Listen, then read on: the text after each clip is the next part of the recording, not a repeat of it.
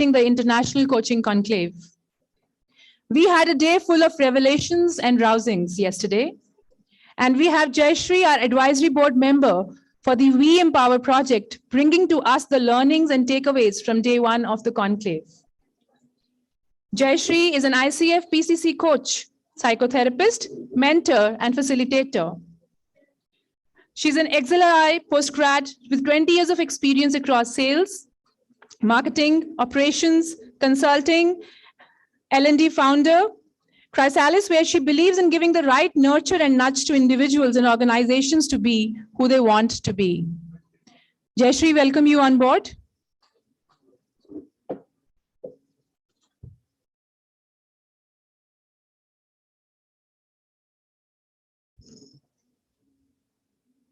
How many of you were with us yesterday? Raise your hands. Wonderful. So we have almost the right flank who was there with me yesterday and the left flank joining us today. So you're new to the conference, right? Wonderful. We promise you, or shall we not promise you? Promise. We promise you a day, as I said, of revelations and rousings, and at least some understanding of what coaching intervention looks like by the time you walk out rather of this conference hall, right? And how many of you know about coaching? Not the right flank.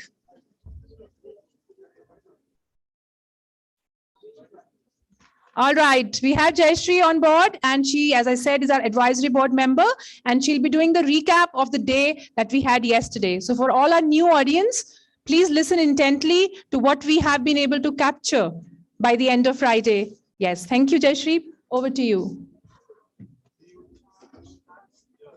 We need to unmute Jayashree.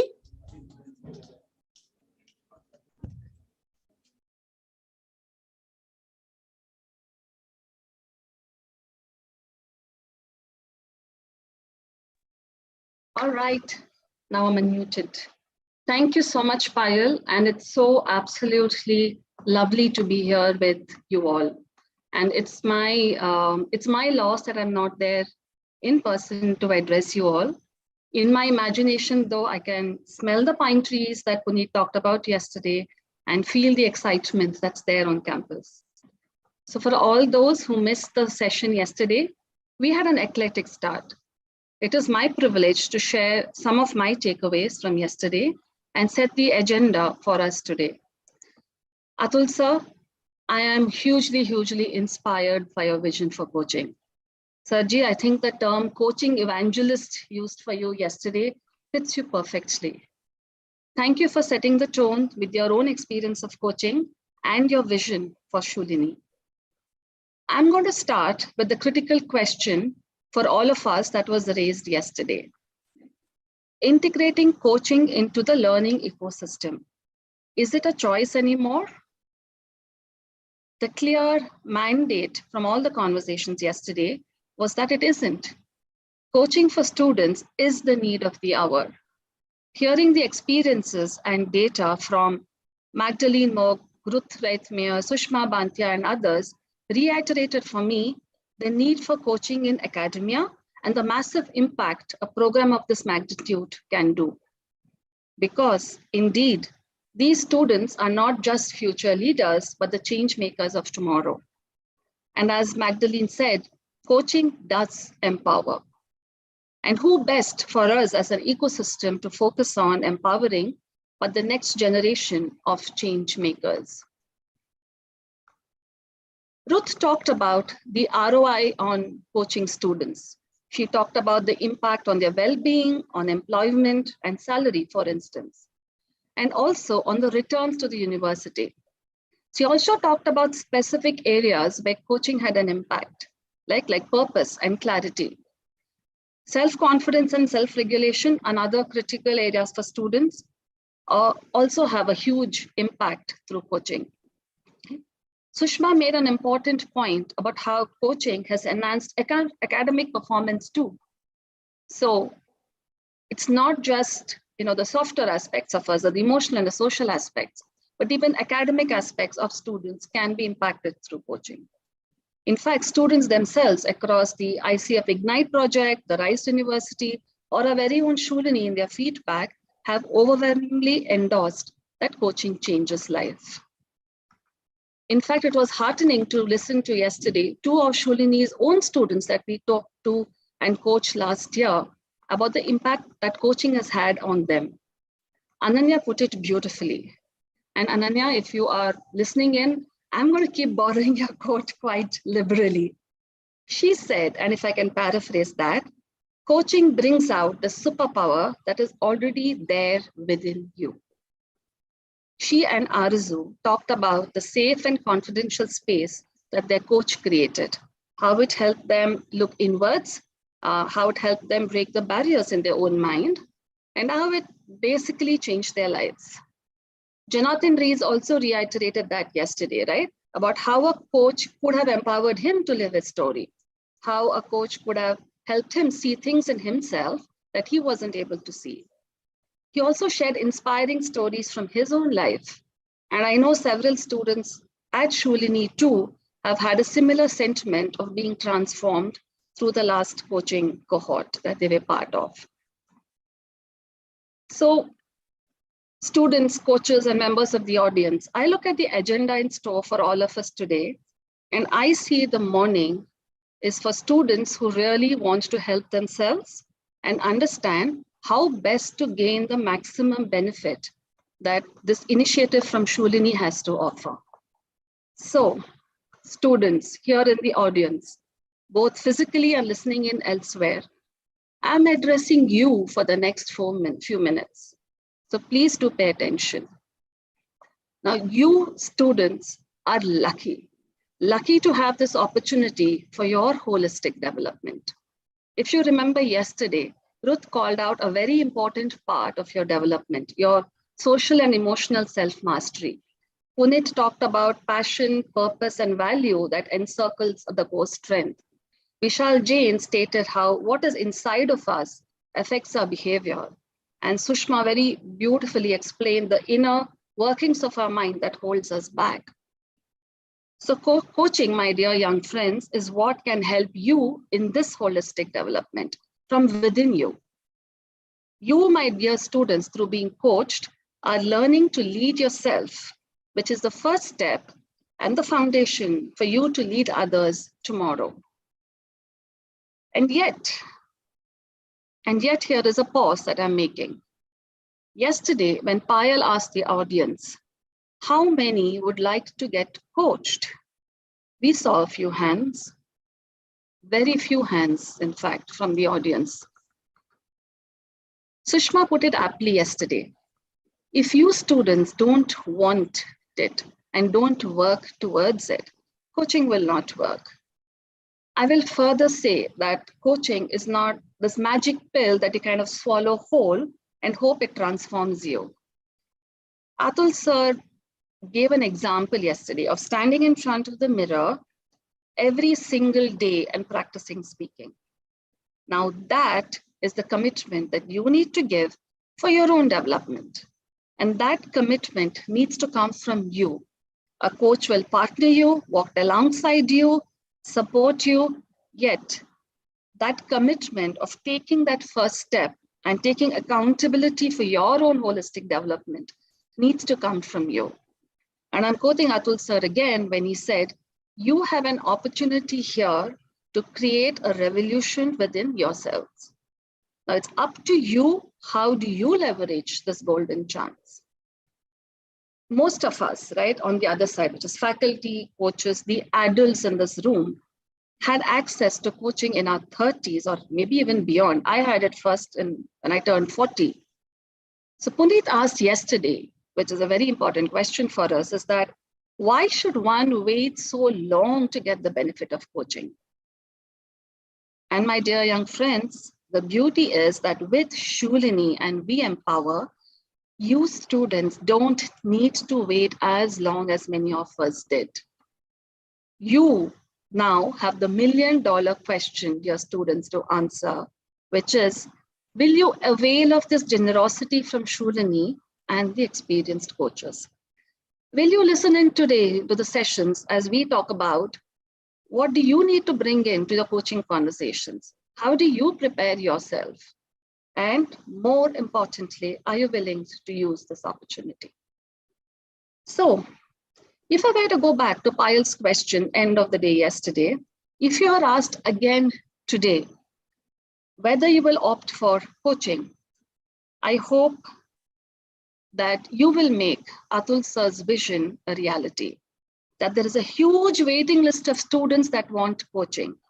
That is, there is a floodgate of students at Payal's doorstep asking for more coaching, more sessions, maybe as alumni to come back and say, can you please help coach us as we step into the corporate world? And I know, Payal, this will be a very happy problem for you to solve, to have a floodgate of students that want to use coaching to empower themselves. I know that if I could go back in time, I would be sprinting at full speed towards Payal and saying, hey, why only 6 sessions? Jonathan talked about working with his coach for 7.5 years and still working with him. So can I have a few more sessions with my coach? And with the wisdom that I have today, that is what I would want for myself if I were to go back 20 years in time. So my dear students, Magdalene talked about choices shaping our lives. So what are you choosing with this opportunity? Will you be crazy and believe you will change the world now before life gets in the way? And I'm quoting Atul sir as he said that yesterday.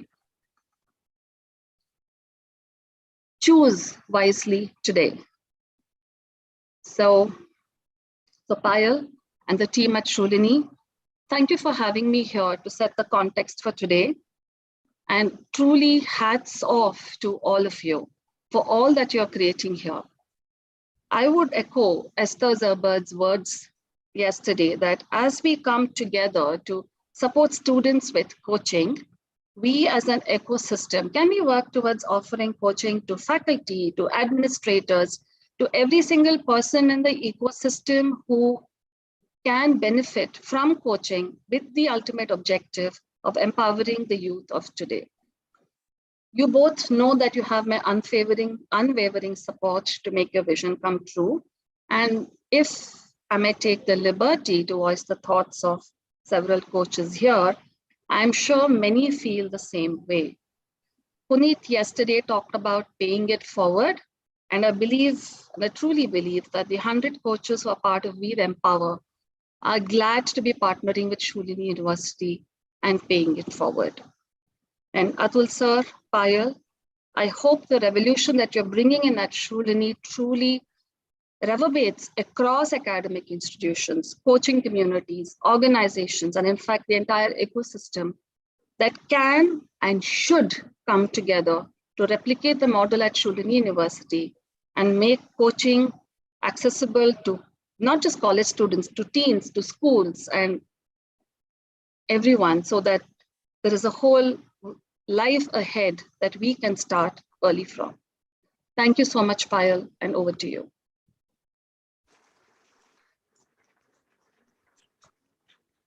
Thank you so much, Jayashree, for capturing our entire beginning of the conference from yesterday. How many of you got a fair idea of what had happened in day 1 of the conclave? The students who are new, could you show me with your hands? Got a fair idea what had happened? Okay, all right. So we promise you that we will be able to create a greater understanding around coaching for all of you today as well. We begin the day with an interesting panel discussion that will capture a myriad of ideas and is very relevant and relatable for the entire student community. But before we dive into the panel introductions, I want to take the temperature of the room. So we'll have the moodometer coming up. And you can take out your mobiles for a change. Yes, take out your mobiles and go to menti.com, menti.com. I'm sure many of you would have used it already in your sprint sessions, menti.com. Go to your browser and type in menti.com. I see students, some of the students don't want to pick their mobiles. Okay, so I'm making a note. They should not be picking their mobiles throughout the conference at all then. And on the screen, you will see a code. And you have to type in the code and it will take you directly to the moodometer. And for the For all our audience joining online, there is a link in the chat box. Please click on that link and you will be able to type in your responses as well. I will let me read out the code for all of you. It is 5881 for our offline audience. 5881 9717. I'll repeat, 5881 9717. And for our audience online, there is a link in the chat box. Click on that link. And please let us know how you're feeling right now. How are you all feeling right now? You could have one word or a plethora of words because emotions. Yes. Oh, tired, confused, good, excited. So I see good is taking a lot of mileage because that's the bigger word in the center, which means a lot of students are typing in good. Exhausted, sleepy, fine, awesome, energetic, happy, inspired. So you see, this is a mix of emotions any human would feel any given time of the day. And what we are here for? What are we here for? To change the mood. To change the mood for the better, I hope. And we'll remember how we were feeling at this moment, and then we'll capture the mood later during the day and see if the mood has changed for the better or not. All right? Thank you so much for participating in this activity. Feelings, very important to capture the feelings because it helps us understand, become more self-aware of ourselves. I know you're all excited, but can I request for a certain silence in the hall?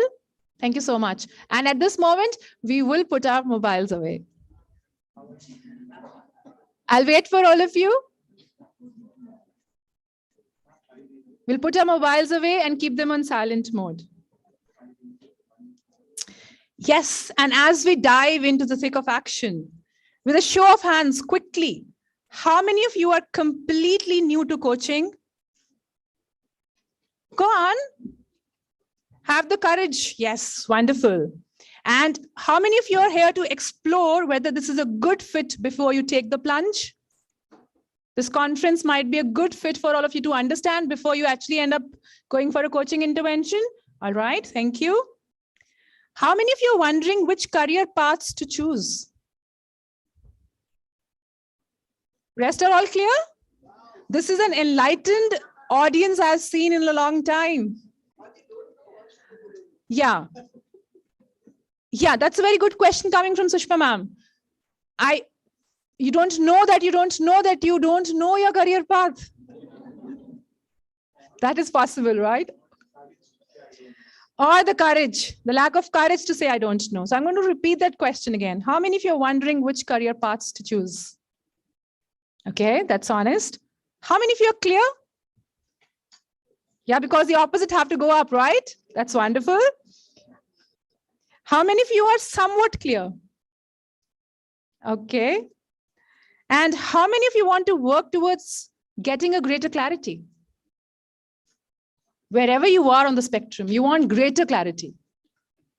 Okay, that's wonderful. So thank you so much. So our goal today with this panel discussion is that whatever your journey, that you will come away with something, a new idea, a fresh perspective, a new strategy that you can apply to be more successful in your professional lives. So here's the format to give you an idea of what to expect in the panel discussion. We'll take a few moments for the moderator to briefly introduce each panelist.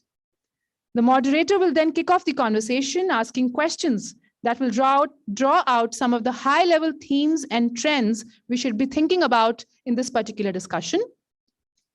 And then the second half of our time in the panel today, we'll open up the floor to give you an opportunity to ask specific questions that you have been thinking about to help you navigate the upcoming opportunities and challenges when you think about your career and to be more successful in your personal and professional lives. Sounds good? So then give me a clap.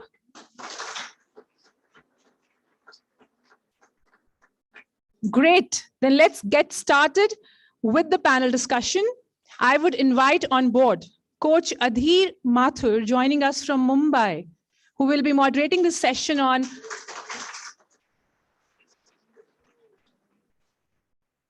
fast forwarding your career through coaching. Coach Adhir Mathur is a leadership coach with credentials from International Coaching Federation as ACC with over 300 hours of coaching experience. A learning and development professional with over 38 years of experience in the pharma industry.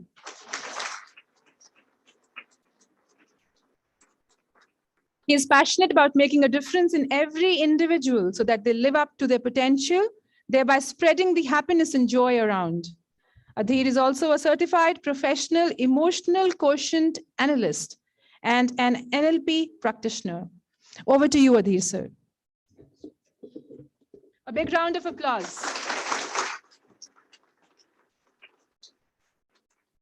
Thank you so much, Payal, for speaking those.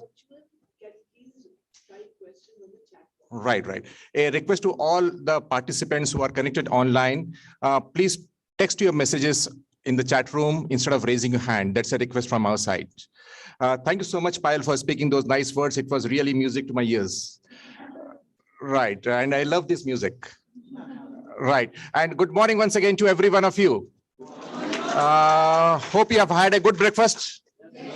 Right. So bring that energy along, right? Carry this energy along. And looking at the kind of feelings that you have mentioned today, there is so much of excitement, so much of energy in the room today, not only in this hall, but also in the colleagues, those who are connected online with us. So building on this energy, let us take it forward from here, right?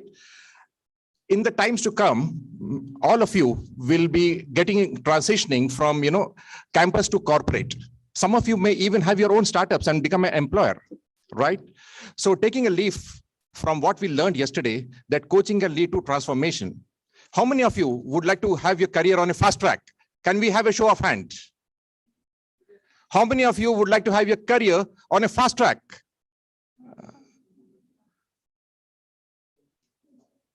Right. I don't see anyone not raising the hand. Wonderful.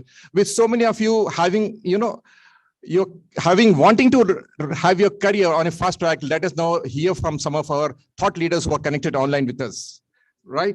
So we have an August gathering of thought leaders who are connected with us today as a panelist, right? And we would love to have their thoughts on what is it that they feel that coaching can do to have your career on a fast track. So with this, I would like to introduce our panelist for the day. First of all, I'd like to introduce Cindy Muthukarappan.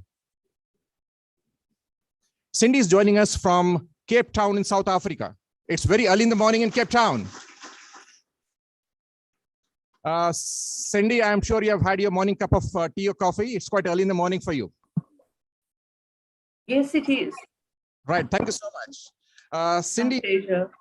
Yeah, thank you so much, Cindy, for that. And thank you so much for making the time early in the morning. Cindy is an internationally recognized and experienced executive coach, trainer, evaluator, and mentor coach, credentialed by International Coaching Federation as a master certified coach since 2014. She is highly skilled and has over 20 years of international experience in personal mastery, emotional intelligence, change management, and professional and leadership development. That is Cindy for all of us.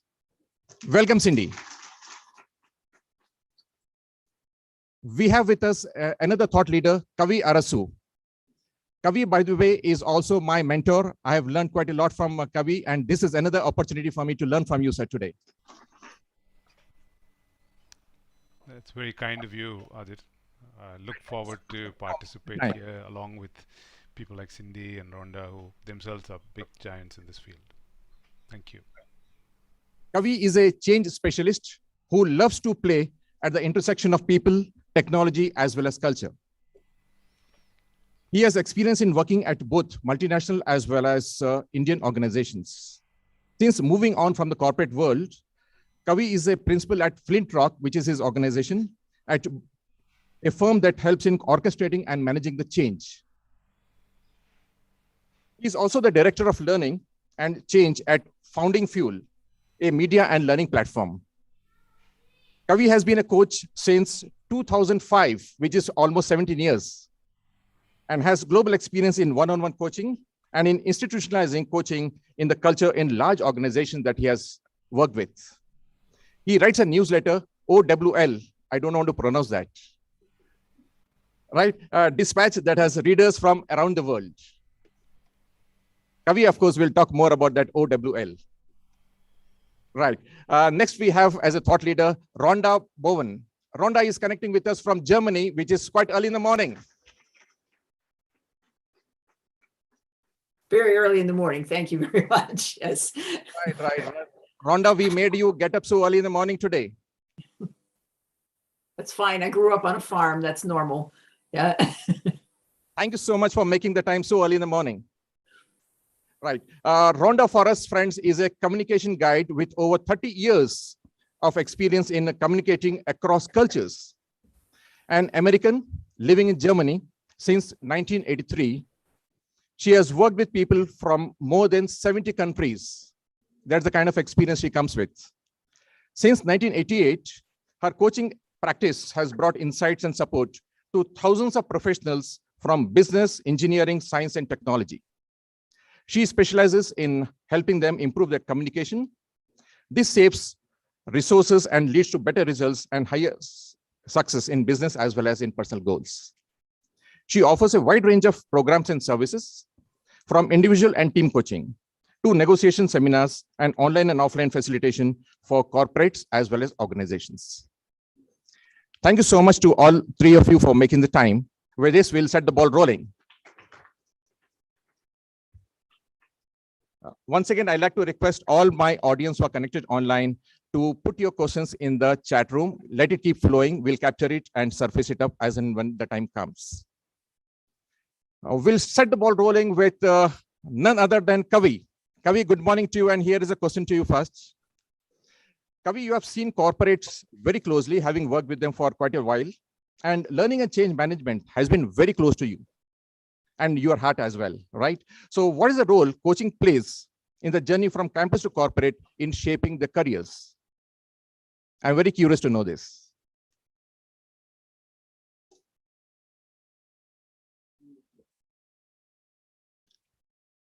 Kavi, if you can unmute yourself, please. Yes, thank you. I had a message which said the host is not allowing you to unmute yourself. So I thought it was like some double-edged sword, you asking me a question. It was never by design, Kavi. It was by default. All right. If I was a young man, Adir, I would have thought I knew everything. There was a time in life when I thought I knew everything, and that's many of you like sitting in APJ Hall 2. I thought I knew everything. And then I transitioned into the corporate world. And then it drew and it threw at me curveballs like the one that the host is not allowing you to unmute yourself. So the corporate world is filled with such moments when you think you have it all, yet you have to function very differently. Over the years, as I have worked with many organizations and many individuals and students transition into the corporate world, there are a few things that I just want to bear in mind and share with you. The first thing is that it is a transition. There's no question about it. Number two, in the transition, what I always like is to put it this way, that you have to grow new muscle while preserving the soul. So what do you give up, yet what do you grow? These are two different things. And in the new world, information is completely accessible for everybody. With a click of a button, you'll know what to do, you'll know what not to do. But what do you do with that information is where the thought quandary comes in, which to me is where coaches fit the bill perfectly. And every management trainee program, every campus to corporate program, we have always had coaches working with the students who come on board, because you come in with so many different ideas, so many different ways of thinking that this ought to be how the world works. And just the presence of someone like a coach just helps you think through things very differently. And therefore, here is my underlying point here. Corporate to campus, or campus to corporate, is a transition. In transition, there is some letting go and there is some letting in. What do you let go? What do you let in? Are important avenues to think of. By yourself, you're navigating all by yourself. Imagine going into a new town and just navigating by yourself. With a coach on, just imagine you have a map in your hand and you do the navigation, but things are more available and present to you to make conscious choices. That's the way I would put the transition from campus to corporate. Adir, over to you. And you can ask me some supplementary questions, but I'm aware that there are learned panelists here, and I'm sure we can build on each other's thought. Thank you so much, Kavi, for that. And yesterday also we were discussing about GPS, and you have also touched upon GPS and doing navigation. And thank you so much for bringing up that pointers of letting go and letting in. I'm sure, friends, you all are keeping it in mind. What is it that you want to let go and what is it that you want to let in? And that will help you to navigate yourself and have a fast track of your career. We'll move over to Rhonda now. Rhonda, coaching is all about having a conversation. And you have been a communication guide all along, with decades of global experience.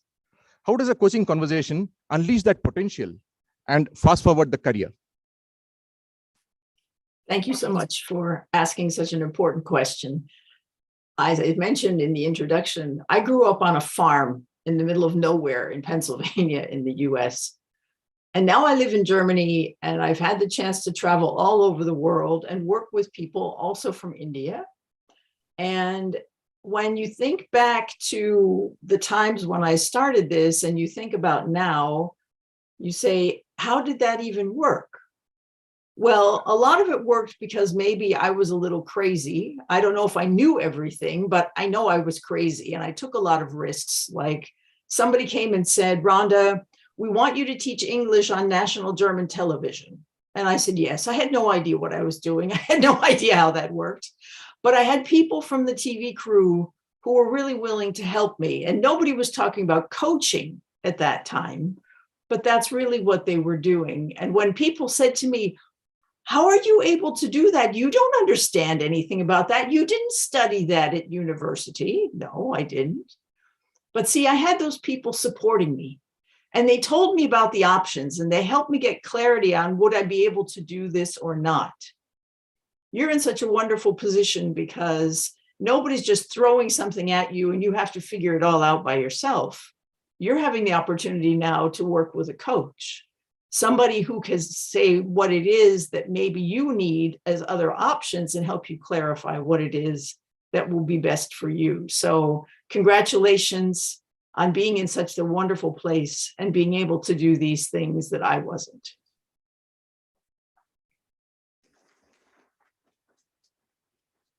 Right. Thank you so much, Rhonda, for that message of yours. With this, I'd like to welcome Atul sir, who has connected with us.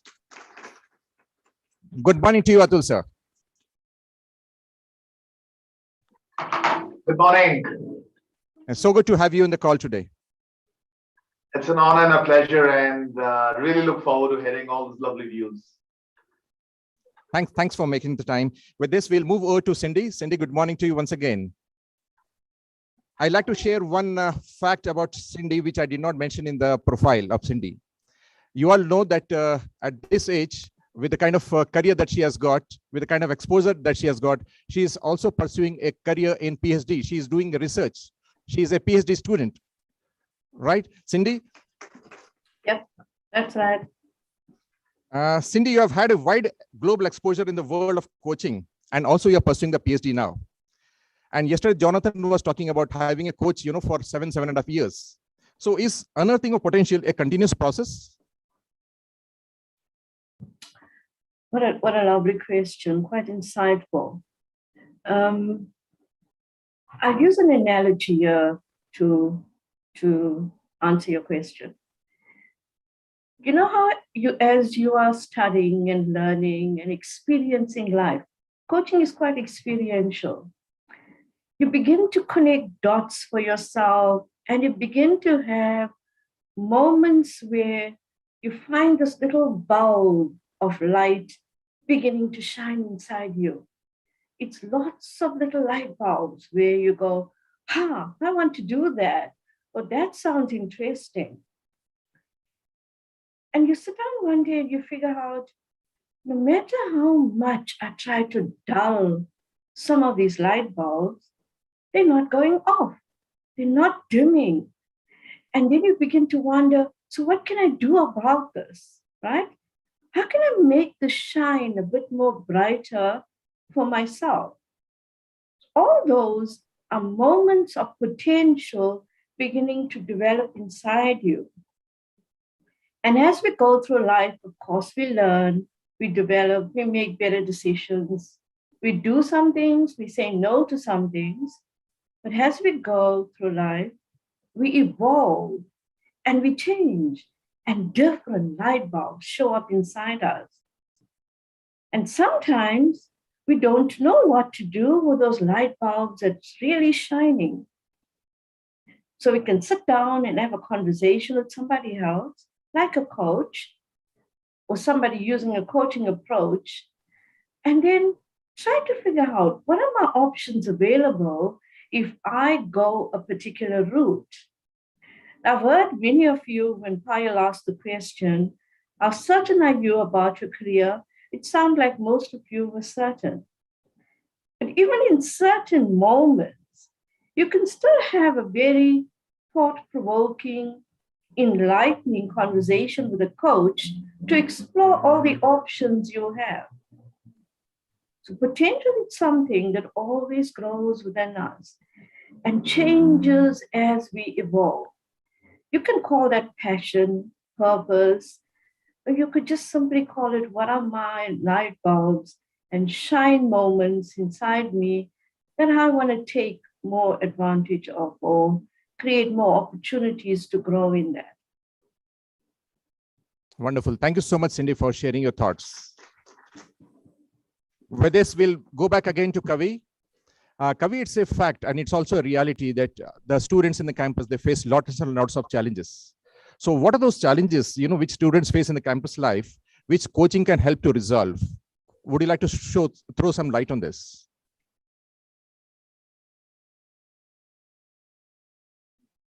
Kavi, you're muted again. Thank you for...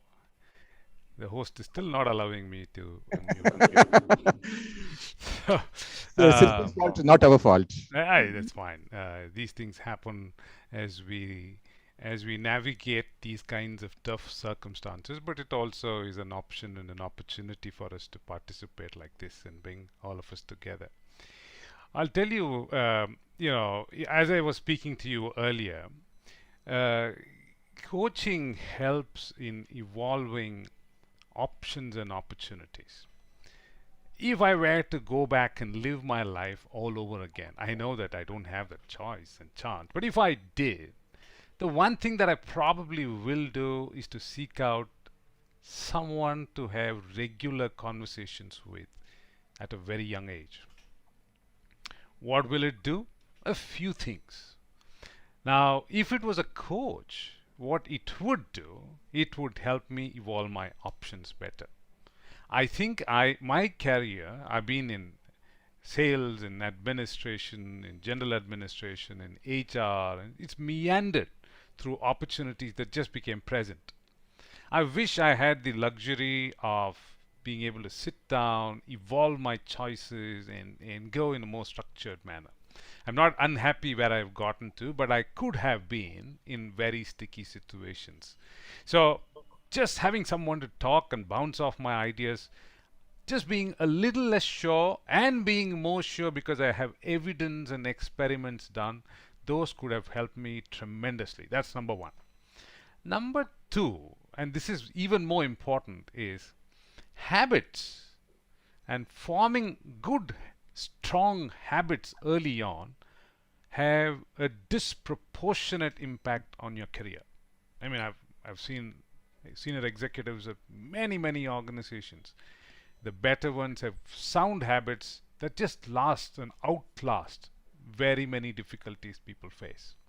And so how do you stick to a good habit? How do you know which are good and which are bad for you? It's not by a diktat, but it is by experiments and finding out those things.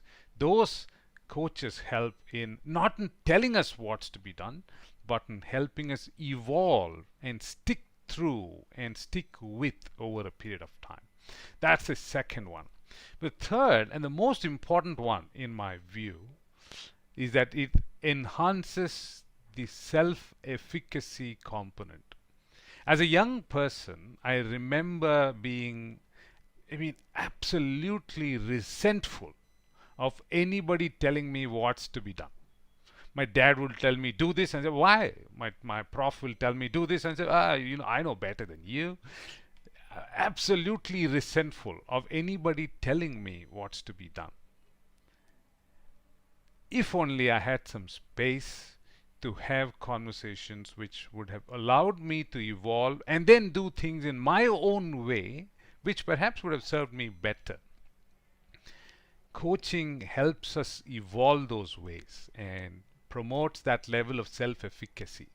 And for that reason, I find that people with self-efficacy do extremely well. And these three, to me, are extremely important. If it gets ingrained early on in your careers, it takes you a far further distance than very many other traits that people can have. Adir? Thank you so much, Kavi, for sharing your thoughts. Taking a leaf from what Kavi was talking about the habits, Rhonda, what do you feel about the kind of habits which our students should have to be successful in their lives? Yes, I'd like to bring in a model that maybe some of you know. I mean, you're in an academic setting in your university. You've maybe heard of this movement from being an unconscious incompetent to being an unconscious competent, meaning you start out and you don't know what you don't know, or this is termed the lack of awareness stage. You're sitting there, and even if people ask you things, as Payal was doing this morning, you may put up your hand or not, but until you hear the question, maybe you don't even know that it's something you should think about. Once you've got that awareness, then you say, uh-oh, now there's something new for me to think about. Now I have to figure out what to do with this. The third stage is then you start working on this step by step, and you learn more and more about what this is. And this is not learning only in the academic sense, as many people were talking about on the panel yesterday. This is also learning about yourself. Remember, Shushma talked about internal and external knowledge. This also works for what's going on in you, and you're trying to find out how you're going to fast track your career, as we've just mentioned. And when you get to the point where you're an unconscious competent, meaning you can do this in your sleep, you're at a skilled stage, you can actually do those things you want to be able to do.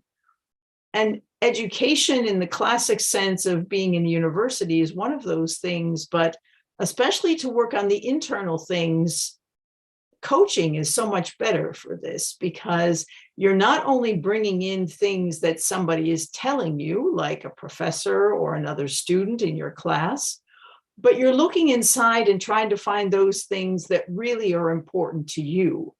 And success has to be not only external, but it also has to be intrinsic. You have to know when you're at the place that's the right place for you. So keeping that in mind and having a coach to guide you through this process is such a helpful thing for all of us. Thank you so much, Rhonda, for sharing your thoughts. It is also a fact and reality that every student wants to be successful in their life. Right. And Kavi also was talking about forming habits, especially in the formative years in the campus. So I'd like to hear from Atul. What do you feel about, what are your thoughts on forming those habits in the formative years while in the campus to be successful in life?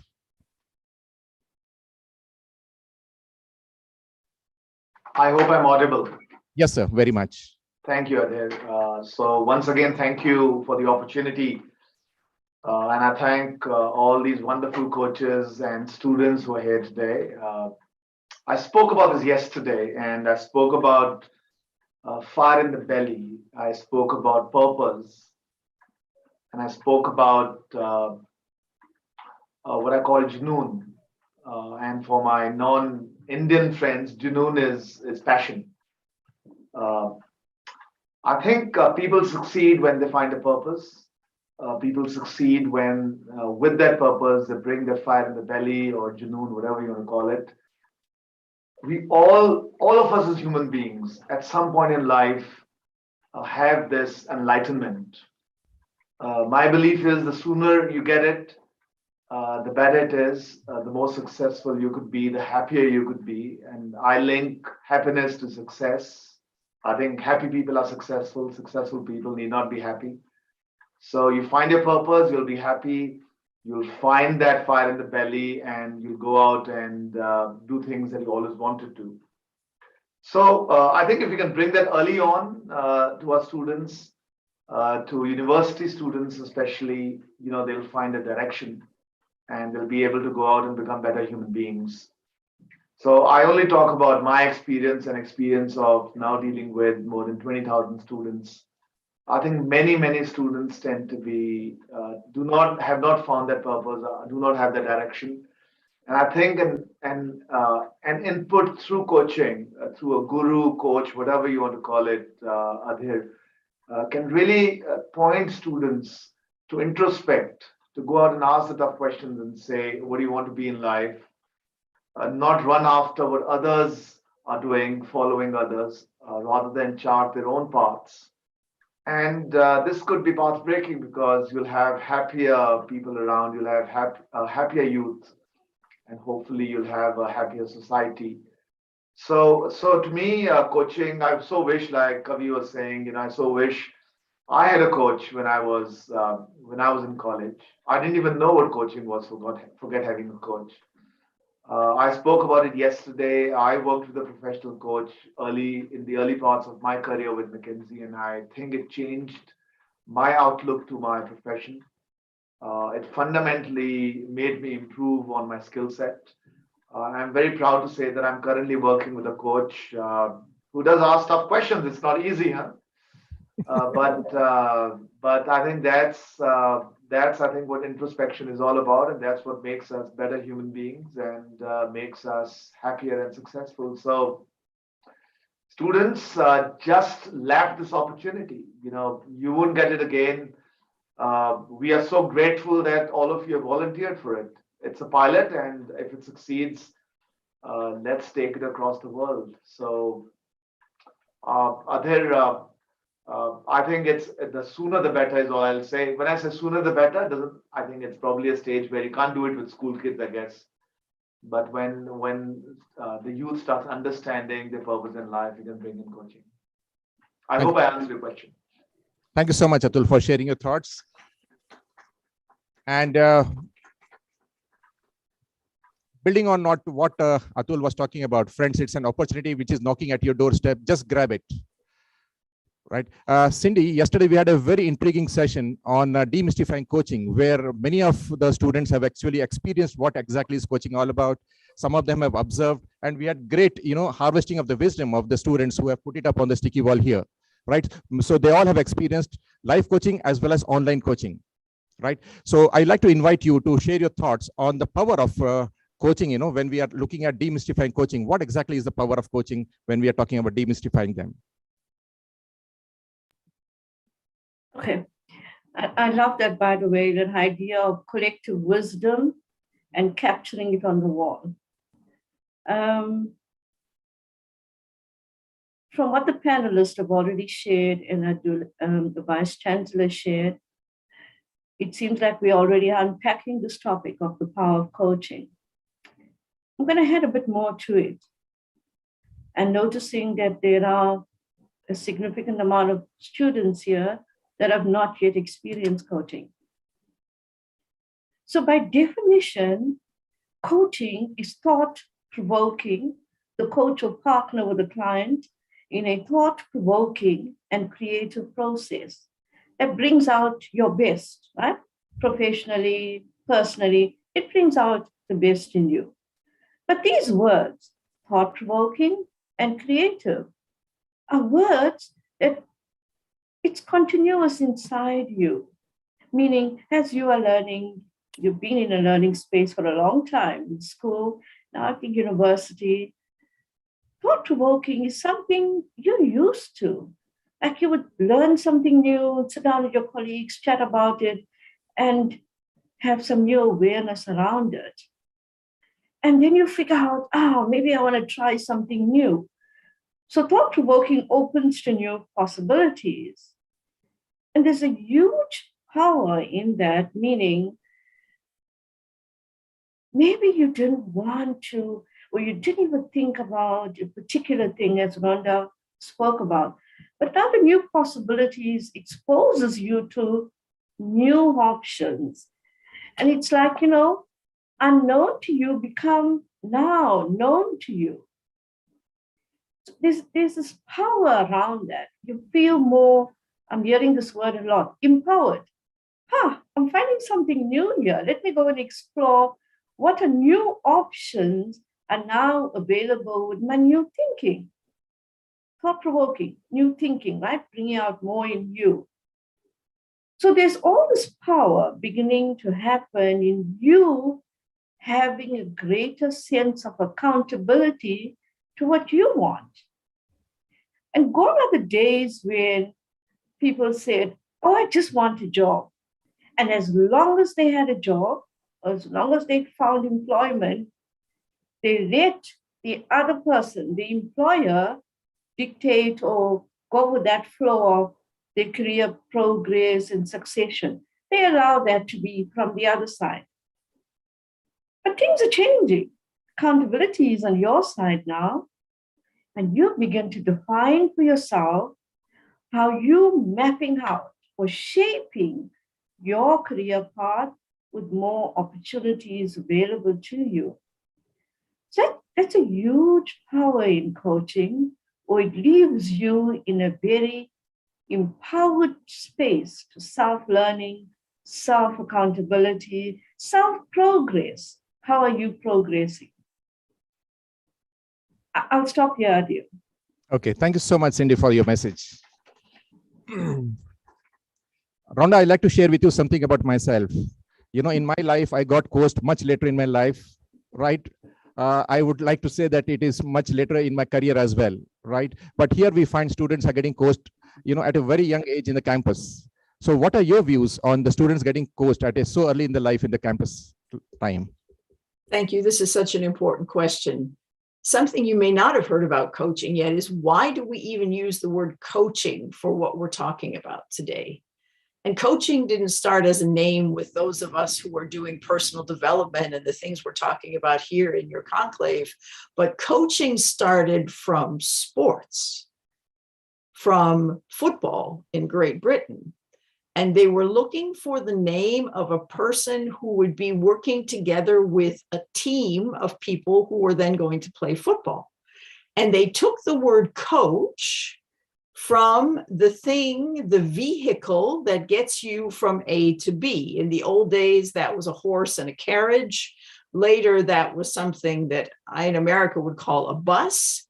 So a coach was the person to get you from A to B.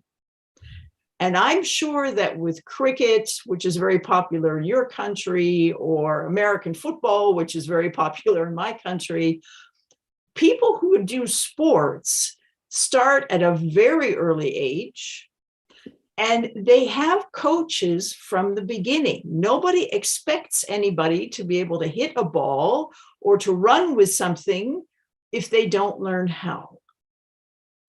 Isn't it time that we do this for what's really important for our whole lives, not just sports, which is also important, but what we're doing with ourselves, how we're helping each other and ourselves to become better people, better in our professions, better in what we do in our lives, in our families, and in our communities.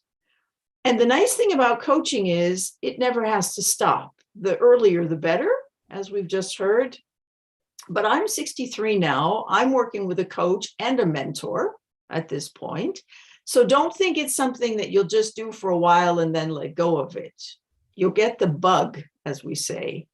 And if you get this, you'll find out how much it is the part of your life that you really look forward to, because every time you work with a coach, you not only learn more things about yourselves, but you learn how to implement those things and make your life and the lives of others around you better. I hope you get the chance to do the coaching that's being offered by Payal and her team. And I hope you get the chance to continue that through the rest of your life. Wonderful. Thank you. Yeah. Kavi, would you like to share any thoughts at this point of time? Yes, those were wonderful thoughts, Rhonda. I got started in 2004 as a coach. You know why? The first time I heard that there was a coaching organization coming into India, I heard it was an Australian organization. I was naive, and somehow I thought it had some connection to Steve Waugh and John Buchanan and other Australian cricketers. And Buchanan had a beautiful legacy of being a great coach. And I was naive to put two and two together and get into coaching, thinking I will be able to sit down and dictate how other people should live their lives. I paid a bomb of $1.5 lakh of rupees back then in 2004. It almost brought me and my wife to okay, let me keep that aside. But what happened after that was I realized that coaching is not what I thought it would be. It is completely different because it meant putting the charge on the other person who comes in. And these days, and I just wanted to talk a little bit about the opportunities you're getting. I work as an executive coach to many people in the corporate world. And as soon as you get promoted, there are 3 things that change. If you become an executive vice president, or if you become the CEO, you get a corner office, you get a new car, and you get a coach. Now, that is the way in which things are progressing. It's not something that's proffered by the way, but it is something that is desired, and that's something that people seek out. Many years ago, there were 2 gentlemen who made some foundational research, and that was 2 people called Ryan and Deci. Richard Ryan and Edward Deci. They brought about a theory called the self-determination theory. How would people be able to act on things by themselves without having to be told by anybody else? There are 3 things they boiled it down to. You should have a lot of autonomy, a sense of competence, and a lot of relatedness to many things around you. In more than one way, coaching helps beget a sense of autonomy, helps you go forward with competence, and then of course helps you relate to at least one person, and through that person relate to many others. I think you are so incredibly blessed to have this opportunity, and I think you should try and see if you can make the most of it. And I will just take a minute to tell you a quick anecdote, a quick story about this wise man who was living in the mountains, and there was a young man who said that, look, I can get this guy wrong. And he caught a bird in his hand and said, I'm going to take this bird to the wise man and ask the man, is this bird in my hand alive or dead? And if the wise man says it is alive, I'm going to let the bird go. I'm going to crush the bird and say it is dead. And if the wise man says the bird in your hand is dead, I'm going to let the bird go out and say it was alive. Either way, the wise man is going to be wrong. So he takes the bird and goes up to the wise man and asks the wise man, I have a bird in my hand. Is it alive or is it dead? The wise man looks at him and says, my dear young man, it is in your hands. So very similarly, will coaching work in your case? Well, it is perfectly in your hands. All the very best to you, and thank you, Adil. Thank you so much.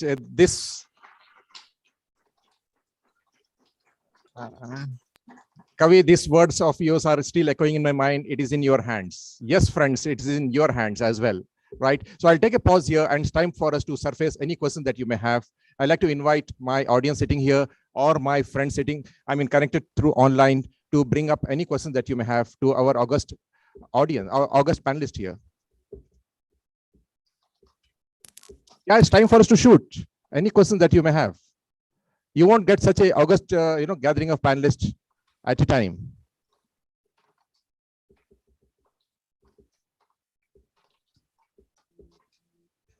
Right. By the time you gather courage to bring up that question here, there is one question which is coming up from online audience.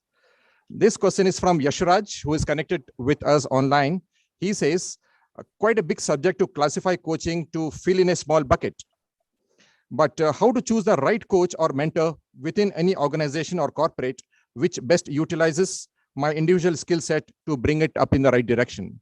So I'd like to invite any of the panelists to pick up this question and answer them.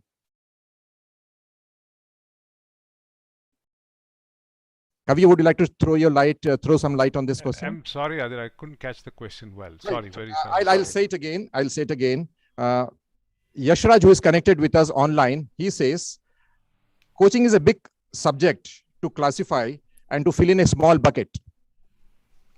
How to choose the right coach within any organization is what he is interested to know. Ah, super. Okay, the choice of the coach and the chemistry, as they say, between the coach and the coachee makes a big difference to the coaching conversations that happen. I would always insist on probable coaches having a few conversations with different coaches before deciding to work with one particular coach. That has always given me some sense that people made a choice to work with one particular coach. And that also gives a lot of ownership and autonomy to the person choosing a coach.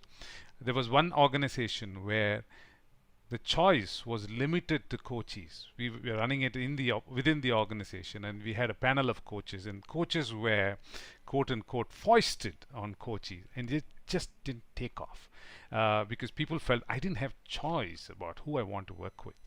It was only when that was loosened up and we encouraged coaches to have conversations with coaches, possible coaches, and make a choice, it just works very well.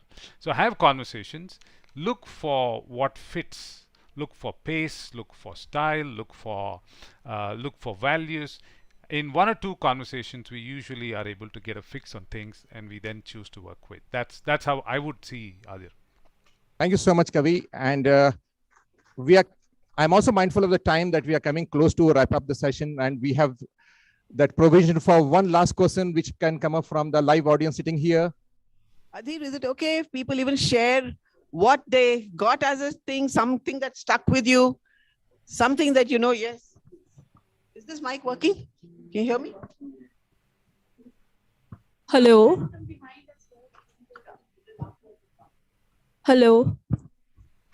Hello, sir. I am Shubrana, and can you keep the mic closer to you, please? Yeah. Hello, sir. I am Shubrana, and sir, you have told that it's all in our hands. But sir, the biggest question is like how to stay positive in all the situations.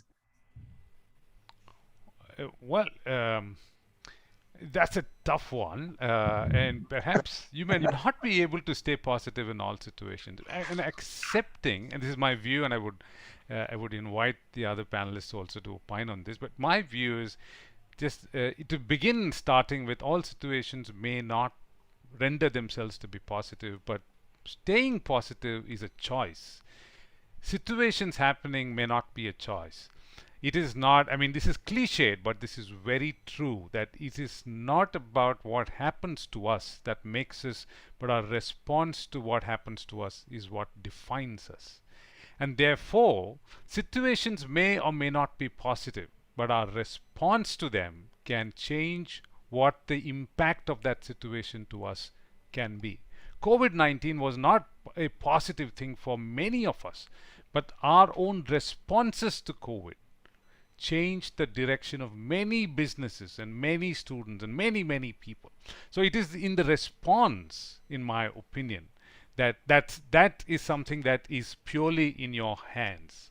And staying with an open mind to make choices about that response is still within our bounds of action. That's what I would think. Thank you for asking that question. Thank you, sir.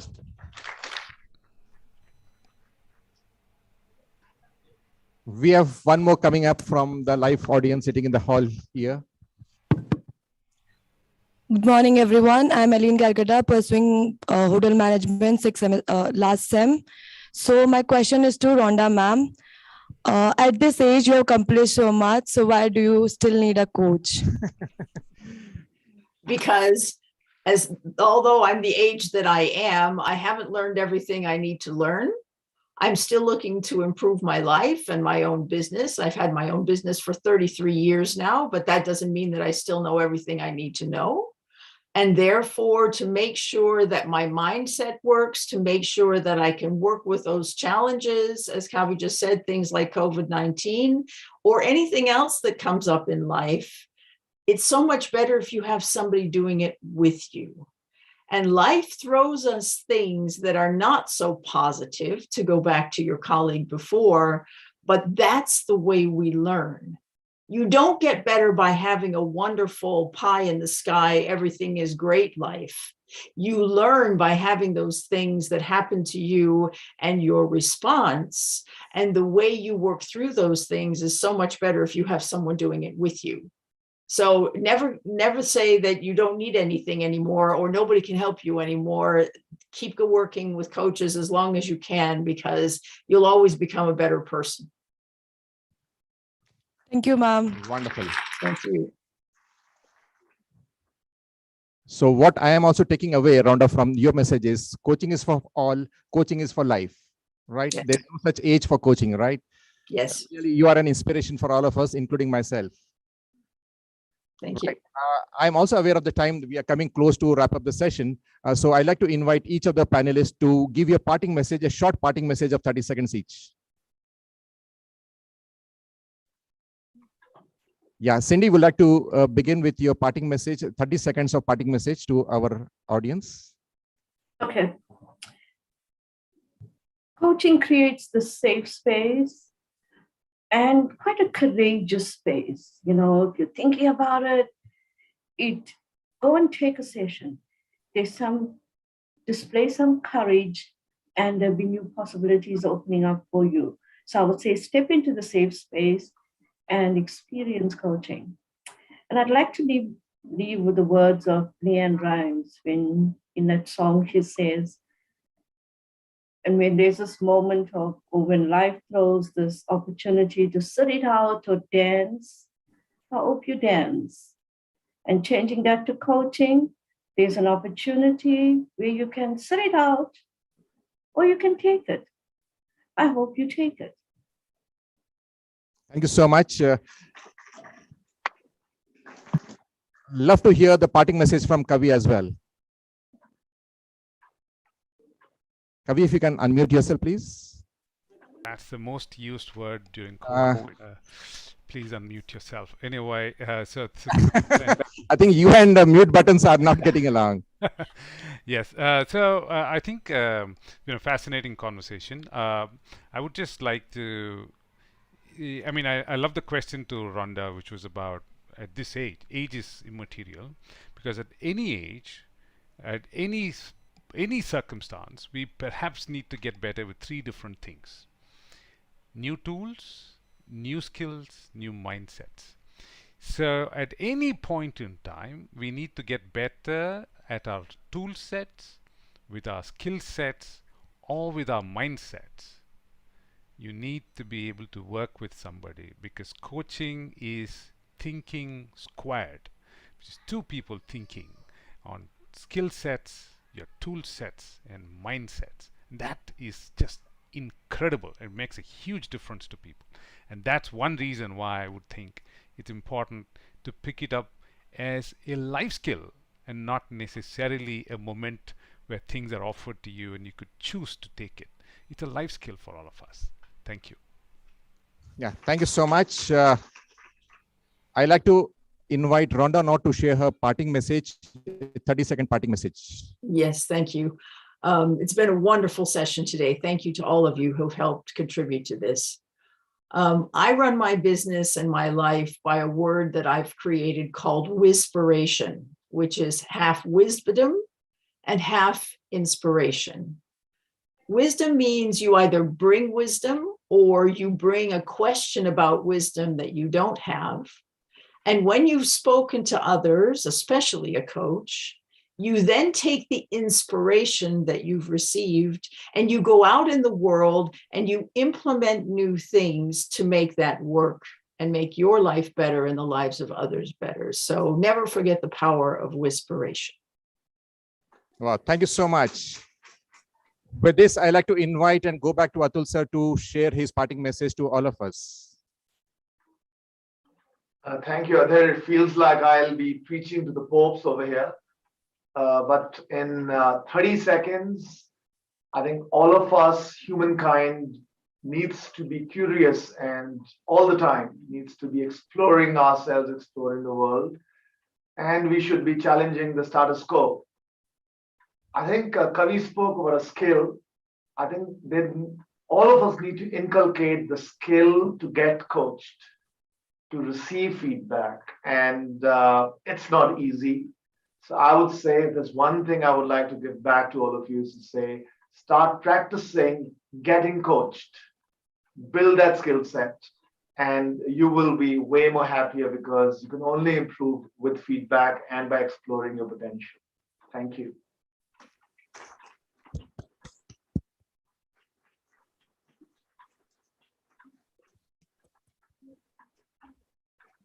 Unending claps convey the message of thanks to all the panelists here. Thank you so much for making the time and for your valuable messages to all of us, which will linger in our mind for the times to come. Cindy, I'd like to recognize the presence of a mentee here who is extending his warm thanks to you. That is none other than Puneet Mehrotra. Cindy, you are muted. Thanks, Puneet. Right. Thank you so much to every one of you for making your engagement and also for listening to the panelists. And thank you to each of the panelists for sharing your valuable thoughts to all of us. Once again, thanks everyone. Thank you. Lovely meeting all of you. Thank you so much. Enjoy the rest of the conclave.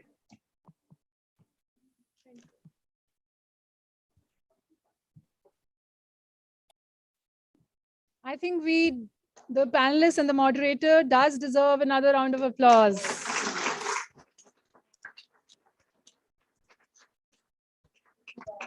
Yes, so I was thinking I'll capture a few moments, but because we are in the rush of time, I will just say that while moderating a panel can be a toughie, the reward for a job well done with an engaging, dynamic conversation that's valuable for both the audience and the panelists themselves goes to the moderator.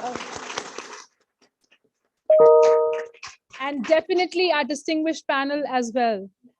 What I take away is when the light bulb moment happens for you, when there is some light inside you, what do you do with that light? Sit with a coach.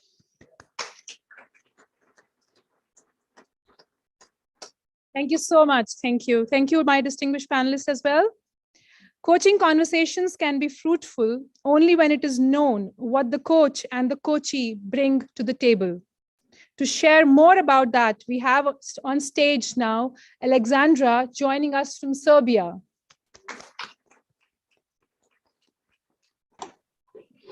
Alexandra, thank you for joining us. Good morning. Thank you for inviting us.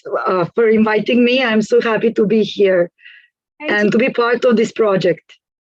Thank you so much, Alexandra. She's also a part of our 100 ICF coaches group. Alexandra is an ICF ACC coach. PCC. Member trainer, points of view practitioner, wing wave coach, an experienced translator in the construction and food processing industries with more than 15 years of professional experience in both international and local companies in Serbia. Alexandra serves the coaching community in the capacity of implementation mastery sessions facilitator at WBEX Full Summit. Let's give her a big round of applause. Alexandra, over to you. Thank you so much, Payal, for this introduction. I'm really happy again to be here and to talk for the students about the coaching. That I think that it is one very critical skills nowadays, especially when life is putting in front of us tasks that do not have predefined correct answers.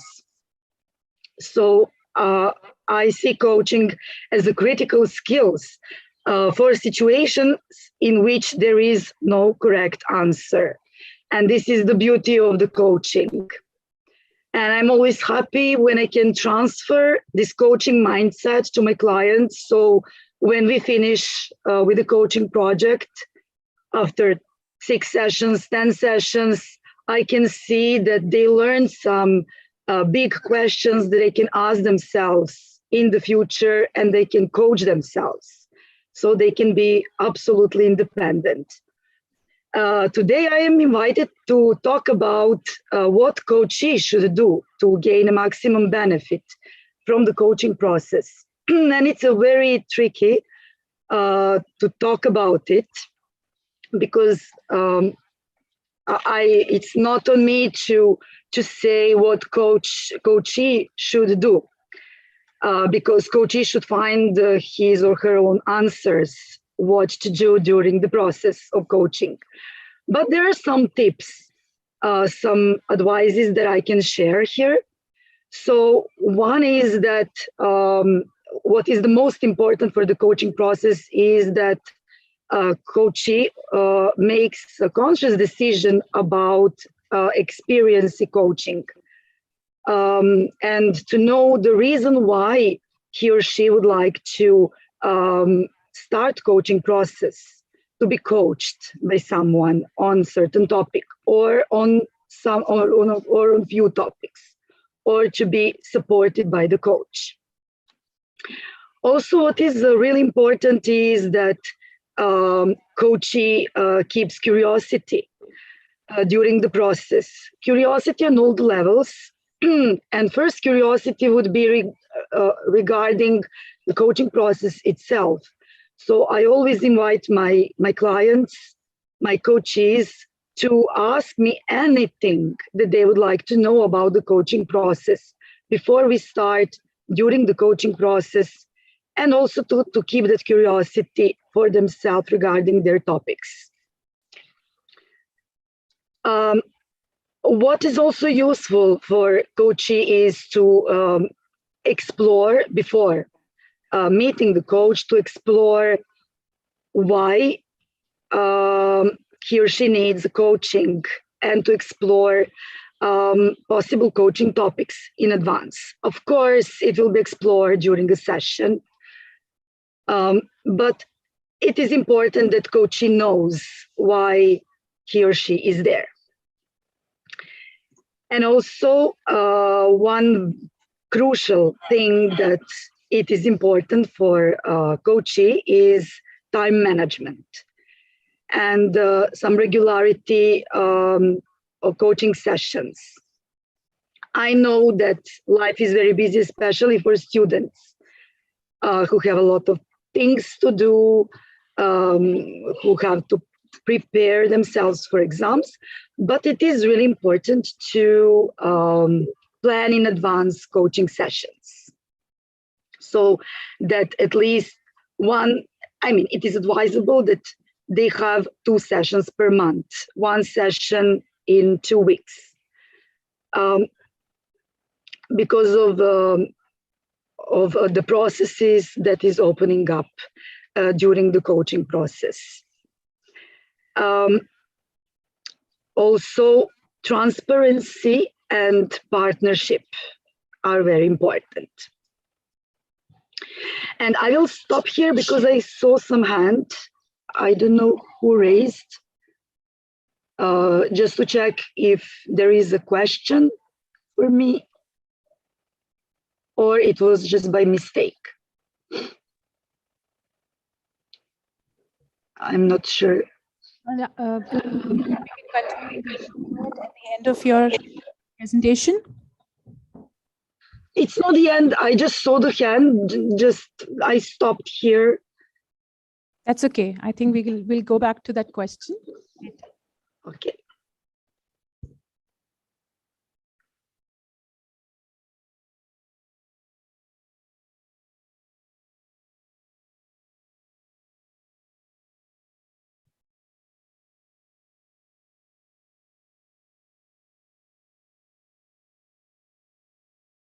Is there a question for me, or? Alexandra, you can continue. Okay, I will continue. So as I said, transparency is really important. What does it mean, transparency? It means that to use the most of the coaching process, it is important for coachee to be transparent and honest all the time during the coaching process with coach. So to share whether he liked the session, he liked the way the session was done, or he or she would like to change something.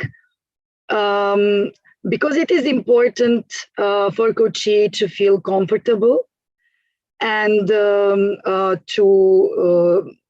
trust the coach and to feel okay with the coach. So that trust can be done only when there is a partnership and where there is a transparency, when we talk openly. This is that relationship that should be between coach and coachee. And both sides are responsible for that because they should build that kind of relationship together starting from session one. And it comes with a time, of course. Also, what I always advise my coaches, my clients, is that they during the coaching process, when they have support from the coach, that they should really test all the action steps they came up during the coaching session, and to observe what is happening when they are doing or not doing action steps, which is also possible. Many times coachee comes up with some action steps and then he or she doesn't do that. And that is okay.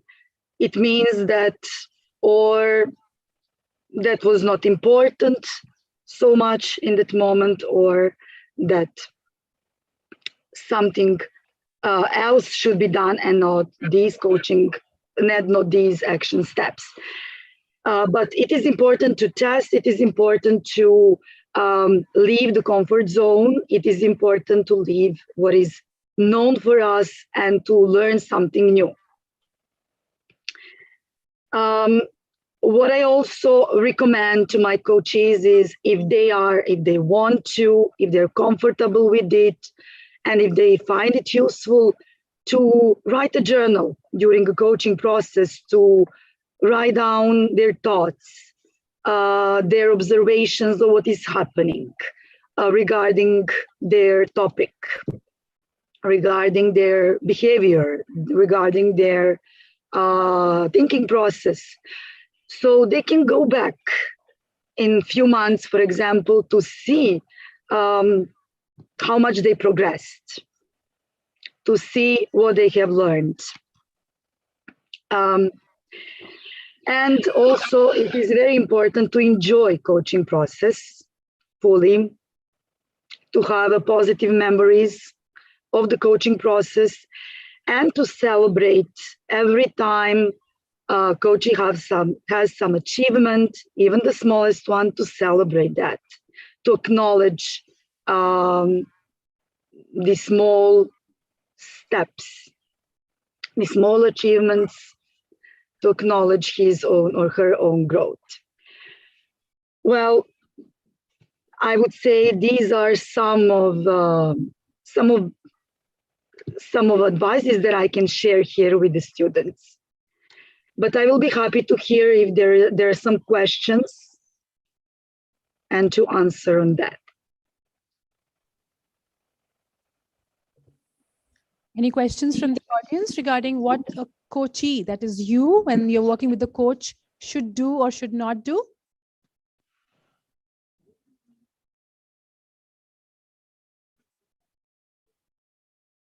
There is one hand raised. Alexandra will take that question.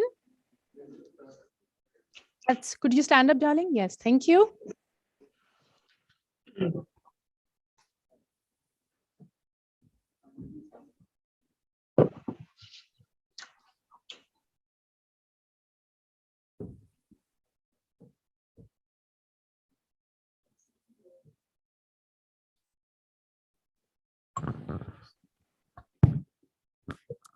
Yes, hello, good morning. My question was a little bit about explaining what you were talking about a coach relationship. So in the world we live in today, we have if we have a mental issue, we go to a therapist. If we have an issue with careers, we go to career counselors. So what is the middle ground that a coach, and what is the middle ground where a student goes to a coach rather than a therapist or a career counselor? So, I mean, does that come within the do's and the don'ts of the coach relationship? Thank you for this question. And this is a very important question. Well, when you choose to go to career counselor, you expect some answers from the counselor regarding your career. When you choose to go to a therapist, this is totally different process. And this process also requires talking about the past, which is not coaching. Coaching is not equal to the therapy. Coaching is more focused on solutions, more focused on the future.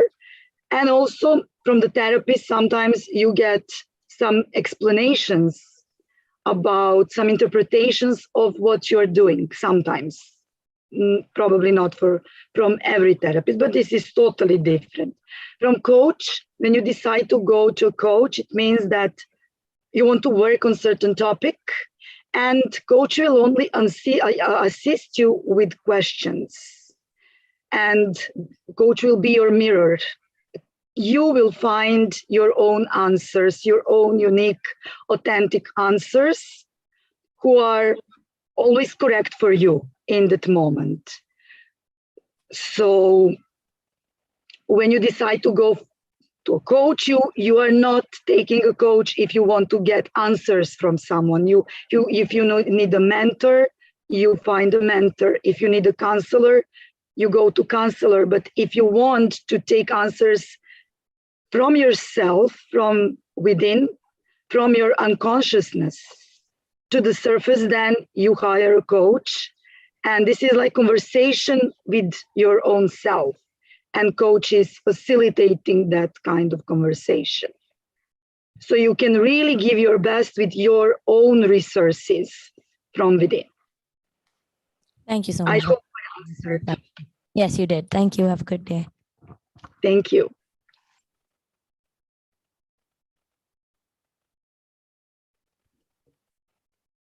Any other questions? I would be happy to answer.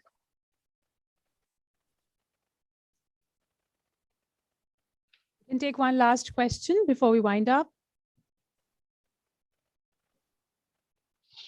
Any follow-up question? Any thoughts from what ma'am has shared? Any opinions?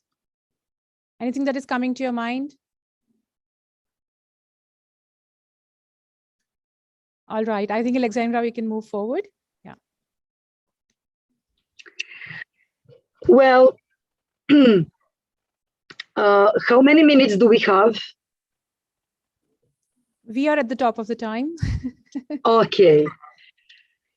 So for the last time, I will just repeat what I said in the beginning, that the beauty of the coaching process is that coachee or the client, or in this context, students will learn a little bit about coaching mindset and will embody coaching mindset, and will learn some coaching questions and can start thinking in that way, and can apply that even after the coaching process.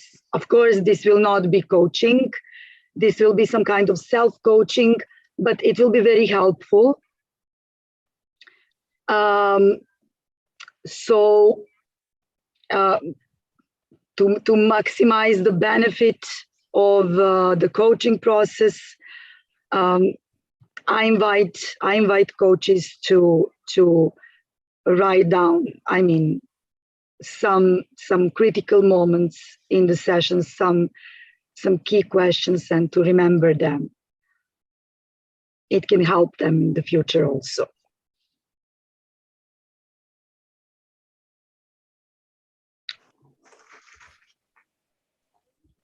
Thank you.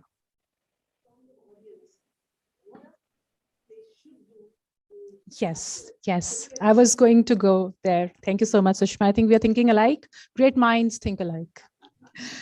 So any takeaways from Alexandra ma'am's session?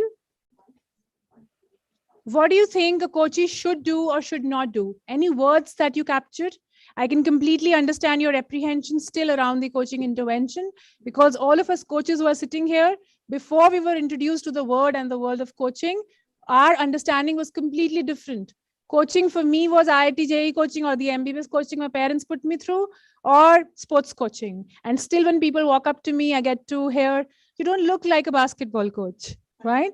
So if you have anything that is coming to your mind without any judgment, without feeling it's right or wrong, whatever ma'am shared, what should a coachee or a coachee do or not do to get benefit out of a coaching conversation? What are the things you do to capitalize on the coaching conversation? How should you prepare yourself and go? So give us something you picked up from all this. You've given me lots of tips. Courage. Okay. Courage. Okay. I am looking for courage in my audience. All right, let's first give a big round of applause to Alexandra ma'am. Hello. So yeah, I would like to elaborate on the point that Alexandra told us about the trust that we need to develop between the coachee and the coach. Like I tried it and I couldn't develop it. So yeah, that was the takeaway that I'll take, that we need to develop a trust so that we can share something personal and we can get a benefit from that coach. Wonderful. Let's hear for her. Who is the next courageous person?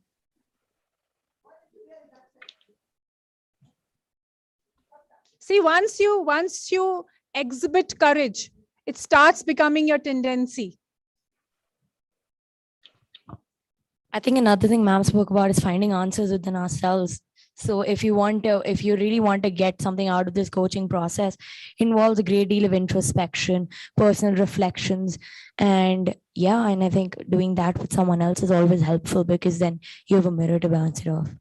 Wonderful. Yes, ma'am. Question for you. Okay, follow-up question for you. You do this Intention, definitely. I think time is something you can make if you want to do something in life, and you definitely need to have the intent to do it. So very wonderful. Thank you so much. Alexandra, thank you so much for those snippets of wisdom. I'm sure the students and the entirety of audience take away what is needed to create a safe space for a conversation, a coaching conversation to happen. Thank you for joining us again. And we wish your mother good health. She's taking care of her ailing mother and is with us today. Thank you so much for sparing the time, Alexandra. Thank you so much, Payal, for inviting me, and thank you. Now, before we dive into our session, which is going to be very interactive and where you'll hear some stories, I'm going to invite one of our young coaches, Rishi Rangola, and he hates it when I call him the young coach, because I continue to introduce him like that, to have a small energizer so that we all feel a break from the monotony of sitting for a long hour. So let's give it for Rishi. And Sushma. Okay. So what happens to our bodies?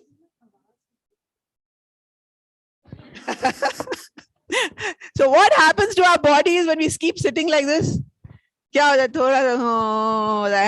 I could see some faces going, oh my God, huh? Hota hai? Yeah, absolutely. Let me ask them an honest question. How many of you are asleep right now? With eyes open. Yeah, there's a honest answer there. Okay, so I'm going to share with you a trick. And this is actually scientifically proven. And this can happen to you in your classes also. I mean, that's human body, right? So how do you wake yourself up and get re-energized? And within seconds. Okay, so I want everybody to stand. It's going to be a little difficult to walk here, amidst all of these folks. Let me do it along. Okay, just do what I'm doing. So put your hands out like this. Cross it.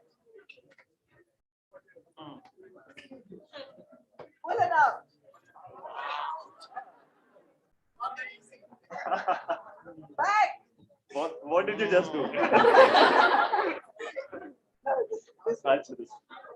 Hey, back. Back. Insurance. Back. Yay!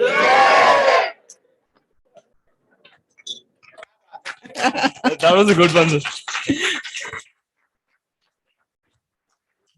Thank you all. Now, when I said it's scientifically proven, when you crossed your hands and you did it, your left and right brains crossed. And that's what gives you back that energy. It's scientifically proven. These are all little tricks.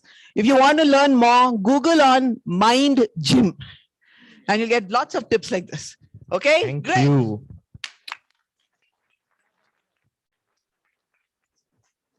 Thank you, Coach Rishi and Coach Sushma. That was quite impromptu. A lot of courage from our coaches. Thank you. I think yesterday our word was, if you have to give one word for the conclave yesterday, purpose. Very good. And today would be courage. Great. It's time to now get into a very interesting fireside chat. And this is going to be about our coaches who are a part of the We Empower coaching project at the university, where 100 internationally renowned coaches credentialed by International Coaching Federation have partnered to enable a transformation in your lives. They're donating these hours to work with you all because they believe in your potential. I would invite 3 of these coaches to come forward and share their experience of having coached a Shulini student. In no particular order, I would invite onto stage James, joining us from Singapore. Hi, everybody. Can you hear me? Hello, James. Welcome. Welcome, Paya. You are audible, yes. Thank you. James has spent over 40 years pursuing a global career in finance, and technology that afforded him the opportunity to explore the world and follow his passion for working with people. I think I'm going to buy a new phone today. Embracing continual change. I'm really sorry for that. Embracing continual, and I'm lost. All right, give it up.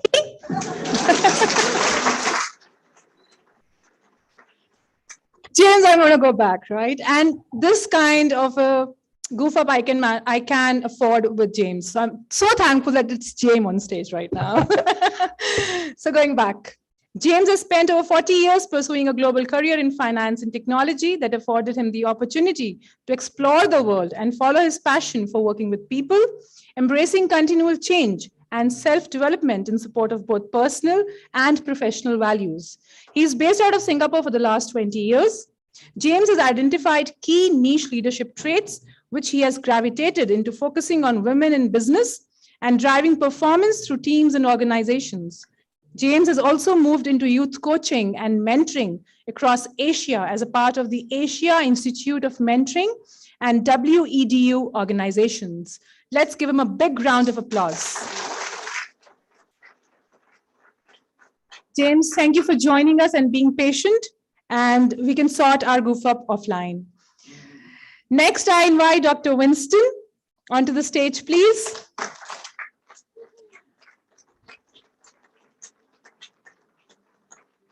Any words of introduction would fall short if I start talking about our distinguished coach and guest today at the Shulini University, Dr. Winston. So I'm going to keep it very short.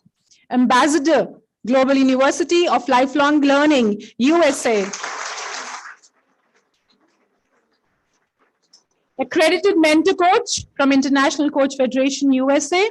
And his profile is so long that if you start from the website, it'll take at least 30 minutes for me to finish. So I'm going to stop here and welcome you, sir, on board. Thank you.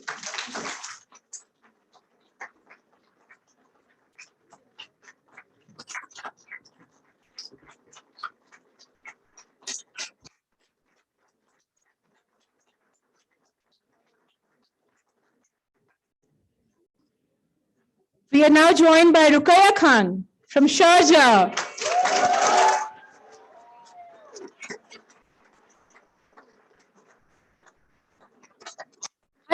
is this? I've been here working hard for 1 year, and she gets such a big round of applause.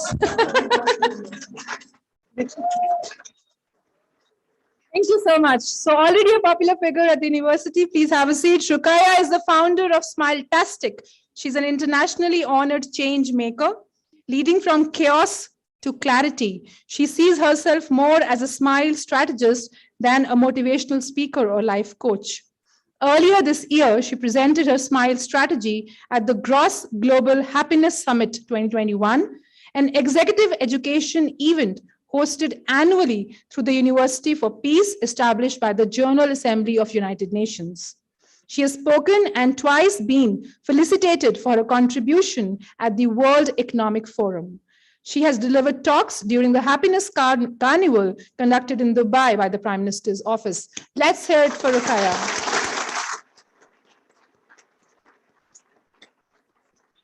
James, that seat is for you. All right, so diving right in, Dr. Winston will start with you. I'll keep it very simple. Please share your thoughts, sir, about Shulini students, having coached them, and what do you feel our students could do with the power of coaching intervention?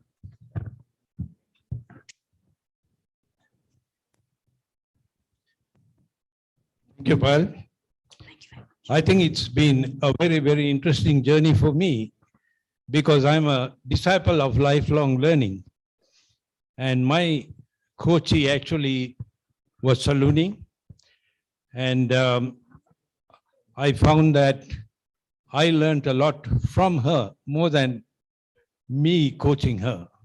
So I became the coachee and she became the coach. Thank you.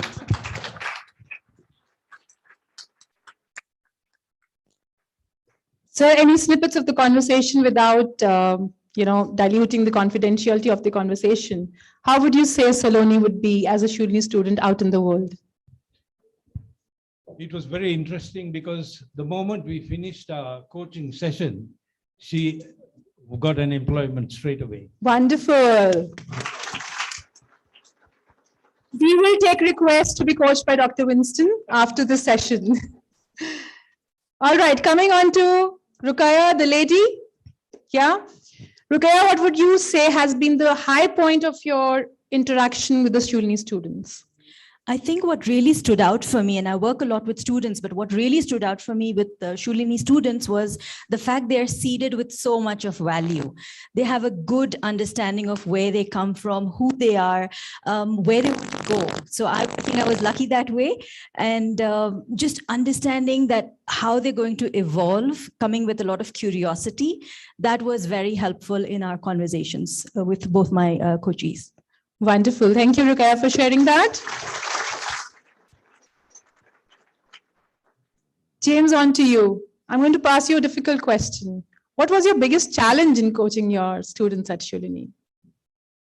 And how could you resolve or have a way forward? Thank you, Paya. I think the biggest challenge for me was little apprehension. As you said, in my coaching journey, I've been used to certain formats, certain cultures. So it was stepping out of my comfort zone, coming to Shulini. And I have to say it's one of the best things I've done, certainly probably the best thing I've done in the coaching space. My coaching partners, I don't want to call them coaches, my coaching partners, Pavashi, Karan, and Dimple have been fantastic. Yes, James, thank you so much. You're being very kind. Thank you. So I'm now going to turn this fireside chat into a panel discussion, and I'm going to give it to the distinguished coaches who are there on board and ask them to share what they feel they would want to share with the students present here in the context of what we have been talking about in the conclave from yesterday, about integrating coaching into learning. Could that complement of whatever is already happening in your classrooms, your teaching, your mentoring, your upskilling, which your professors, mentors, educationists are investing in you, and how we could also see the ROI on coaching and what we spoke about in the morning today, fast forwarding your career through coaching. So the house is open. Okay. Up to me. Okay, so I'm a storyteller, and I'm going to share with you a tiny little story, and then you can connect the dots for yourself. So there's this person, a young boy, who lived along with his grandfather for the summer, was visiting his grandfather for summer. And every morning, the grandfather would go by a stream and they'd go fishing. And he'd observe his grandfather every day pull out fish from the river. And he'd have this little scale with him that he would measure. He'd measure the fish and then he'd check if it is as big as the scale he has or a little smaller. And then he'd put it in the bucket and they'd walk back home. Now, he was observing this day after day, but he got very curious, like kids usually are, like you guys are. And he said, Nanu, I'd like to call him Nanu. He said, Nanu, why do you always pick the fish of the same size or smaller? Now, rattle your minds a little bit and tell me. I just get a little courageous, because that's the day. That's the word for today. What could be the reason? Just one or two guesses, maybe. Why do you think he was picking the little fish or same size? I like the sign of silence. Guess, come on. Yes, silence definitely speaks. Anyone? You guys gave me a big applause. Now live up to it. Come on. एक guess, कोई एक guess, एक या दो, ठीक है, चलेगा, done. Gautam. Ma'am, somehow if he catches big fish, it will make him happy.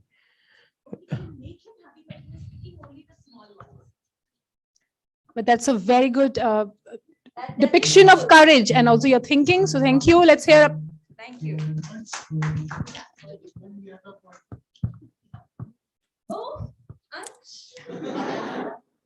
This might be like a different perspective, but it might be like he might be catching small fishes because he might have the size of a pan, which would be like very much small, and he could use. Have you heard this story before? No. I love it. See, that's what I meant when I said Shulini students are forward thinking and curious. Big round of applause for you guys. अंश क्या बोलना था? वो harm नहीं करेगी उसको इसलिए. Lovely. So the answer was what she said. She nailed it. He was picking little fish because he had a pan of that size. Now, how often in a conversation, in a relationship, in an experience, you're picking a small size, I can do this task because your pan is of that size. There's so much more that you can do if you pick a bigger fish. Like Gautam said, you'd be more happy. So this opportunity that you're getting here to be coached by the best, picked by the best, with a very forward-thinking vision, what can you do with it? That's all I'd like to say for today. Thank you.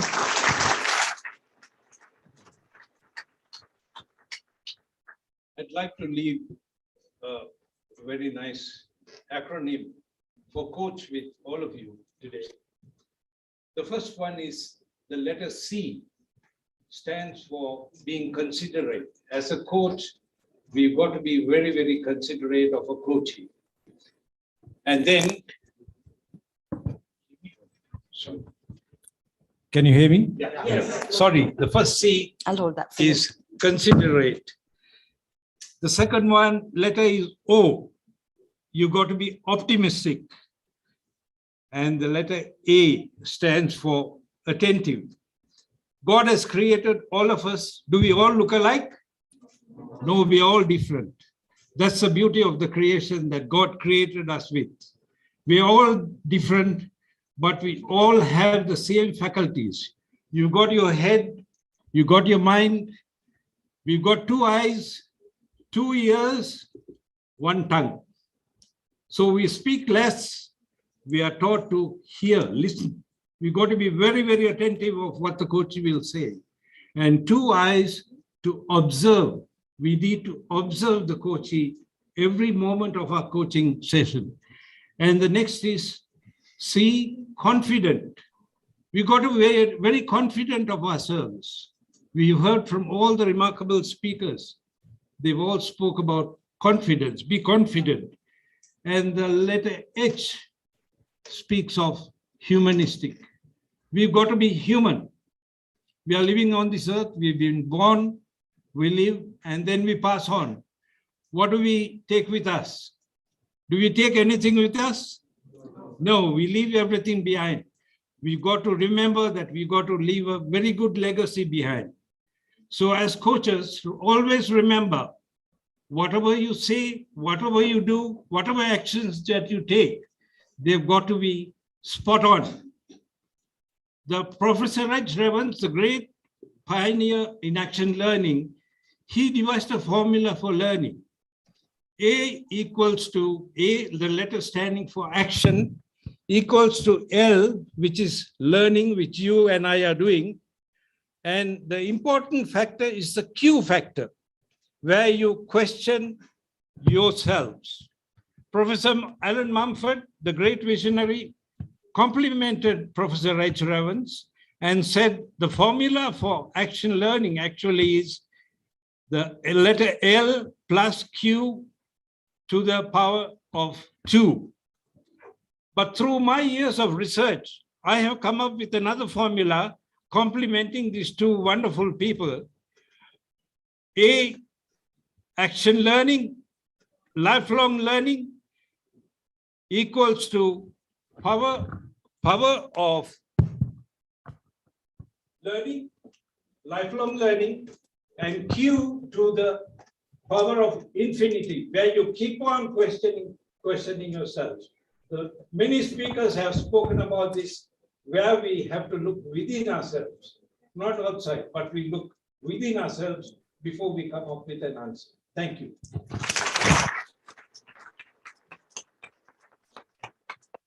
Thank you so much, Dr. Winston Rukaya and James. Waiting to hear from you. Thank you, Paya. Unfortunately, I don't have a story to tell. I'll leave that to my friend Rakra. For me, from a coaching perspective, my main role is to create that trusted space, that trusted environment for the coachees to really be able to feel comfortable that they can start to learn more about themselves and also gain that confidence to do what they envision they want to do. From a coach's perspective, working with my 3 rock stars, it wasn't to tell them what to do. It was just to be there to support them in the options that they wanted to explore and the journey that they want to follow. And I'm so pleased that I'm on this journey, and I continue to be on this journey with all 3 of them. So thank you.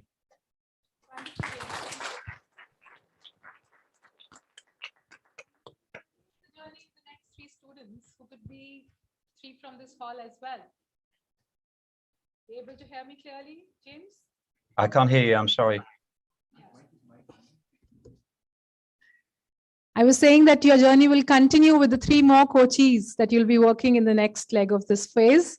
And they could be sitting right here in front of us. We don't know. So what are the 3 key highlights that you would want to share with them? Though Alexandra has talked about, what is the, what does a coach and the coachee bring to the table? But any 3 things that you want to tell them before they get into a coaching intervention?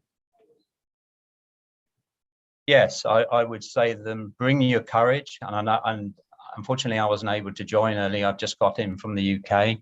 But certainly be courageous. Look to be committed. It is the start of a journey. There will be obstacles. There will be rocky times when you feel uncomfortable. And to be honest with you, the more uncomfortable you're feeling, the more you're pushing yourselves. And the more you push yourselves, the more you achieve, the more confident you will become. Wonderful. Thank you so much, James. I think that's a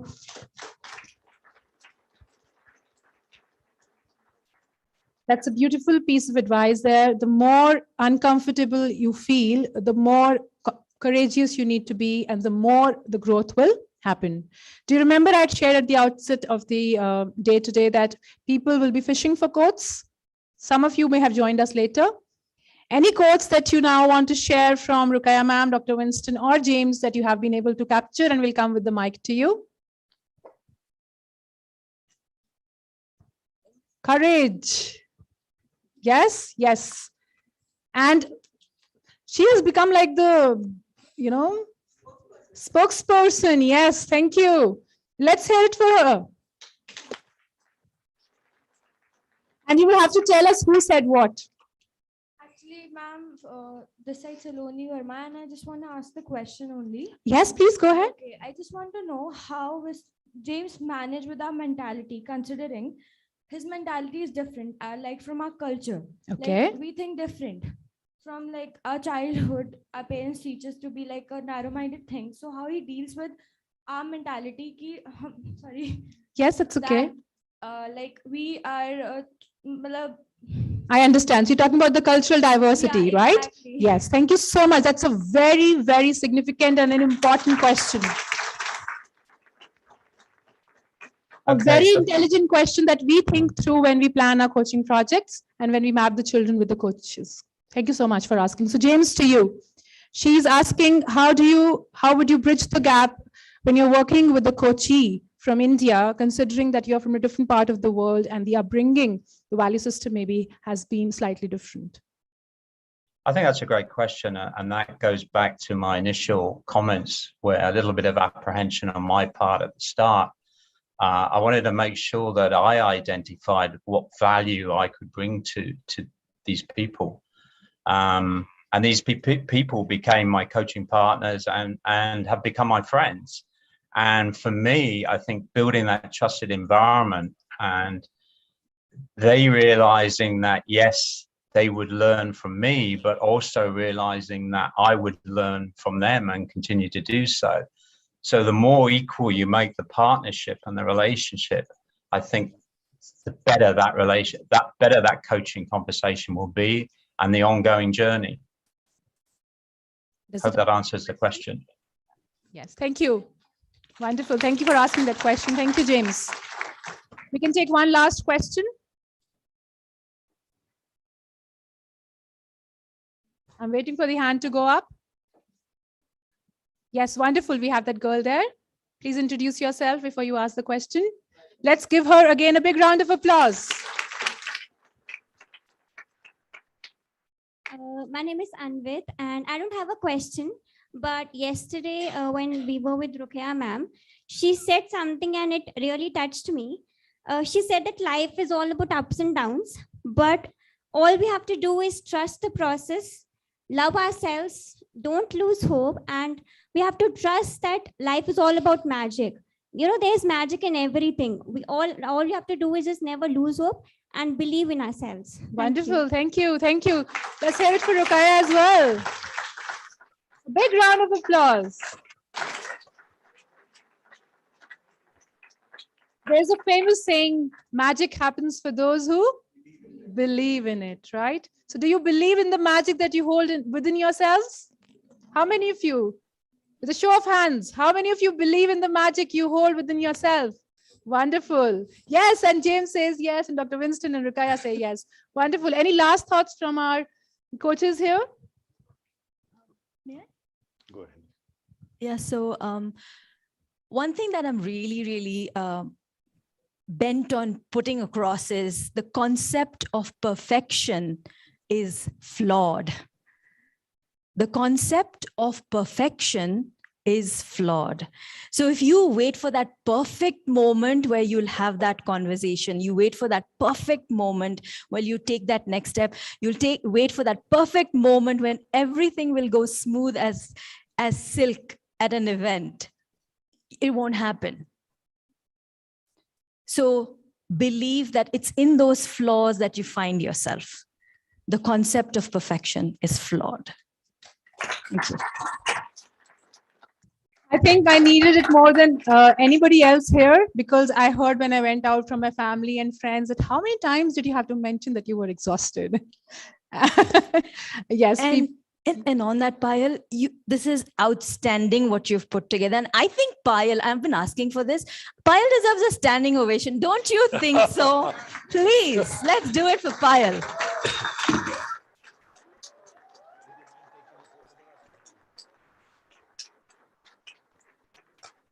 All right, I accept with grace, though I don't deserve it at all. It's all the 100 coaches the management at Shulin University, students like you, and all friends and well-wishers, and people joining us from across the globe who believe that this investment in youth is actually worthwhile, and we are creating the enablers of tomorrow, right? Do you believe in that? Enablers of tomorrow?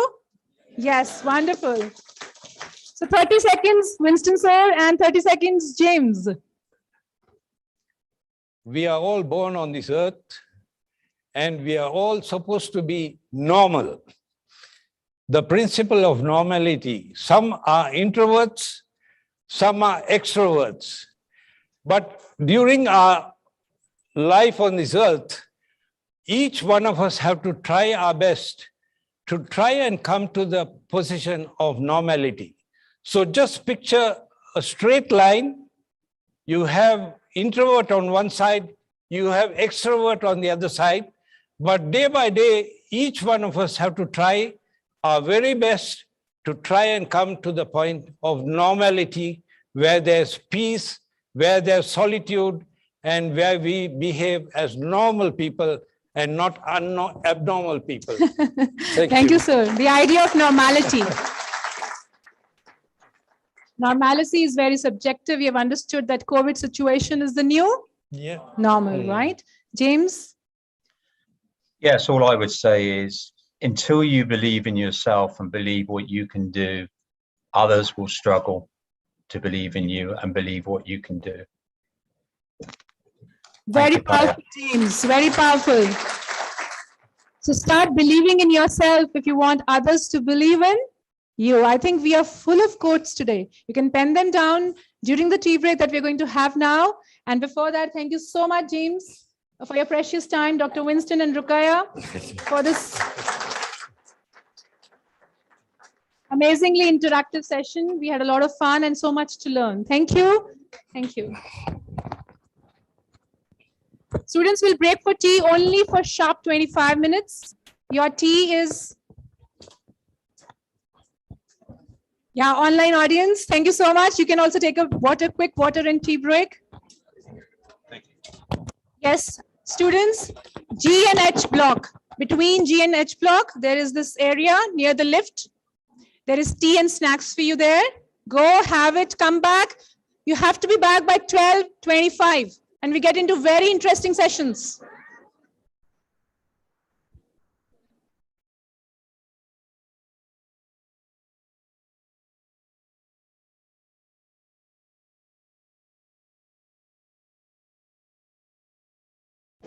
All right, students, volunteers, please make sure that students who are not attending the conclave are having a gala time at the feast area. It's only for the participants. Participants, please take your badges. Take your badges from the volunteers quickly. Arzu, hand over badges to the volunteers.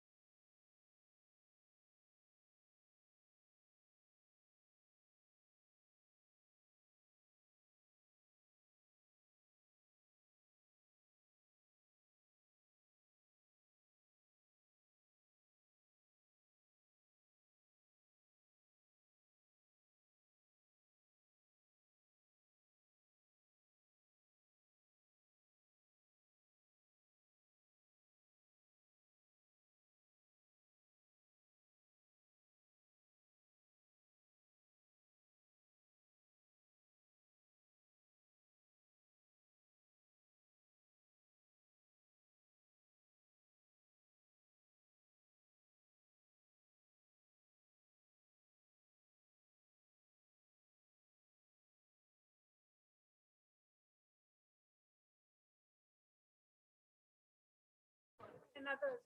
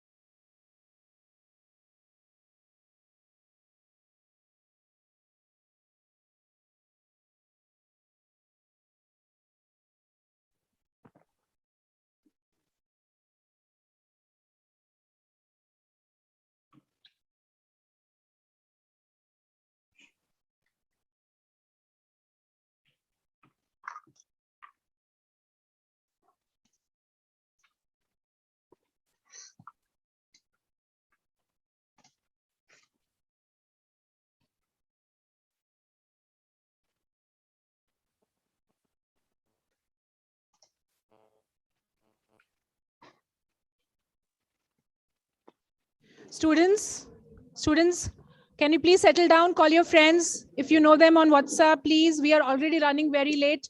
Volunteers, we will close the gates because Atul sir is going to address the gathering. Then your volunteers will not be allowed inside and they will not get the attendance. Your student group will not get the attendance. So please inform them right now in your coaching conclave group. Now means now, not 5 minutes later.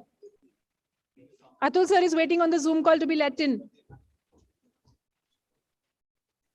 And everyone, please put your mobiles away, sit properly in a professional position, keep your bags down. I should not see any bags in your laps or in the under the chairs. Just make sure they are hidden well.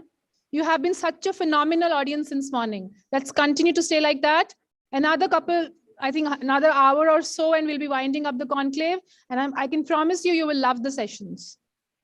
Please put your bags away. They should not be seen in the Zoom call. Hospitality, 3 cheers for you. Always on time. Wonderful.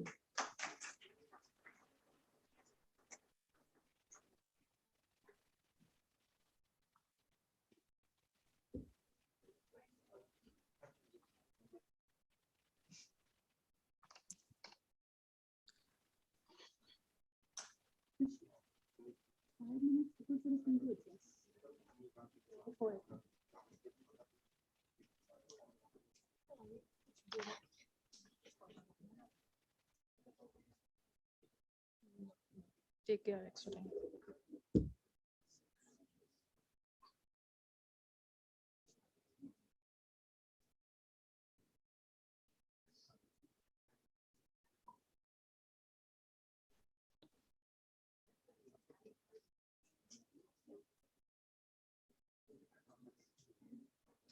Volunteers, am I hearing that you're calling your friends to have tea and refreshments? Students who are not a part of the conclave?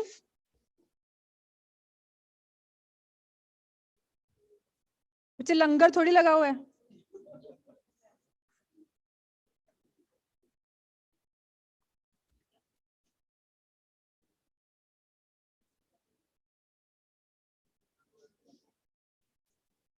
All right, we'll do one thing. We'll start moving forward and cover the seats which are vacant, please, quickly. Because Atul sir is going to address the gathering. आगे आगे आ जाओ जो seats खाली हैं आपके पास आसपास. Please, quickly. Just cooperate. The group sitting there, if you could stop your phone and just listen to the instruction. Move forward and occupy the vacant seats, please, quickly.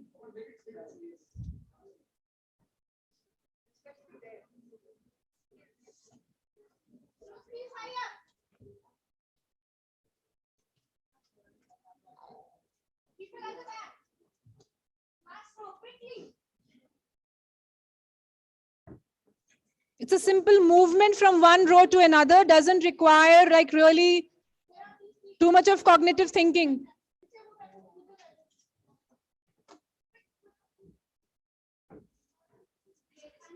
So we do one thing, we leave the second, तीनों बच्चे आप पीछे चले आओ ताकि ये पूरी रो खाली रहे, फिर आधी अच्छी नहीं लगती.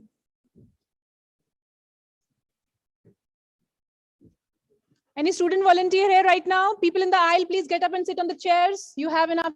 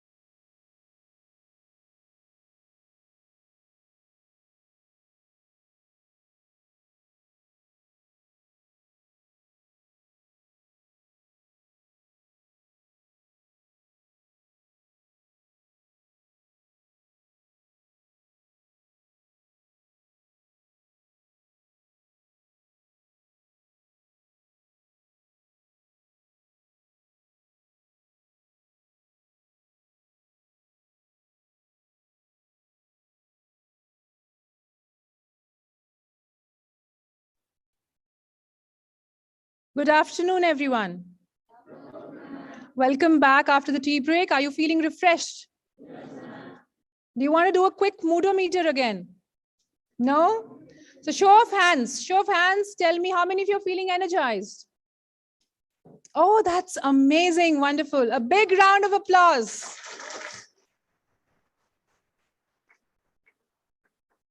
So I think our sessions from the outset, fast forwarding your career through coaching.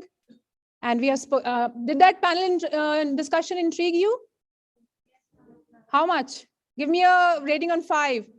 Close your thumb, make a fist. And then when I say fist to 5, if you rate it 1, 2, 3, 4, just go like that, okay? Whatever number you want to give it. And I'll say fist to 5. You have to be very quick. Fist to 5. Oh, 5. Adhir sir, big round of applause for you. So the fireside chat and hearing the stories from the coaches, understanding what a coach and a coachee need to do, you know, before they get into a coaching conversation. We'll have to keep the doors closed, please, now. And one of us can be outside so that we can cater to the audience later who are entering. If you could just give me a minute.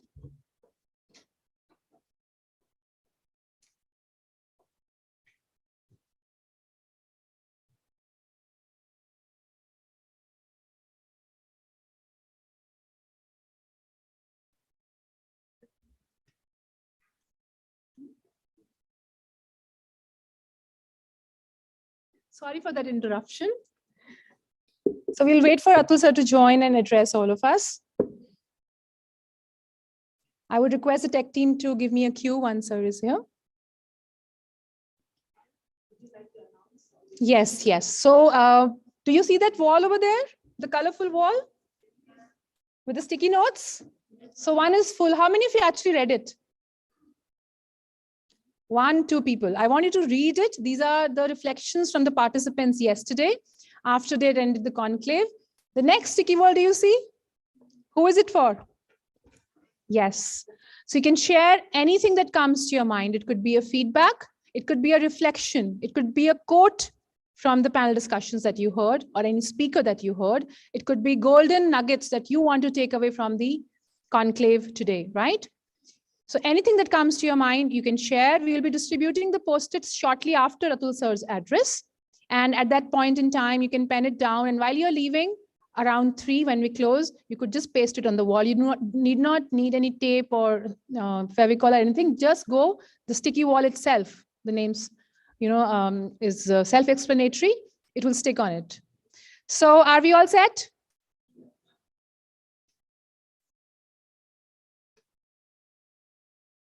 We have our panelists who have already joined us. Anshul and Aarti and Eddie, welcome to Shulini University. Let's give them a big round of applause.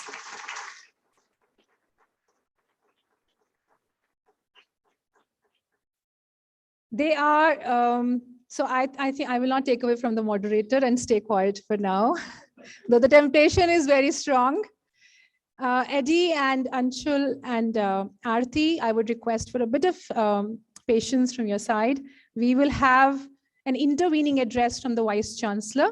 He has an important engagement that has come up and he wants to address the students and the audience online before he has to leave. So we're just waiting for him to join. Any guesses who these panelists could be, would be?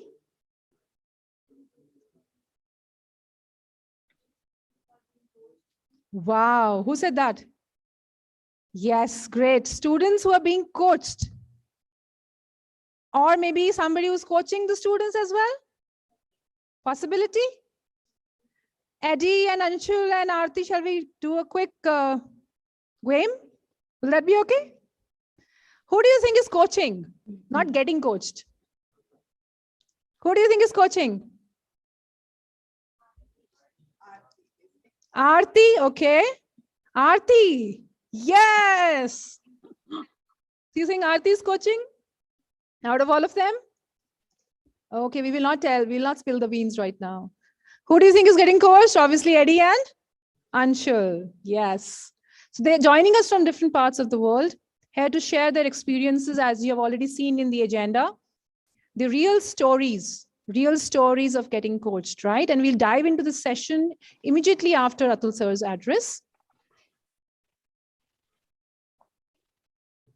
I really can't complain about that now, can I? So what has happened, our distinguished panelists, that my phone rang during the conclave. So all my liberty and my prerogative to tell them to keep their phones in silent is completely smashed. So anybody wants to share what has been your takeaway from what all we have been listening to, interacting around since morning?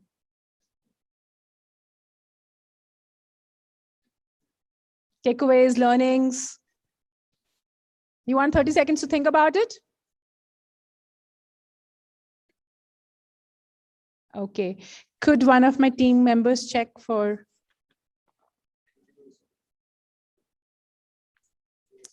Okay. All right. 3 chairs for all the students who are here to embark on a journey of their learning and growth. You know, it is very important. Yesterday, we had an eminent speaker, Jonathan Reeds, talking about making choices. Choices, do you think you have the power of choice? Do you think you have the power of choice? Like right now, what could be a choice that you could possibly make? Yes? Yes, yes. You were saying something. Yes. Say it out. It's fine, right? We are all human beings. Run away from here. Okay, that's... So that's pretty honest. Let's hear it for honesty. Wonderful. So that's a choice that you could make. We are not holding you here, right? Are we? Okay. There's some sort of skepticism around that answer, but I'm going to say that we are not holding him. So you have made a choice to be here. And this choice is what? Where will this choice lead you? I'm not talking about particularly about being present in the conclave today, but where does this choice lead us when we make a difficult yet a presumably right choice? What happens to us? You feel satisfied. Okay, wonderful. What else? You are coming out, actually stepping out of your comfort zone. Great. You are trusting everyone. Wow. Okay. Are you trusting me right now? And the panelists? Oh.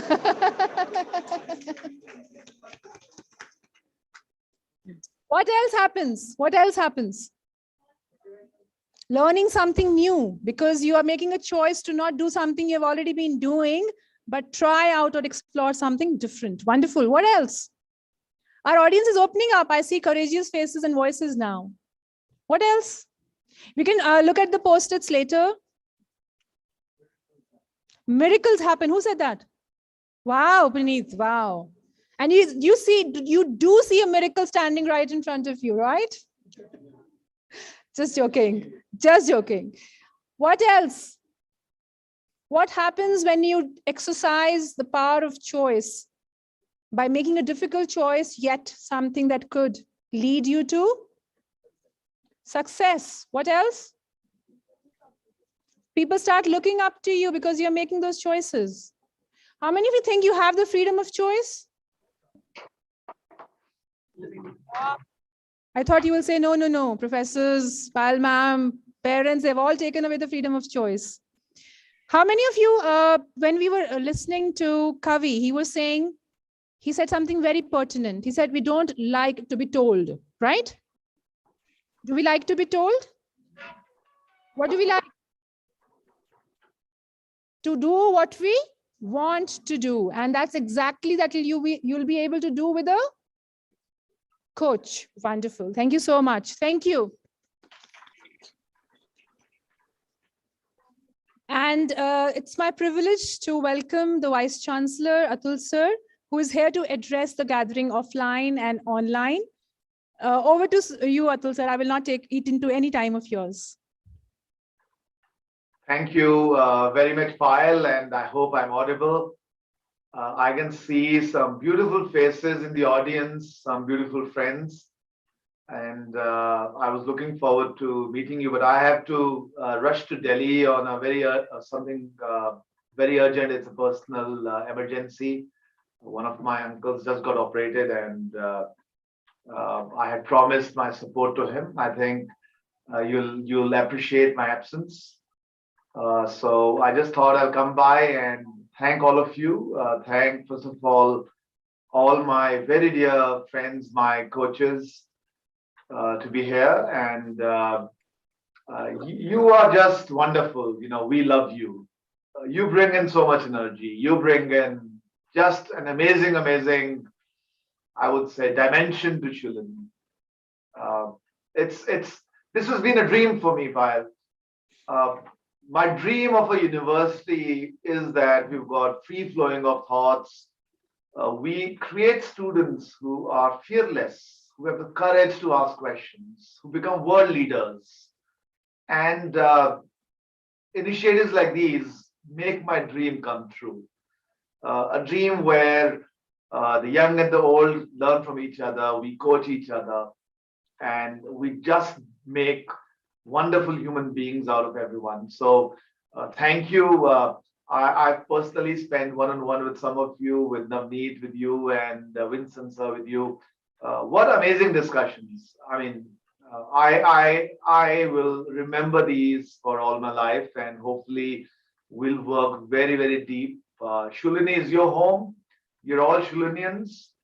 You are Shulinians for life.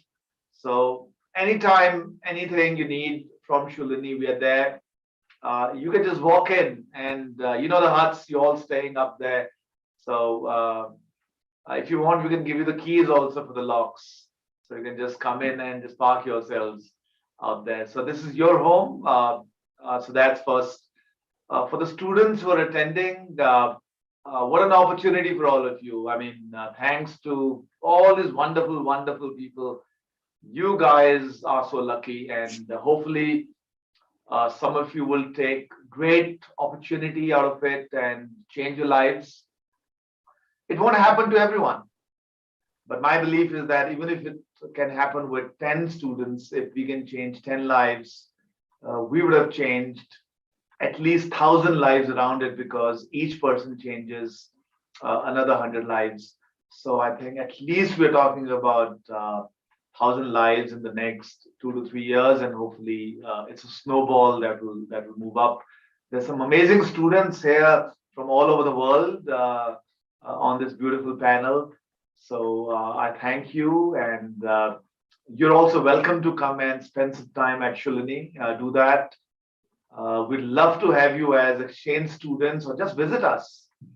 Speak to the students, mingle in. We have a beautiful campus, and I mean, I never thought about it, but that's what a coach does. Yesterday, Winston sir and I had coffee together, and he looked at me and said, "You're the only university in the world, perhaps." And he said, "I've seen more than 100 universities that is built on a hill." And then I never thought about this, Payal, ever. And I suddenly got goose pimples. So we're going to use that. And first, I'm going to use that to invite our dear students on the panel from across the world. Come and visit Shulini. We are unique, and we have a beautiful campus. We're on a mountain. We're on a hill. We also bring coaching to our students, and we'll bring coaching to all of you.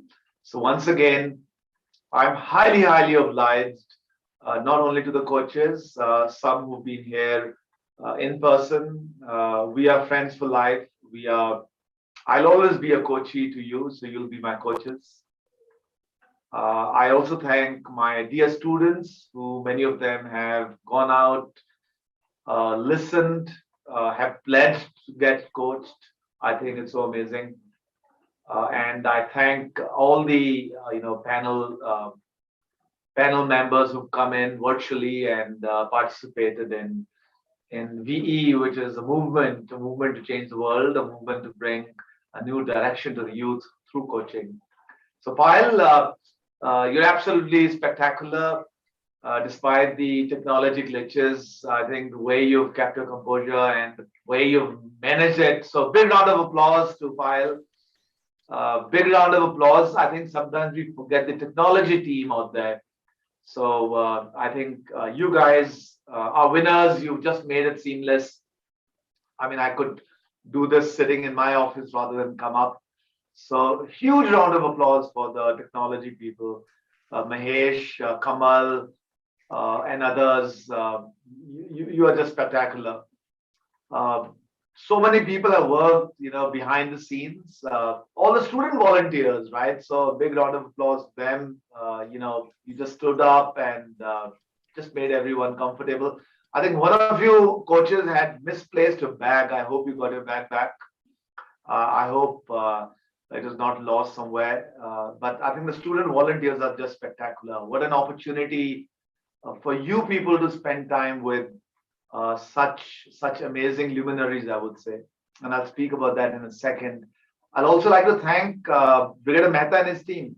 I think nothing can happen without phenomenal operations. I think the team, there's something about operations, dear students. We always complain against them. Food theek nahi hai, food is not good enough, the place is not clean, blah blah blah, and we push them towards perfection.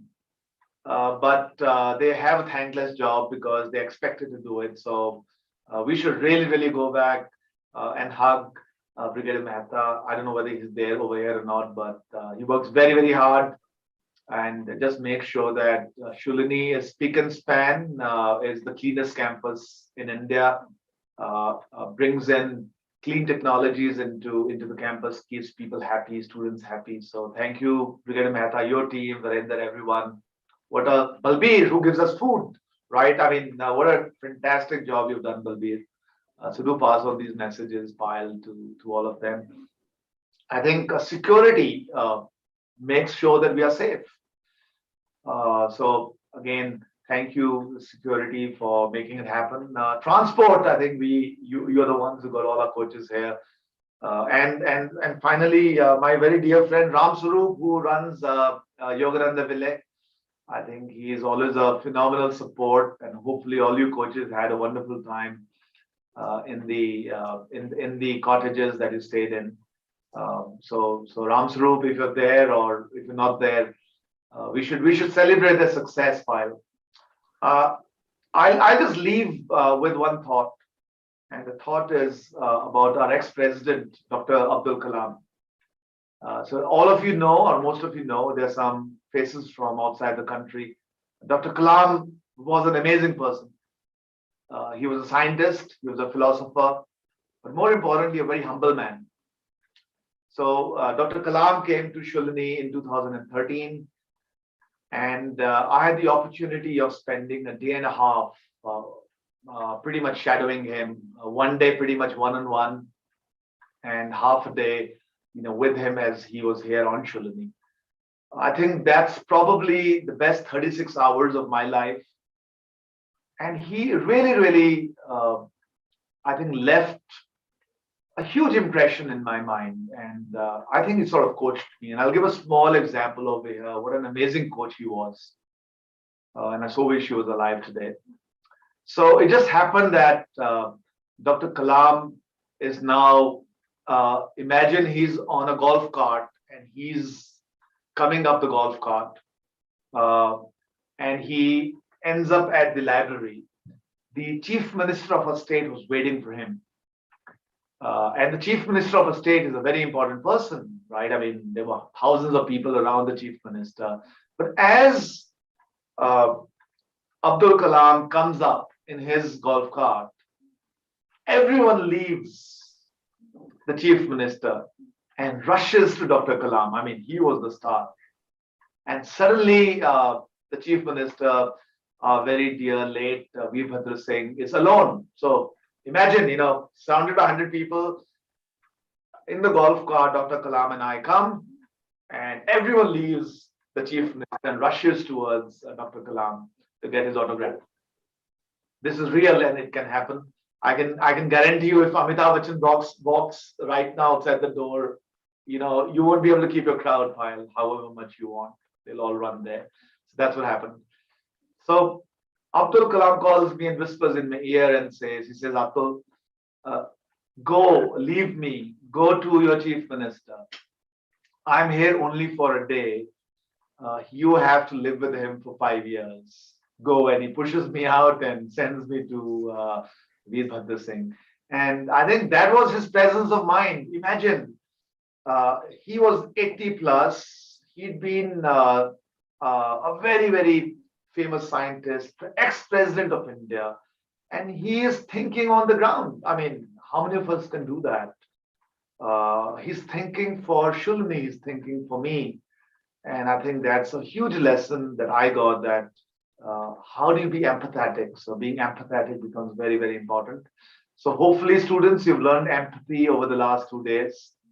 Once again, I really, really thank all of you. I just saw Sushma pass by. So Sushma, we love you.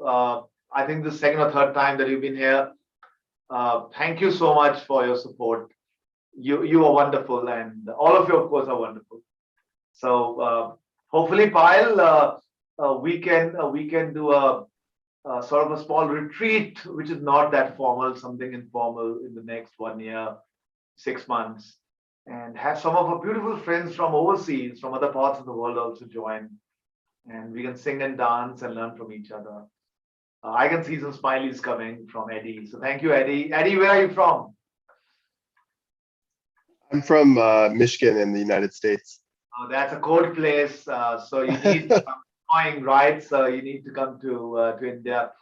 While we're not very hot, we are up in the mountains. You'll love. I spent some time in and around Lake Michigan. Beautiful place. So no wonder you have such a beautiful smile. And Anshul and Aarti are there. Where are you guys from? I'm basically from India, but right now based out of Cleveland, Ohio, doing my MBA out of Case Western. Okay, you're at Case Western. And Aarti? Likewise from India, now and residing in Houston, now vacationing in Cancun, Mexico. So I love Eddie more than I love Anshul and Aarti. With all due respect, Houston is so boring. I was there just before COVID, right? Well, anyway, you have to find excitement in boring places, but there's lovely places nearby, so you can explore those. And Cleveland, oh God, what a dull town! They need a lot of coaching from you, Anshul. It is industrial US. Anyway, I hope you get to see more of the United States. It's a beautiful country. And thank you. What beautiful faces. Once again, thank you, Payal. And really, really look forward to meeting all of you again. Thank you. Have a great day. Payal, over to you.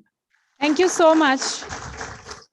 Thank you so much, Atul sir. Thank you for saying thank you. And please, and that you are doing great work. Thank you for giving us second chances when we screw up. Thank you for sometimes taking responsibility when it's our fault. Thank you for speaking so highly of us in private and public. Thank you. No, Payal, we all, there are no mistakes in life. We just do things. We should just do things. We should take initiatives and take the risk and do it. So there's nothing like mistakes or screwing up. I think doing is more important than anything else. So I think that's. So don't even. I think you. It could be better. I don't know. You can ask the coaches, right? I mean, what could be better than what you guys did? So we love you, Payal. Thank you for doing what you've done. We love you, sir. All of us, right? Yes. A big yes, please. It's okay. Thank you, sir. Thank you. Thank you so much. Have a great day. Bye-bye. And special thanks to Eddie, Aarti, and Anshul to be here. Thank you. All right. So a big round of applause for our panelists. And we thank them for their patience, and we thank Atul sir for his address. We resume our sessions in the conclave with one of the major highlights of the program. Panel discussion moderated by Rishi Rangola, where we interact with students from across the universities of the world and our own Shulni student to bring to fore the real stories of change and transformation. Rishi is a transformative catalyst and an ICF credentialed coach with over 1,500 hours of coaching experience.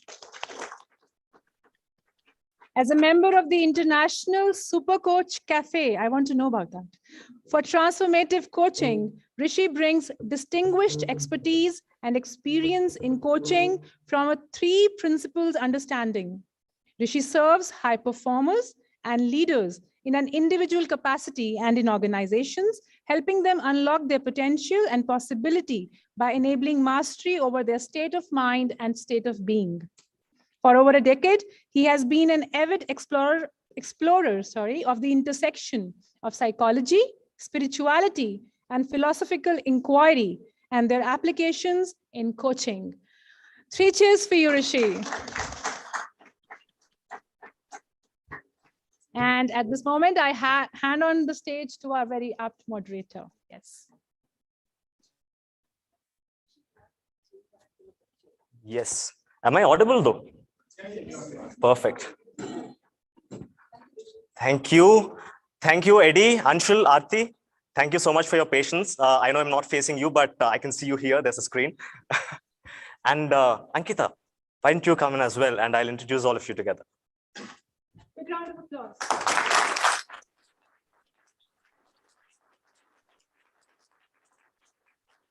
Right, please have a seat.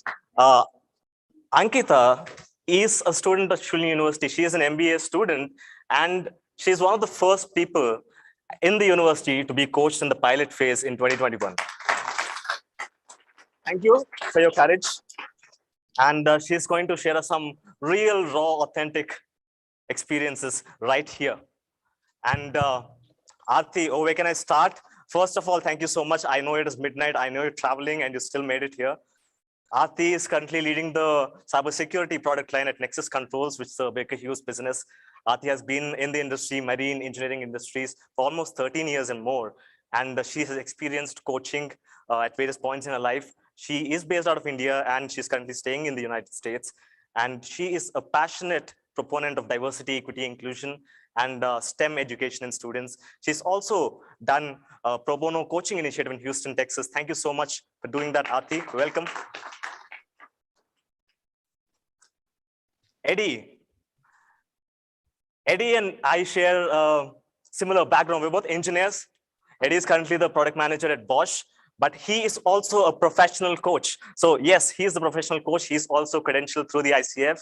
And Eddie first experienced coaching at the Kettering University Leaders Endowment. He later on went on to lead that endowment and the coach training that they offer as an alumni member.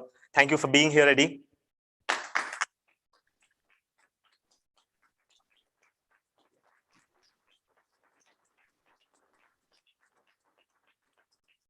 And Anshul, thank you for joining us. Anshul Gupta has worked at TCS, Tata Consultancy Services. I'm sure you know it, for almost a decade before moving on to pursue a master's in business administration from the Weatherhead School of Management, Case Western Reserve University, where she experienced coaching, because Case Western Reserve University is a place where a lot of neuroscience research on coaching goes on. And she's been on both sides of the table as well as a peer coach. So welcome, Anshul. Thank you for being here with us.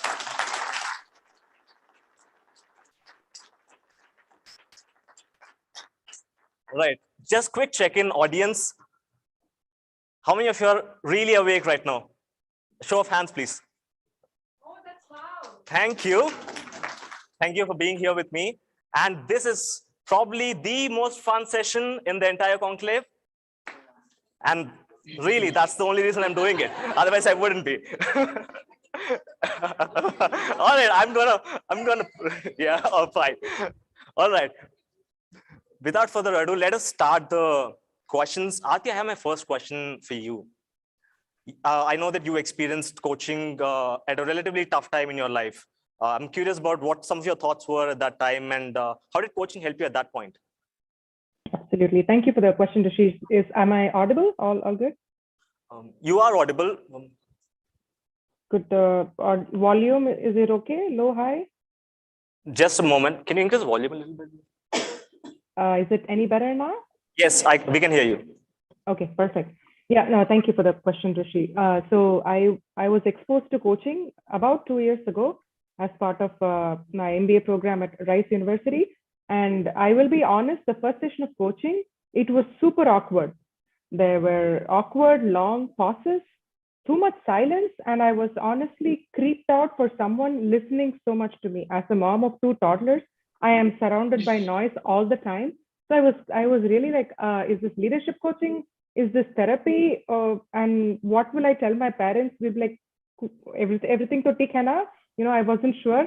However, once I started trusting the process, and about 1.5 sessions later, I started leveraging my coach as an accountability partner, just like you would do for a workout.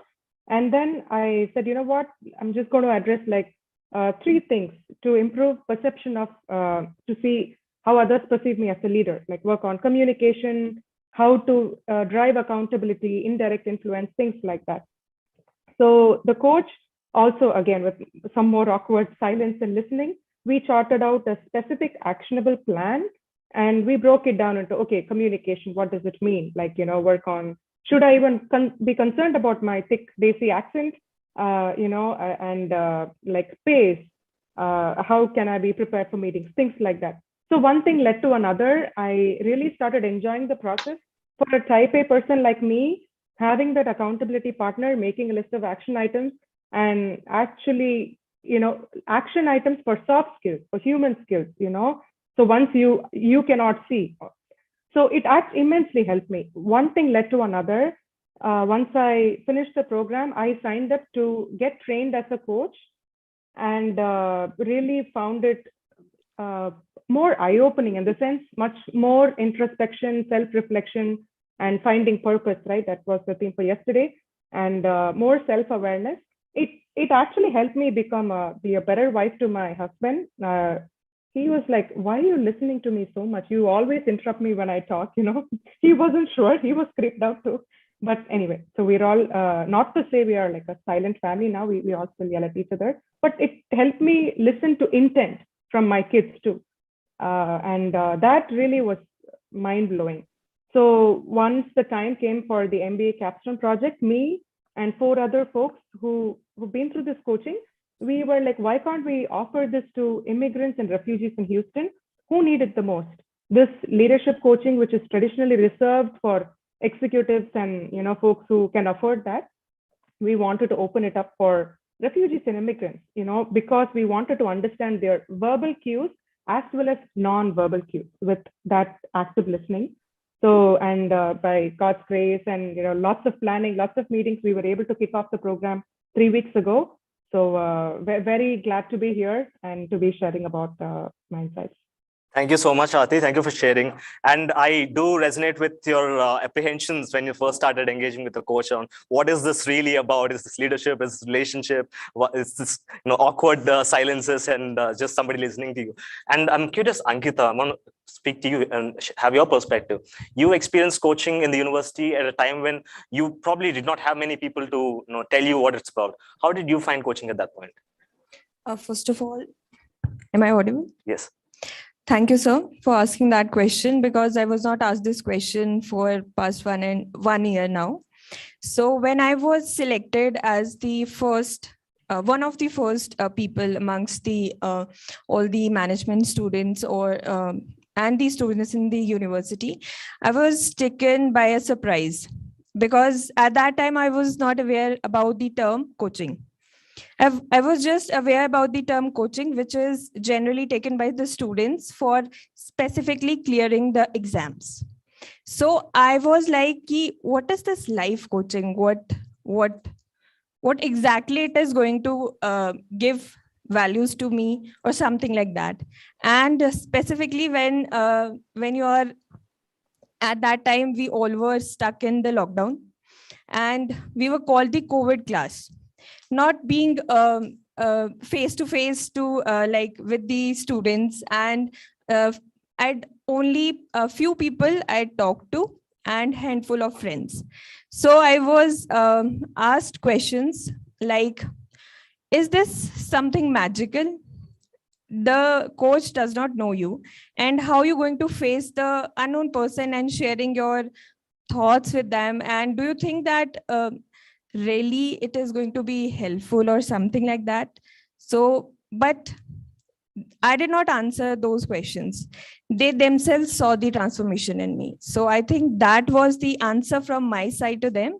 And I think it was a complete metamorphosis for me. From being a girl who was full of self-doubt and refraining from answering questions, not participating in anything, though virtually, but not participating at all, I came back with more confidence, less self-doubt, having that courage to actually take up the decision and not jumping on the conclusion. And I think that was the result. I, along with a friend of mine, last year, we won a national case study competition. And I think my coaches, one was Mr. Prakash Nair, based in Bangalore. And the other coach currently is Payal ma'am. And I'm really thankful for these two people. And that's how I took up the coaching. This is a wonderful journey when you shared not speaking up at all, not participating in anything. And here you are speaking with all of these audience. Congratulations on your journey. Let's give a huge round of applause for Ankita. Anshul, I want to gather your perspective here because you are currently a student at a university as well. And at a university where coaching is something that's really happening, something that all the world looks up to in terms of the research. How did you encounter coaching, and what was your first response to being coached? Yeah, I mean, an interesting question. I'd love to answer that. Thank you for the question as well. So I would start by stating the very important fact that Case University has been actually doing coaching since 30 years now. And it is actually based on empirical studies and is also backed by evidence. The research on the emotional and the social competencies as well by various scholars has been taken into account, has advanced the coaching completely, and it has also been backed by the coach certificate programs now. So, I mean, my encounter with it being having understanding that there are various models of coaching and what Case actually uses to target the coaching phenomena by using an experiential learning process, which is mostly basically an important aspect of discovering an ideal self by means of some certain important parameters, which have actually been like the building blocks for our personal and also the professional growth. To name a few, the reflection was the starting point where we were all made to like articulate and think deeply about our passions, about our purpose, about our values and competencies through a set of exercises and activities. Then came in a crafting activity where we were working on our personal vision by means of values in the vision paper. So we had to write an essay on our core values and our missions and our visions for life and how we think about it. An experienced learning process, which was enriched, which actually like enriched our learning about ourselves by a 360-degree feedback program, which is also called like an SKI report, which was based on our social and emotional intelligence. It was basically a feedback by our managers, by our peers, and also our family members. And that was followed by an individualized coaching session, which just happened like right after we got our SKI report. So it gave us a way to deepen our self-knowledge and our to know our next self, basically. Then came a practice session, which helped us build a resonant relationship via peer coaching, which was very eye-opening for me, and where we actually worked with a diverse learning team within the cohort and also like outside the cohort. After that, we had a development stage where we were basically building strategies in order to negotiate the conflict based on certain like social identities, ideological statuses, and basically in a nutshell, we were just made aware of the nuances like the inclusivity in diversity. And lastly, we had a learning goal paper, which was an individualized learning paper again, which helped us guide the self-development process in an MBA program, and also would help us beyond. I'm sure, like, I'm going to look up in my future career as well that paper every time I would have like self-doubt, and it basically extracted all of our absorbed emotional and the social competency. So in a nutshell, what stood out was the timing of all these blocks, and it was also perfectly timed that, you know, it just distilled every aspect of us in very organic way, and it helped us in learning how to lead change in a very systematic process. So that has been my experience so far, and it has been phenomenal. Thank you so much, Anshul. Thank you for sharing your journey with Case. And I'm curious about the peer coaching bit, but we'll come back to that. I want to gather Eddie's perspective on his encounter with coaching before we come back. Eddie, you were coached as part of your bachelor's in Kettering University's Leaders Endowment. How was your experience during that process? Well, I've been coached by a lot of different groups, and I would just say that anytime that you can re-examine the way that you think about something, you're probably going to make progress on what matters most to you a lot faster than if you didn't. So it's been really helpful. Yeah. Okay, so I'm curious about some of the outcomes you've managed to achieve out of that coaching engagement. Yeah. Honestly, what's interesting about coaching is that you can choose whichever outcomes you want. I was working with an executive that I coached, for example. She thought that she wanted to be focused on her career. We found out that actually the thing that was preventing progress in her career was the fact that she didn't feel like she had somebody she loved in her life after her divorce. And we worked through a lot of blockers that made her feel like she couldn't have a relationship. So I think we all have these limiting beliefs, and I have mine, and I could share a bunch of specific ones, but they're all specific to ourselves. Like, oh, I could never do this. I had a boss once who told me, you know, maybe you're just not cut out to be an engineer, Eddie. And I worked with my coach recently and just got my professional engineering license. I don't know, maybe 6 years later after that comment. So there's just lots of different things that it can help with. And I think what's most important is that the outcomes can be about what matters most to you. Yeah, thanks, Eddie. And the mention of limiting beliefs kind of sparked something for me in Aarti's story as well. Aarti, if you could share with us what was going on in terms of your move from India to the United States and your experience in coaching around that time. What were some things that really stood out for you, and something that you wished were revealed to you much earlier in your journey? Yeah, absolutely. I think a couple of, I think Anshul also mentioned about the self-doubt. That seems to be a common thing, probably even more so for women, as I talk to my friends more and more, my female friends more and more. Is it okay? Sorry, looks like some issues with my audio.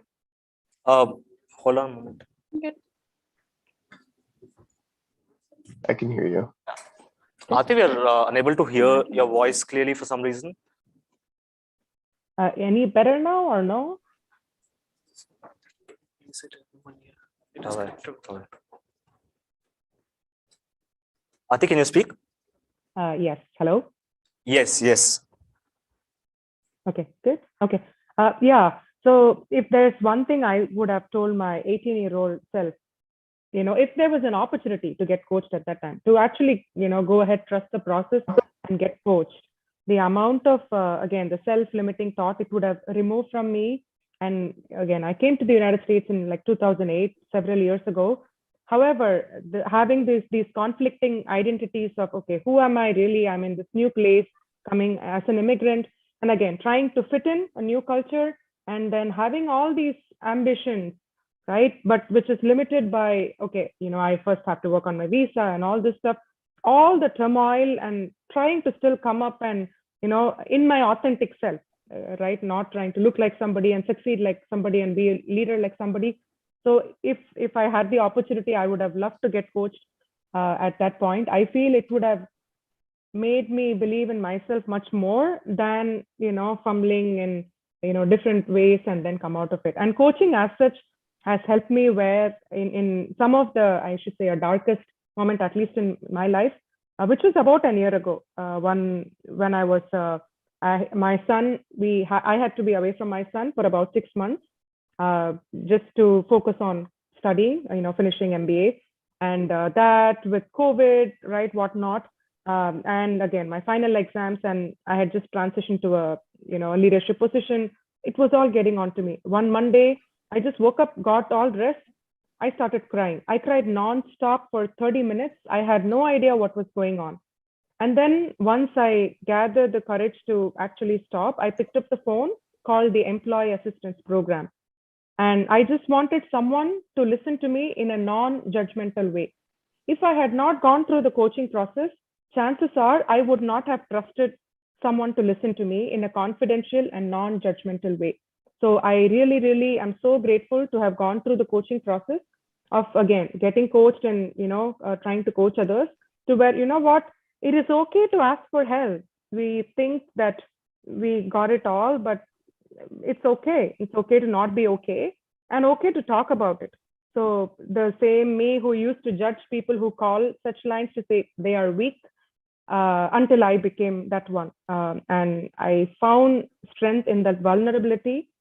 And surprisingly, coaching helped me in not just direct, but indirect ways in me to make these actions, ask for support, and truly believe in, okay, we all have answers, like someone else mentioned earlier. Awareness comes within. We just have to listen harder within to, to awaken that. Sorry, such a long answer. Thank you so much for sharing, Aarti. And something that resonates with me is that we need strength to actually ask for help, and that it's okay to ask for help. That's something I'm taking away from what you shared as well. And that reminds me of the position Ankita was in when she was experiencing coaching as well. So I'm curious, you are one of the few people who got coached. Was there any kind of peer pressure that you experienced around that time, and how was your challenges dealing with that? So of course, when we are introduced with something new, there's a lot of curiosity amongst us. But that curiosity is followed with dozens of queries, and and sometimes some negative ones, which are totally dependent on the consequences.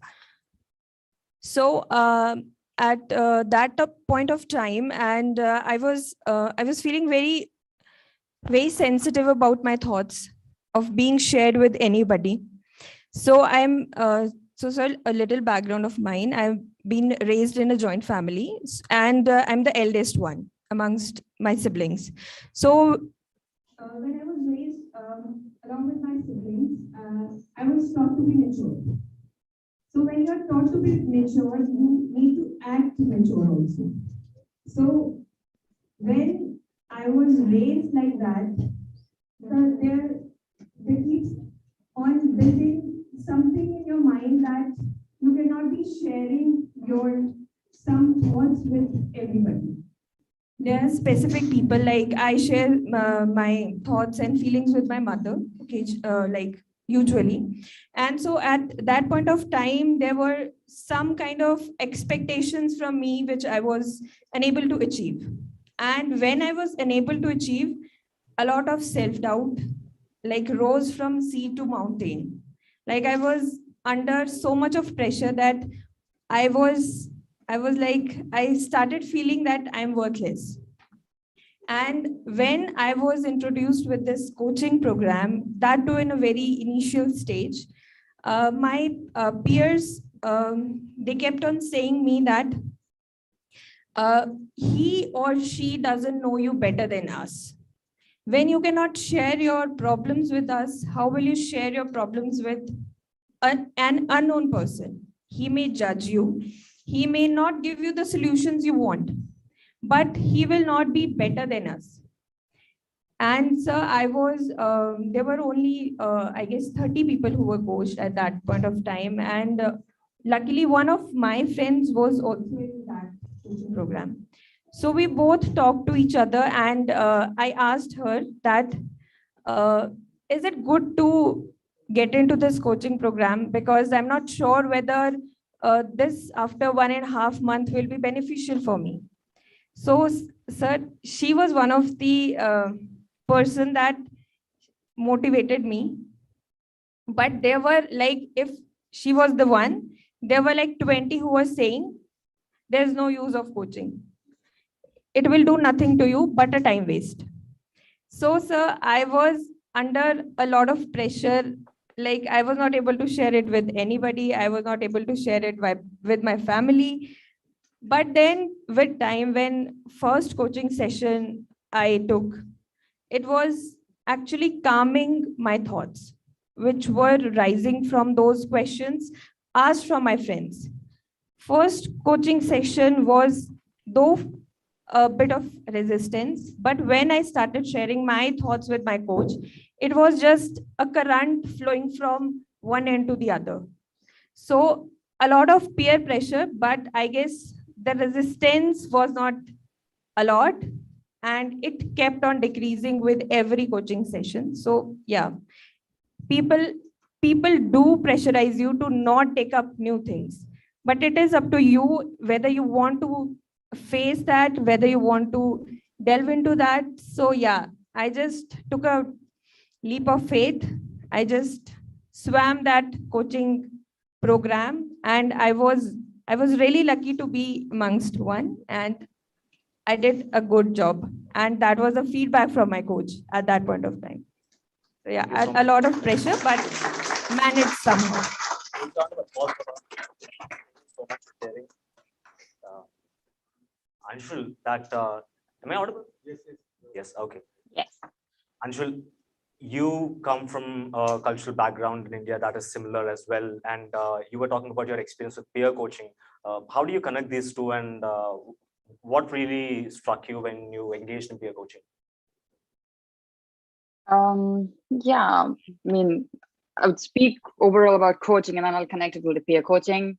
So talking about like myself, and I'll speak of the 60% of the Indian population out there where career choices are just like fancy jargons, and you're limited in your scope and your accessibility. And I mean, your family, even your school, in your colleges might not be able to justify your personality type. And you might not even be exposed to your own capability, what you are capable of. So yeah, I mean, coaching is something which will add to your awareness, and it just added a lot of kind of, the personal strategies for managing myself, and also be able to like navigate my career choices in a more strategic way. So it's not like, I mean, I could have like taken altogether a different path and done something like incredible. It's not like I've not done it, but I've done it. But it's just that I've struggled along the path, and could have been like an easier path if I had coaching at the right time. And I would have been doing something like which would have been like more impactful and more purposeful right from the beginning, than realizing now about it. And trust me, like in my capacity, the what ifs and the wishes later on in life, it's more challenging to navigate and be accountable to, and especially when you ask those questions to yourself. So getting the guidance at the right time is like really helpful. And talking about peer coaching, it was the most important, the key part of the coaching, the lead session, which we had in MBA. And it just, you feel supported when you are being peer coached. So the aspects of peer coach being that there is a coach and you have a coachee and there is a listener. So you're like three aspects of peer coaching. So when you are being coached, then you're just being heard without any judgments and without being, in that rush to answer the next question, which might come up from the person who is coaching you. You're just being heard, and the coachee is actually just trying to articulate your own understanding and your problems and your issues, and it would help you to dig further into your thought pattern and help you basically solve the problem which you are facing mentally, and you might not be aware of. The solution lies within you. The solution actually lies within us. So I mean, that was an incredible journey. The first peer coaching session, I was not a good coachee, but yeah, I mean, the next session, I really learned the art of listening, the power of just sharing your problems and being vulnerable. Because yeah, as Arti said, like, you have to get out there. You have to. It's okay to ask for help. It's okay to not be okay sometimes, and just share things. And you never know, you might get a solution just talking to yourself and talking it out in the open. You might find answers that it actually lied within you. So yeah. Thank you for sharing the process of what it feels like to actually be in the coaching journey, Anshu. And that leads me to, what does this look like in the external world rather than what you experience internally? And Eddie, I want you to share your perspective on this, because you've invested significant resources into getting coached yourself, and also you are a coach. What is the kind of return on investment you've gotten through coaching over the years? I think my first year, the money I invested in coaching, the return I got from the raise I received at work equated to like a 500% return on investment. And then last year it was, I think I calculated it to be 1700%. So I've been very shocked at how much it's helped me career-wise. But honestly, like, that's just like a numbers thing. The priceless stuff has been how I've grown, how I, show up as a human being, like my character, how I love others, has completely changed. And I feel like I'm having more fun in my life than I've ever had, because, I'm listening to what it is I want to do, and I have the coaches to help me figure out an action plan for the things that I care about. So, and I'm sure Arti and Anshu will feel the same way. So, yeah. Wonderful, 500% and 1700% over 2 consecutive years. And I see Arti nodding a lot. And you are a business leader, Arti. How do these figures land for you, and what are your thoughts around that? Yeah. So again, using your own technique, Rishi, to test, how many people are actually awake. Anyone here know the sales mantra, ABC? So ABC, yeah, anyone? Always be closing? Is that it? Oh my God, amazing. Yes, absolutely. Okay, good to know. I didn't put anyone to sleep. Yes, always be closing. So one thing I learned from the coaching process, I want to slightly tweak it to always be connecting. That's the one thing, surprisingly, like Eddie mentioned, right? How to even love others and love yourself. So there's always be connecting piece. I think, my ability to connect with people significantly improved. That, in my opinion, improved my leadership skills and ability to influence others, influencing without authority. So if there's one thing I would like you all to take away from the session, try to connect with people instead of making transactions. Try to connect with people. That kind of networking, where it's not about you, not at all about you, right? Making it about the others. That kind of networking will go a long way in your personal and professional life. So yeah, I hope you can take away the ABC of always be connecting. And the best way to connect with people is to listen. So yeah, that's what I would like to share. Always be connecting, and that resonates with what Jonathan Reed shared yesterday in terms of how a coach can use the resources they have in service of another human being. And it really is the essence of all coaching. Thank you for sharing that perspective, Arti. And we have a question for Eddie on the chat, and I want to take that question. Eddie, about your ROI, had you not taken coaching in the format you did, what would be your current career progression, and could the growth be attained at all or in another fashion? That's a good question. I'd have to go back and do things over again to give you an answer. No, I'm just kidding.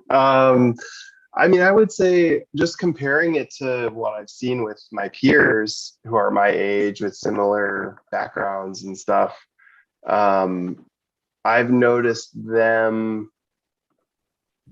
start to, it's the first part is difficult to answer, you know, because I don't know what my career progression would have been. I mean, I assume, you know, I'm a motivated person, but the founder of CoachNet, which Jonathan Wrights runs now, called Flexify, said that coaching helps people move towards their goals 3 times faster. And I would say that's roughly correct. Like, I think you could still reach your goals without it. But if you can reach it 3 times faster, then why wouldn't you? So, yes, I mean, like, the growth can be attained by doing stuff alone. But, you know, it's like, are you going to have fun? What's going to be more fun for you, you know, being alone or having somebody who can really help, like, examine your thought processes and, you know, ask questions that get you to think in a completely new way. I mean, I'm just thinking about my coach when I was going to stop running the mentoring program / coaching program I run now, because I thought, you know, maybe I'm not focusing on myself enough. And he said to me, Eddie, I have never met anybody in my life who cares as much about developing others as you do. And I like nearly fell out of my chair, and it changed my life. And I would have not, I had been thinking about that a lot for, I mean, years, and I hadn't come to that conclusion on my own. And that was a very vulnerable subject for me to think about. So it's not like I could easily go to other people. So one thing that I had talked to Rishi about is, how often do you really have anybody else in your life where you can go to them and they won't say, that's an awful idea. You know, it's like, it's crazy that, you know, we are so self-absorbed sometimes that it's not the default mode of communicating to just totally listen to somebody so much that they can hear themselves. And when they feel so heard, they know exactly what to do, because it's try it out. I mean, someone asked me this question before, and I said, just try out coaching and see what you think as the answer for yourself. And I think that's probably the best approach. Yeah, and I second that response, Eddie. Do I need a coach? Probably not. Do I want a coach? Hell yes, I would want a coach for the rest of my life, because it has made such a difference for me. And I'm going to open up Q&A for the audience. Audience, if you have any question for any of our panelists, this is the time for you.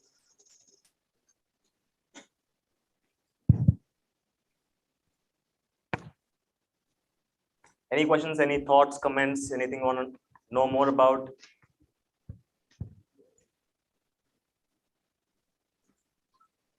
Just a show of hand. Rishi, can I ask a question? Yes, Sushma, please. And maybe they can answer it. Yeah, okay. Okay. And the question is there somebody who is uncoachable? Wonderful. Is there somebody uncoachable? Do you think there are people who are uncoachable?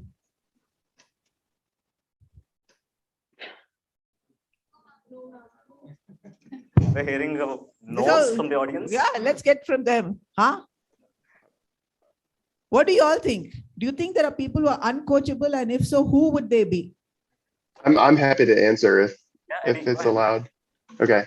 There's 2 things that you need in order to be coachable: trust in the relationship with your coach and a willingness to change. And I think all of us have had huge stressors in our lives that have made us uncoachable at times, and more coachable at other times. I fundamentally believe that everybody is capable of change. But, there are times when, you're already so outside of your comfort zone that it's uncomfortable to grow even more. So I don't really believe that people are uncoachable, but they might be temporarily not ready to lean into the full benefit of coaching. I'm hearing it's more of readiness to coaching rather than uncoachability. Beautiful. Let's give a round of applause for that. Thank you for that, Eddie. And what's coming up for you, Ankita? So I want to answer the question. Like, ma'am, you said, are there people who are uncoachable? Yes, ma'am. There are people who are uncoachable. The people who don't want to help themselves. Beautiful. So that's a student telling a coach who is uncoachable and who is coachable. Wonderful. Let's hear it out for her. Just mindful of time as well. And I want to wrap this up with another question. If there's a question in the audience, yes, I see a hand. 2 hands actually. Okay, let's go there first. Thank you for the courage. Students, a big round of applause.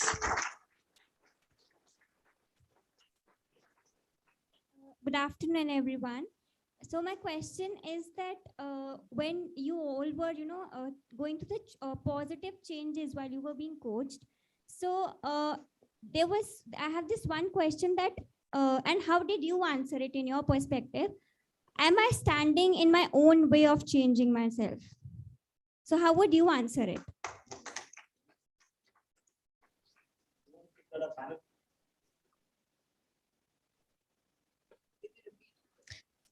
The question that has come from the audience is, do I stand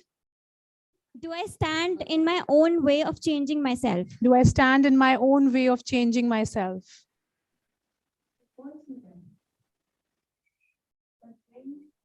There are some things which somebody else might have faced.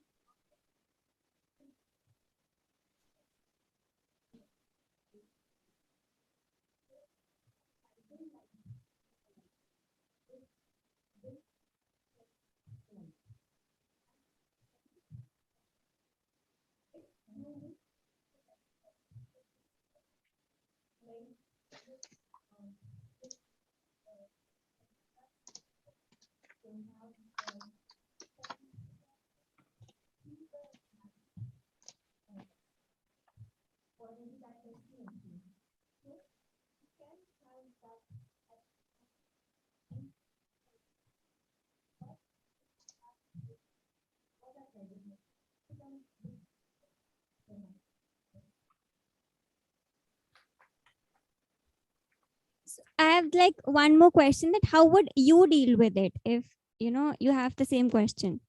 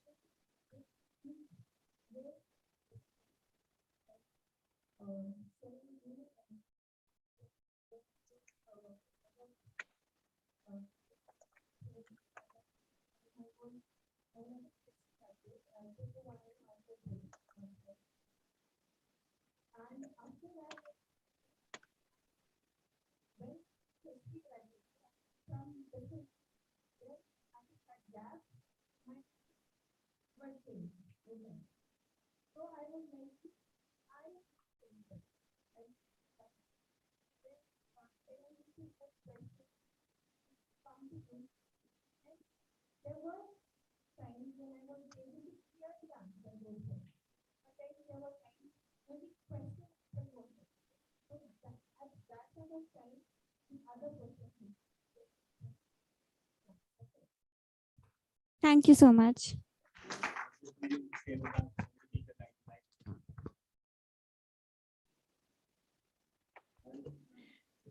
Do we have one more question? Yes, so we'll take this last question. Give her a big round of applause. And who would you like to address this question to in the panel? Anyone can answer. Am I audible? She's being very generous. She's saying anyone can answer.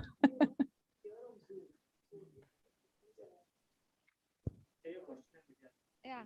So my question is that. Whenever we are a coachee and we are going to the coach, like there is a age gap in that process. Like sometimes our coach is 20 years elder than us. So we feel a bit uncomfortable. I guess that could have been happened with any of our panelists. So how they deal with that situation and they came out of that uncomfortable zone and addressed their issues and did that coaching process.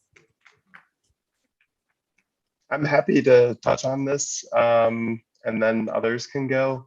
My coach just turned 70 years old yesterday. So we have well, he said he was only turning 28, but he's actually turning 70. So, but I think it takes vulnerability from both sides. But think about this, like we all have something in common, whether we're from India or the United States or 70, or, both of us might have been the class clown, or something like that. So there's always things that you can find to relate to. And just in general in your life, I think people really do respect when you have the courage to open up. So I think that's not bad advice for anything, and especially not bad advice for a coaching relationship.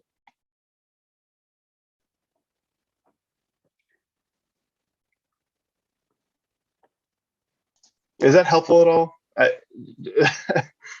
I don't know, hopefully.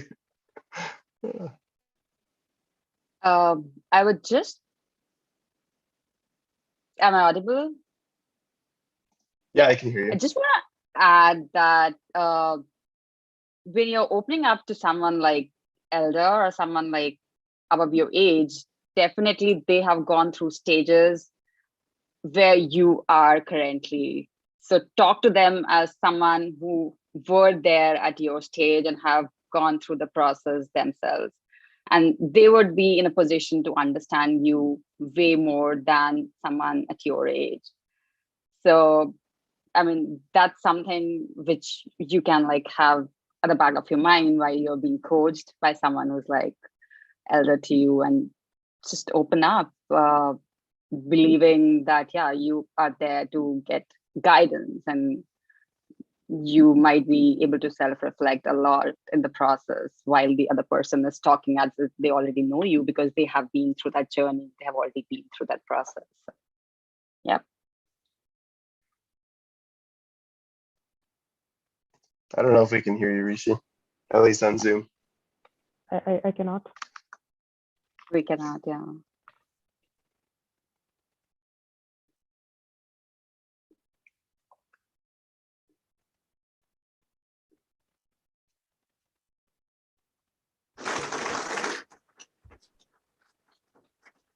I must share, as Rishi said, it's past midnight for them, and we have kept them waiting as well. So another big round of applause.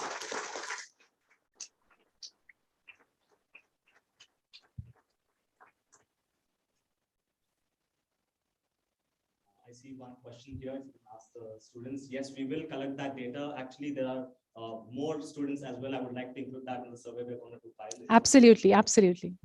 Thank you so much, guys. Thank you so much, our dear panelists. This panel discussion was organic, honest, and vulnerable because you all shared your life stories. So let me conclude by thanking all of our members of the panel for what I thought were really exciting insights onto the questions that were raised. Sharing stories is the only way we can connect as humans. Learning more about someone and their story enables us to understand them on a different level and hence form a deeper connection. And hopefully here with coaching. Finding similarities with other people helps us feel relatedness, that we go through the same challenges as humankind. Your life may feel ordinary to you, but it might seem extraordinary to someone else. Every story shared is a chance to make someone feel less alone, and more than ordinary. Thank you. Thank you, our dear moderator. Thank you, Ankita.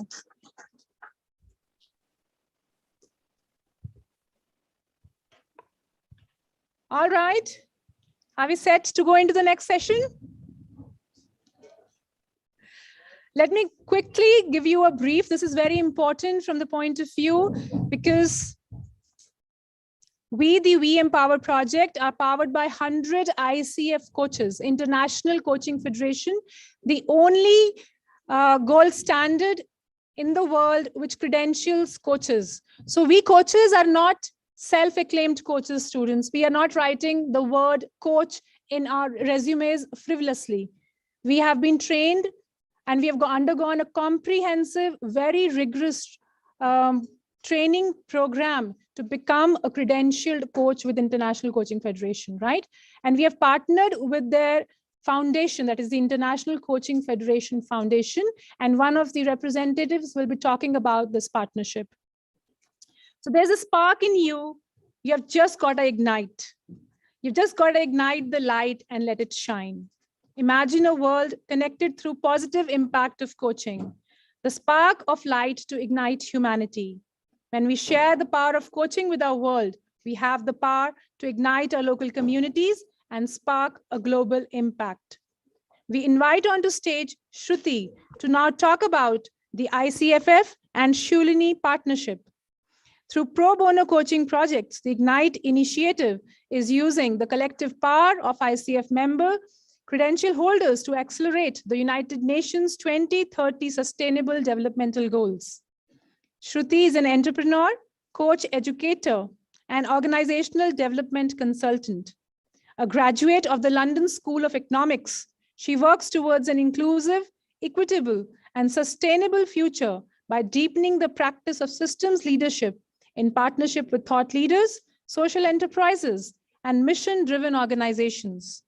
She has contributed to establishing coaching within India's nascent market over the past decade, building awareness of transformational coaching. Let's give her a big round of applause and over to Shruti. Thank you so much, Payal. And I must say, just listening into the conversation before, I was very moved. So thank you everyone for being here. I'm delighted to be here on behalf of ICFF and talk about something that really matters to all of us very deeply, igniting societal progress. What's really heartening also to be here with all of you is I believe I'm speaking to a group of people, a generation that is very aware, not only from themselves, but for people around them, their communities. And that's what makes this conversation with you very, very special for me and for all of us.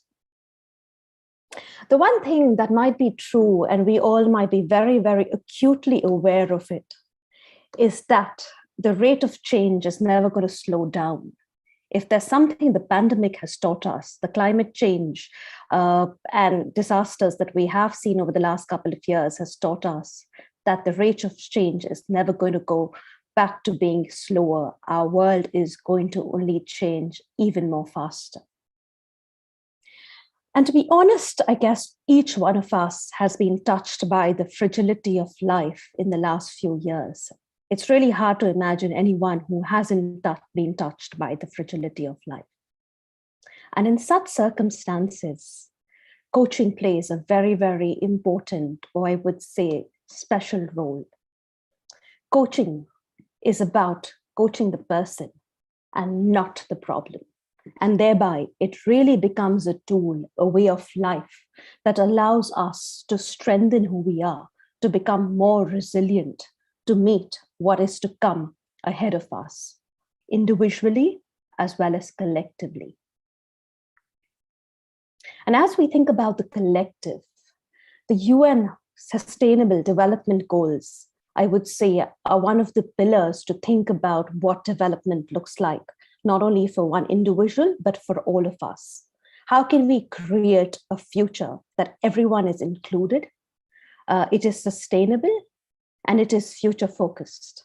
And these 17 SDGs really speak to all those areas where we really need to focus to include everyone and think about a sustainable future.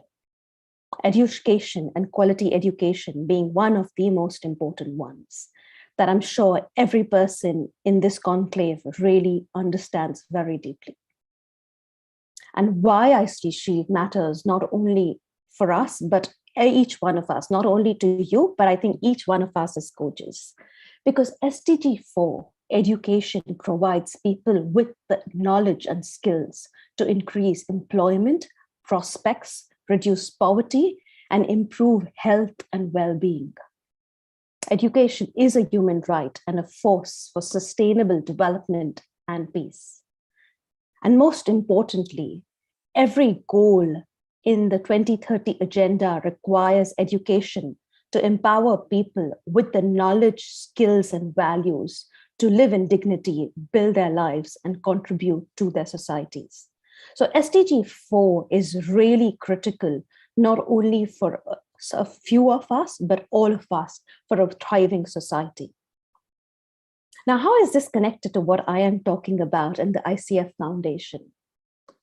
As Payal said, ICF by itself is really, really the gold standard in coaching.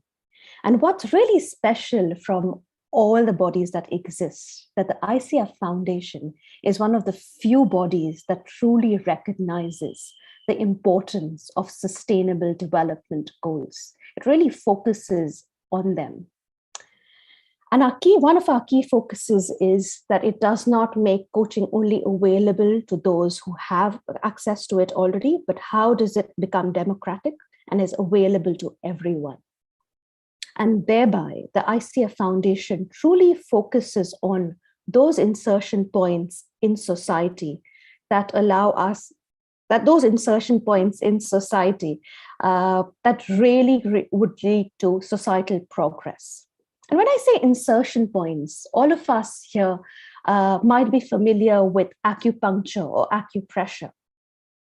And like in the human body, there are certain points we can touch, and those can help heal the entire system. We're really talking about insertion points that would really help the entire society move forward and progress. So what are those insertion points? And as a community, we are really, really passionate about finding those insertion points that can actually amplify and have ripple effects. So part of the work of the ICF Foundation is to really support mission-driven organizations like Shalini, like other organizations in focusing on different SDGs to really accelerate and amplify their impact. And part of the work of the ICF Foundation is also to develop this body of research and data to focus on and demonstrate the social return on investment. So that's a little bit about what and where the foundation is and what we do. And that's where Ignite comes in, partnership with Shalini University comes in. So the We Empower project that so many of you have been part of is part of the Ignite projects that we do. And the Ignite project is our flagship program that really focuses on making coaching accessible to mission-driven organizations at the very grassroots level. And we have a very, very comprehensive and solid a framework, as well as a toolbox that allows for that to happen. So the We Empower Ignite project is truly one of those. And what we have seen, because as educators, as students, this is really important that you see and understand the kind of ripples this work can create when we actually do coaching with you. And I'm taking one of our previous reports just before the pandemic hit. So in 2019, the ICF Foundation worked with 80 educational organizations across the globe. And that was about 410 leaders. What's really, really critical to see how those 410 leaders receiving coaching touched as many as 16 million lives. And I really want you to pause and take this number in. How 410 leaders receiving coaching almost impacted 16 million lives. And that's really the power of this work, that how, when we have one person, a key leader, a key faculty member, a student, actually receiving coaching, the kind of ripples it creates, not only in the person and their family, but in the organization, in the university itself, and thereby the community. So that's really, really important in some ways to understand this correlation and to even imagine how powerful you receiving coaching is, not only for yourself, but your efficiency, your performance, your wholeheartedness expanding, how significantly it touches people around you and starts impacting your community. And the more you grow, the more it enables that exponential change, not only in you, but your communities. So let's talk about what Payal was mentioning, this partnership between the ICFF and Shalini University in India. So the Shalini University We Empower Ignite project was really a pioneering effect, because it was one of the few initiatives in India that really got coaching to higher education and to university. And it made coaching accessible, not only to a particular group, but not only to corporate executives that typically get access to coaching, but it really made coaching accessible to you as students and as educators. And what is special about this initiative is the scale and width of access. I'm sure you've heard this many, many, many times, but in a global context, I'm really inviting you to pause and see what that means. Because there are very few universities that actually commit to getting coaching accessible to the kind of numbers Shalini University has. And the width, it's not one department that you said has got coaching. It has been right across your departments that had access to coaching. So really that importance and significance of having access to coaching at this point of time. And what does it mean in the long run, not only for individuals, but faculty, for educators? Because coaching truly is this global leading edge opportunity to have partnership in disruptive times. It's actually an opportunity to explore adaptive leadership. And what would adaptive leadership mean, not only now, but in the times ahead? Right at the start, on the conclave yesterday, they talked about this. Education is going to change more and more significantly. And that opportunity for educators to really have that safe container, that safe space where you can explore what it might be to change with these times. What would adaptive leadership look like for you in this constantly changing context? And it's that opportunity to truly amplify your individual and collective impact, having a safe space to talk about your challenges with technology, with the changing world. And with that, really role modeling coaching possibilities to students, being vulnerable, being transparent, being open. So Ignite in many ways in this foundation, this partnership is really about educators having the opportunity to really explore and deepen their journeys as leaders and to amplify impact. And that access is really, really important to us because you are the ones who really actually harness what the future generations would look like. Moving on to students. And I hope each student that has received or is considering receiving coaching truly understands the privilege this is. Having access to coaching at your stage in life, to have someone who's really there fully present to witness you and your journey, I do believe is a privilege. And from all the people we work with across the globe, we'll say very, very few educational institutes truly understand how critical coaching is and how much it could contribute to a person's life. And at Shulini, we'd say you've really got this opportunity and this access at a very early stage in life. And more than anything else, it really gives you this opportunity to learn agility in a changing world, to explore what being agile can be in a world that's changing, and it's going to only change faster and faster.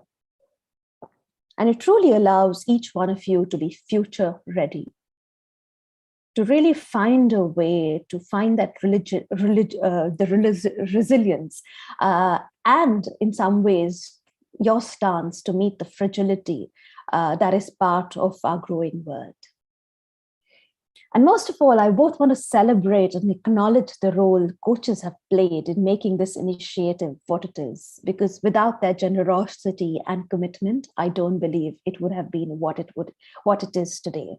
And I especially want to give out a shout out to Payal, who has really, I think, put in her heart and soul into designing this. But for coaches, I think it's truly that opportunity to harness future generations, to play our role, to actually develop and support what the world would look like, and play a very, very active role on it. I also want to acknowledge all the coaches who've been part of it, because they are very actively contributing to this growing body of research on the social return on investment. We've heard on the return of investment, but that seems very, very linear and two-dimensional.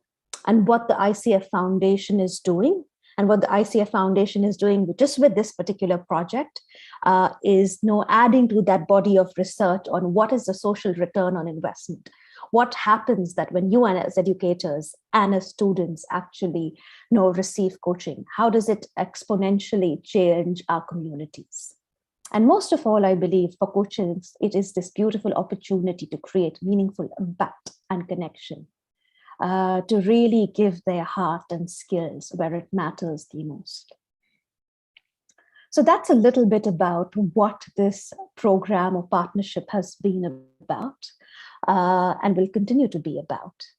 I want to quickly also say, just because this project is so rested on the role coaches have played, we will be having a felicitation ceremony for all of you and be celebrating the role that you have played. So we will have this on the 23rd of March. Any coach that doesn't know, but we would love to have you there. I'm going to wind up with saying a big thank you and just acknowledging all the thought leaders at Shulini University for really having the courage to really design this effort and make this pioneering initiative possible. So Payal, the entire advisory board and the leadership team, many, many congratulations from all of us. Thank you so much. Thank you so much, Shruti. I think this partnership is a valued collaboration that we have with the International Coaching Federation Foundation.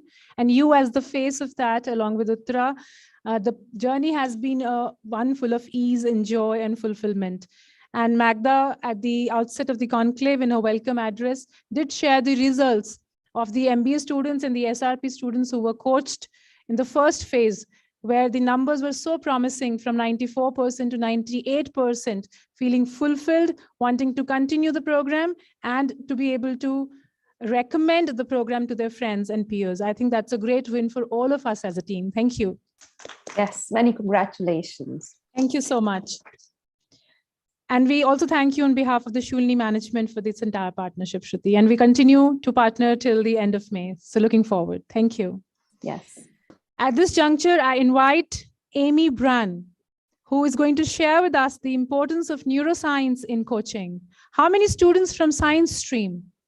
Raise your hands quickly.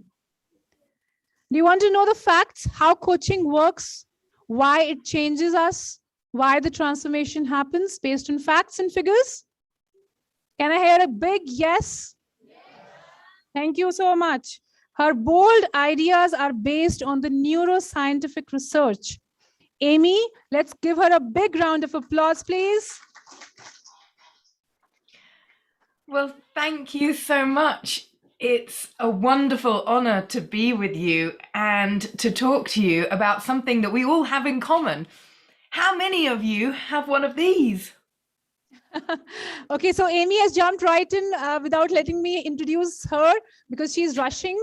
So I'll introduce her after she has finished her presentation. No, I'm so yes, sorry. Amy, the stage is all yours.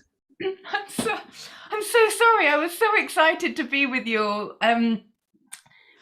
I do want us to be able to talk about this organ because it is driving everything that's going on. And I'm so encouraged to hear the wonderful responses that you are sharing about this coaching program, because I can remember when I first heard about coaching, and it was a couple of decades ago now. And I first thought it sounds a bit fluffy, a bit soft, and surely it can't be as effective as really getting on and doing things. But when I started to dig into what coaching was, which at the time I was a medical student, I was studying like many of you, and I started to explore a little more, and I started to hear that it was benefiting people and it was really helping individuals and organizations, workplaces, parents, people in all walks of life. It was helping them. And when something's working, for me, I get really curious. I get really interested in, well, how is it working? How is it working? And how can we understand more about how we can make it work better? And as I said, at the time, I was studying medicine. So some weeks I was dissecting this organ and trying to understand more about how it worked.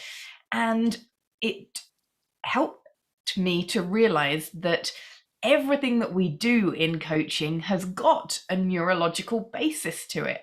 We can look back at how our brain is working and then understand more about how we can help things work better. So during this time that we've got together, I'm going to take you behind the scenes of some of the information that we've discovered. Now I work with a company called Synaptic Potential that we started, and we are a team of researchers and explorers and practitioners, and we help individuals and organizations to capitalize on this amazing organ.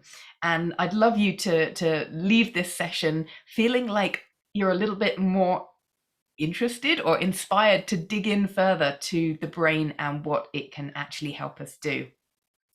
So I believe that we've got incredible potential. Each of you have got so much potential. And what coaching for me helps us do is to unlock a little more of that potential. So every day you've got things that are happening and ways that you are showing up and you are doing what you're doing, and all of that could be just improved a little bit or sometimes a lot with coaching.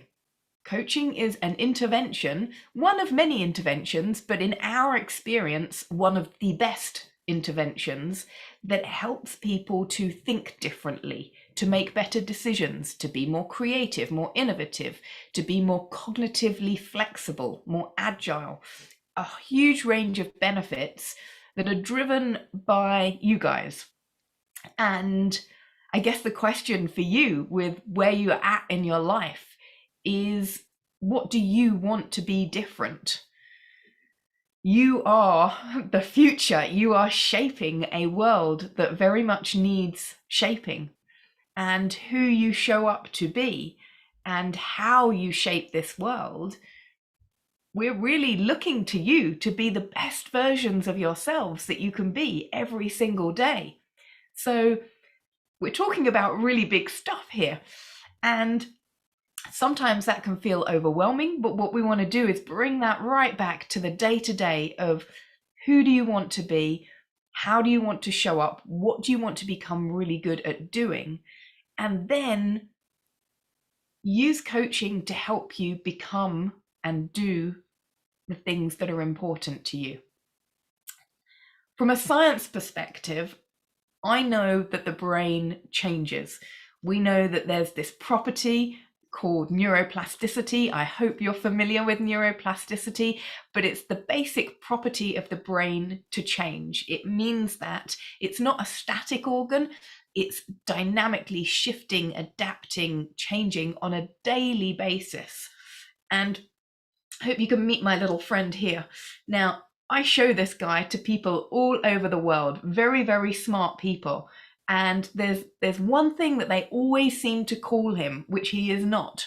I don't know whether you can guess. Maybe if you're joining from online, you want to type in the chat box what you think this guy might be called.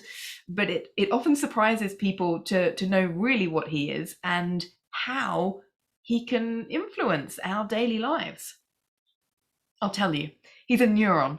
And I'm imagining for many of you, you're like, yeah, of course he's a neuron, but you are in the minority. So just this week, I was with a group of fund managers, very smart guys, but they thought it was a synapse.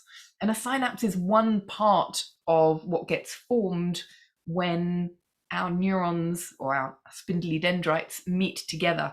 And we get this gap in here, which is called the synaptic gap, where the neurons meet. But the reason that I introduce you to him is because there are many ways that he can change how we behave and how we think. There's this region here that's called the myelinated sheath, and it's made up of these Schwann cells, which help to insulate this part of the neuron and enable the transmissions to take place faster. Why is this important? Well, we love computers that go fast, right? We like it when things can respond to our needs. And in a way, our brain's similar in that we want our brain to be in peak condition. And for the pathways that we are strengthening within our brain, if you imagine like a dirt track and you're driving around a dirt track, the first time you drive around, it is maybe a little bumpy and you can't go so fast. But when you drive around again and again and again, you really deepen the grooves in that track. And that then means that it becomes easier to follow those pathways again and again and again. And the brain is similar. So we get these pathways that are grooved into the brain. And my invitation to you is to consider, which pathways are you grooving in? So some of you are more advanced in your career than others. Some of you are at the outset. What we see, we work mostly with organizations and supporting them in building coaching cultures.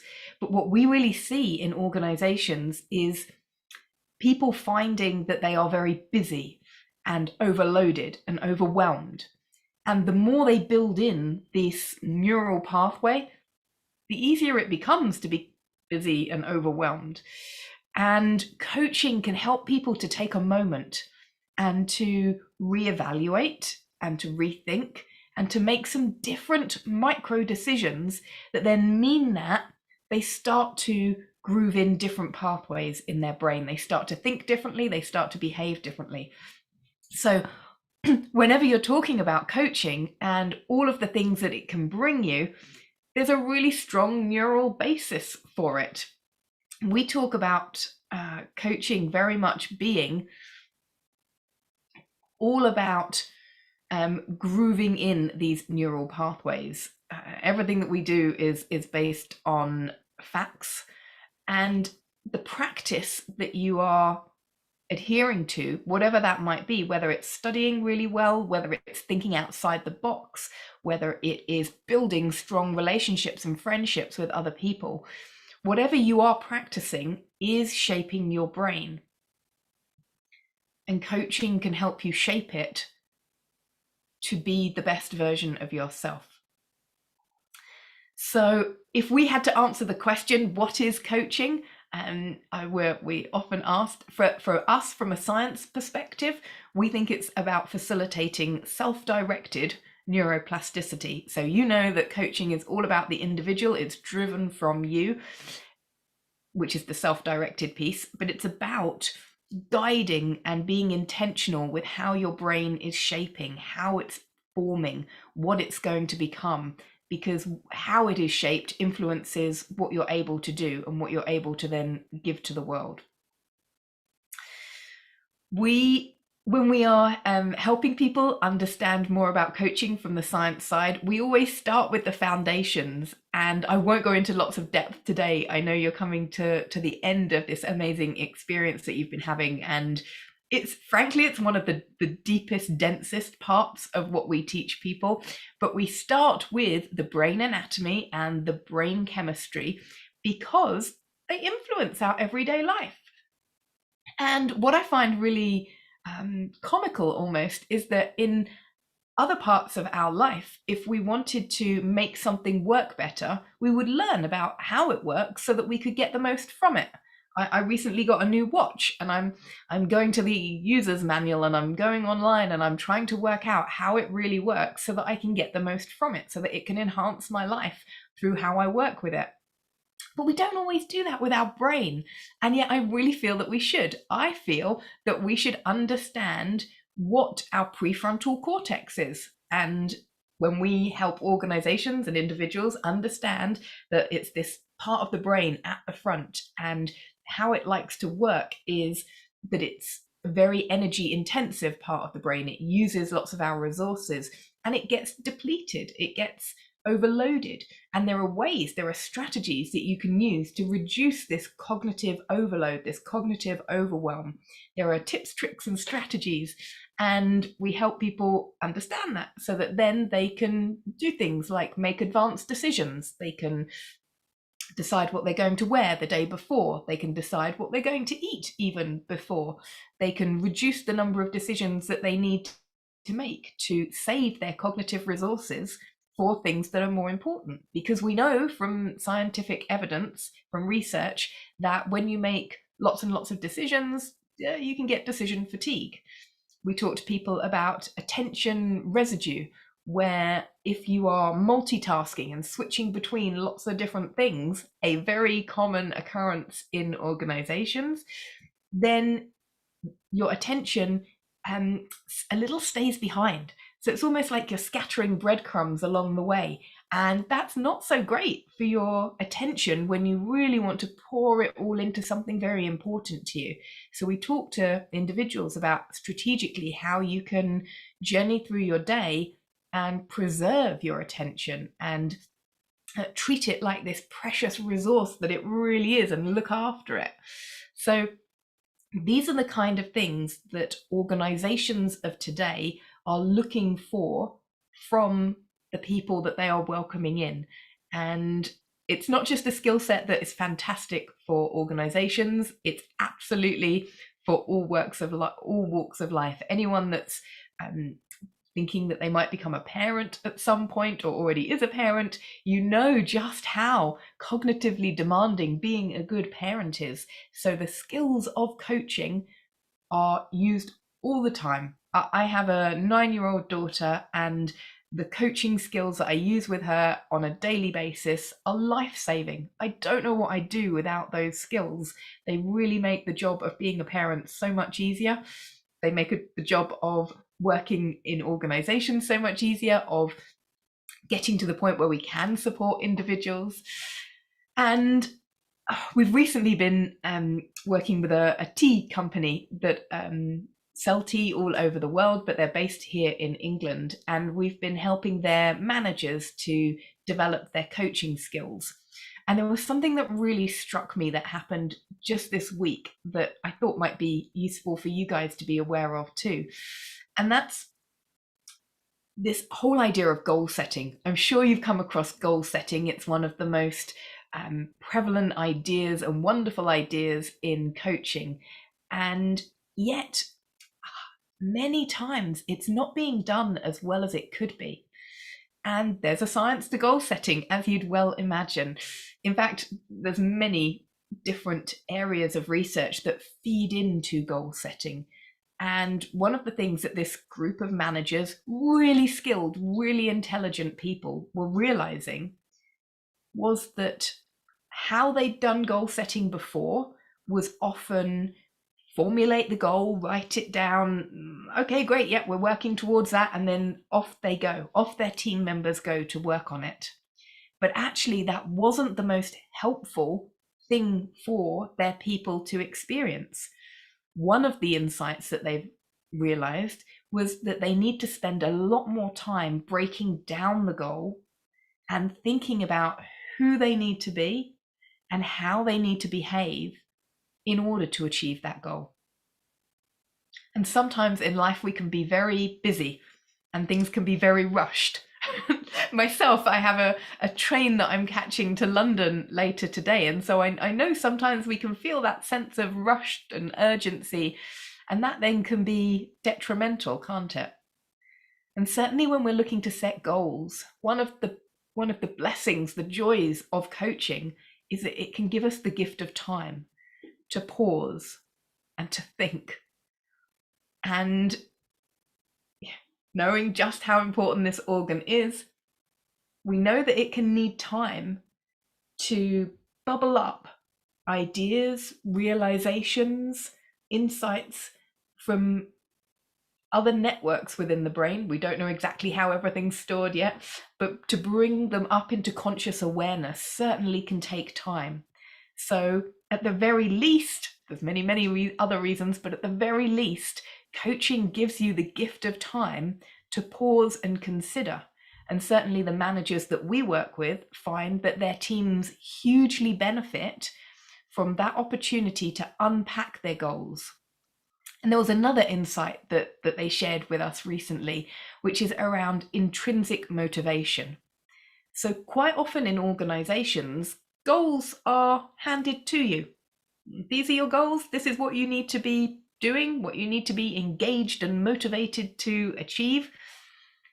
And one of these managers is really brave, and I'm so proud of him, because he knew through previous work that they've done with us that intrinsic motivation is vital for people being engaged and then able to do what they're needing to do. And he wanted his team to come up with the goals themselves. And in coaching, that seems really standard and really obvious and best practice. But what I want to stretch you to remember is that in some contexts, that can be hard to do.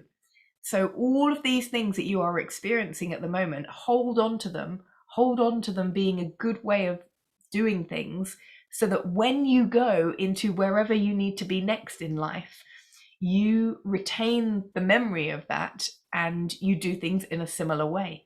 So take that time, allow those goals to be identified by the individual and to have that intrinsic motivation, and to turn up the intrinsic motivation, that internal sense of why something's important to them, turn that right up so that they can really connect with it and feel attached to what they're trying to do. I mentioned the prefrontal cortex, a brain region. I also want to mention some brain chemicals, because our state is so influential in what we're able to do, what we're able to bring to the world. And we are always talking to organizations about states, and we talk about something that we call the high-performing internal environment. So a lot of our work with organizations is about how to get high performance from their people, but using neuroscience to do that, knowing that the brain is plastic, that it's constantly being shaped, it's developing. What we're practicing is going to become easier to continue doing. We like to examine what kind of states, what kind of networks need to be activated for an individual in order for them to do whatever it is they need to do in an organizational context. But the same applies to you in whatever context you're working in. What kind of chemicals and networks in your brain do you need to strengthen? Sort of the release of chemicals, that's not the right way of saying it, but and chemicals are starting to get a higher profile out there. Not all of the press is accurate, so do go to really reputable sources to learn more. But sometimes in science, things can be, I'm sure you've seen it, simplified to the point that they're no longer true, but they make a wonderful headline. And we want to distance ourselves a little from that. But certainly learning about how different chemicals affect you, affect how you think, affect how you process things, and how you might be able to start being more intentional in shaping your internal environment. Are there times where you want to dial down an adrenal response? Are there times when you want to dial up an oxytocin response? Or dial down? The research keeps emerging in this field, especially with oxytocin. So I'm hoping that I am helping you see that the world of neuroscience is vast, the world of coaching is vast, and as you're digging into coaching, you can draw on many different fields. Something that we have recently released a LinkedIn learning course on is the topic of loneliness. Throughout the world, we have record numbers of people self-identifying as being lonely. And without taking a scientific view of loneliness, you could rush in a coaching interaction and say, well, you just need to spend more time with people. That isn't always the answer.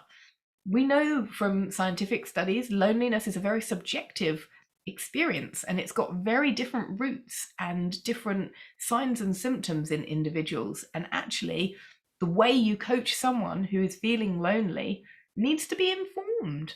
The questions you ask are sharpened if you understand how brains work. And that's really a core concept that we live by and want to encourage others to live by, in terms of, if you understand how the brain works, then the quality of your questions will be enhanced.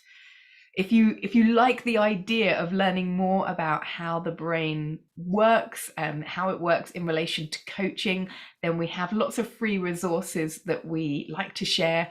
If you go to neuroscienceforcoaches.com/resources, then you can download lots of resources there that I hope will enhance your coaching practice and enhance the impact that you are making on the world. I know that this has been a short interlude that I've been able to join you for, but if you do have any particular questions, feel free to email me or connect on LinkedIn or Instagram or whatever your preferred platform is. But I'm really, really rooting for you guys. I believe that what you are doing is life-changing, is world-changing, and it's been a privilege to join you here today.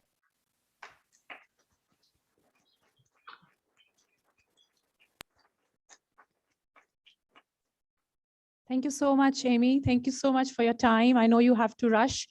In that case, I will introduce you after you have left. So Amy, as she had already shared with us, is the Director of Synaptic Potential, the international team of thought leaders applying cutting-edge science to organizations.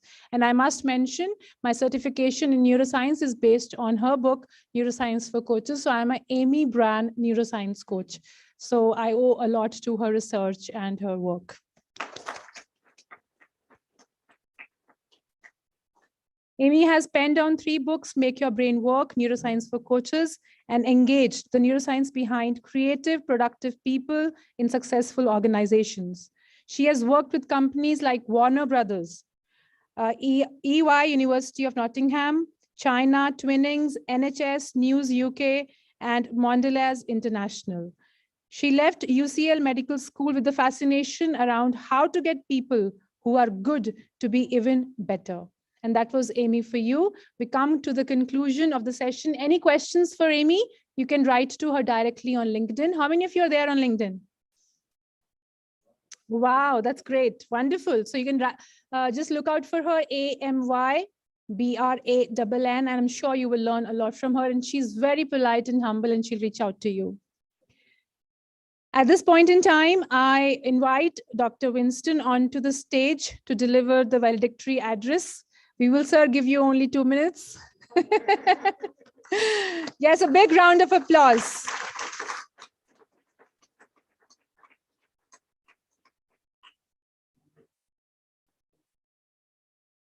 Well, what a way to draw the curtain to a close. I congratulate Sholini University and Payal with your team for the wonderful, wonderful conclave. And it's great. You're shaping lives through coaching. And we've had the full faculty of the brain being explained to us now, which is fantastic. Without that, you and I can't move forward, and we can't shape our lives if we don't have our brain intact.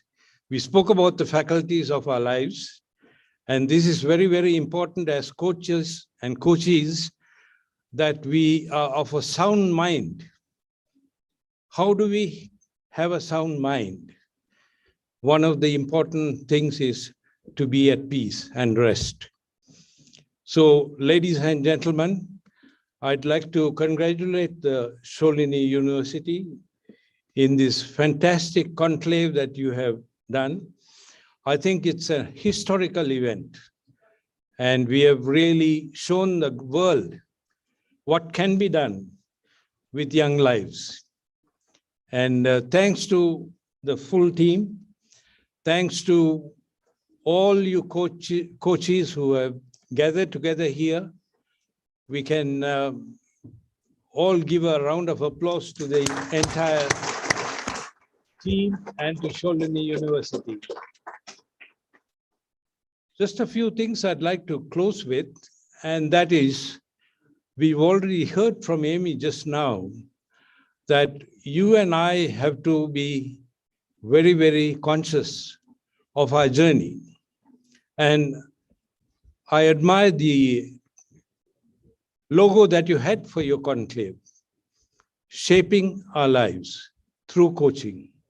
And this is something that is a great advantage given to you.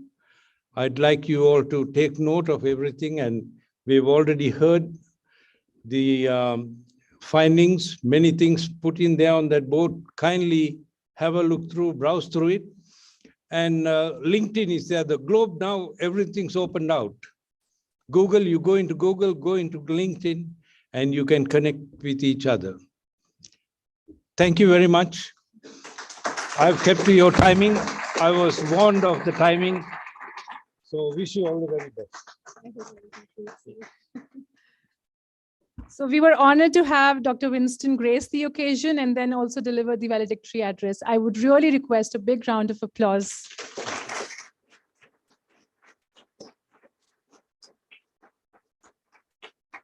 I would request, sir, to hand over to release the certificates of our first phase that went on between September to December 2021, where we worked with MBA, SRP, and a couple of postgraduate programs. So we invite, as a token, to Ankita to take the stage, where sir will release the certificates. A big round of applause.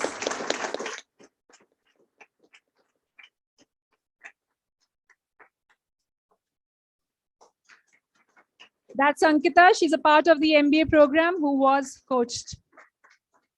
Thank you so much, sir. Thank you, Ankita. Thank you.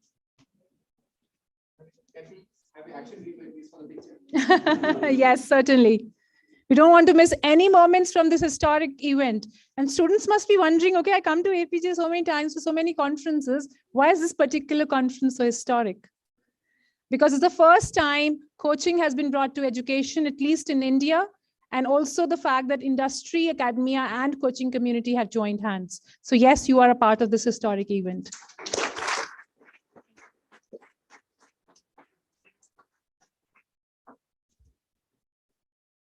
An ignited mind is a powerful weapon on the earth. And that is what the International Coaching Conclave, organized by Sholini University, intended to and did achieve. An empowered student creates an empowered society.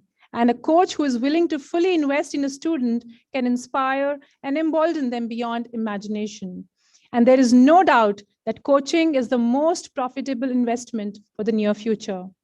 I, on behalf of the Sholini University and ICF coaches, extend a very hearty vote of thanks to all for gracing us with your presence and sharing with us your bold and ingenious ideas and spirited opinions over a 2-day-long event.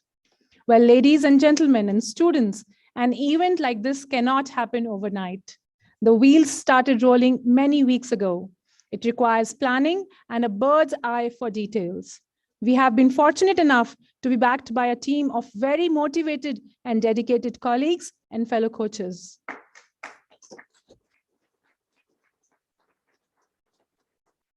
I take this opportunity to propose a vote of thanks to those who have directly and indirectly contributed to this event. At the outset, I wish to express my deep and sincere gratitude to Professor P.K. Khosla for providing encouragement to all of us with his kind words. A big thank you to Professor Atul Khosla for his visionary inputs and his unwavering belief that students deserve access to coaching and a chance to make more informed and free decisions about their lives. We are all inspired by his great words. This conclave wouldn't have recorded such remarkable success, but with his direction and leadership. Also, how can we forget when he quoted Paulo Coelho, and when you want something, all the universe conspires in helping you to achieve it. So for sure, we will all be able to, with a collective and collaborative effort towards a common goal, fashion a magical space for all of you, the students, to be who you have the potential to be. A bud holding great promise, ready to manifest the latent potential under just the right conditions provided by coaching. I would further like to take this opportunity to place on record our hearty thanks to our 100 ICF coaches for a phenomenal thought process that they bring in envisioning how coaching can change lives and working towards creating a world where every student is equipped with a navigation system to design their educational and professional future. I must also mention a deep sense of appreciation for Magda, CEO ICF, for her ideas and thoughts. She spoke about working on opening our mind to other perspectives, overcoming fears, and closing gaps in our development. If it aligns to work with a professional coach to reach our greatest potential, then it is being done across industries, governments, for-profit companies, large systems, and yes, Schulen University.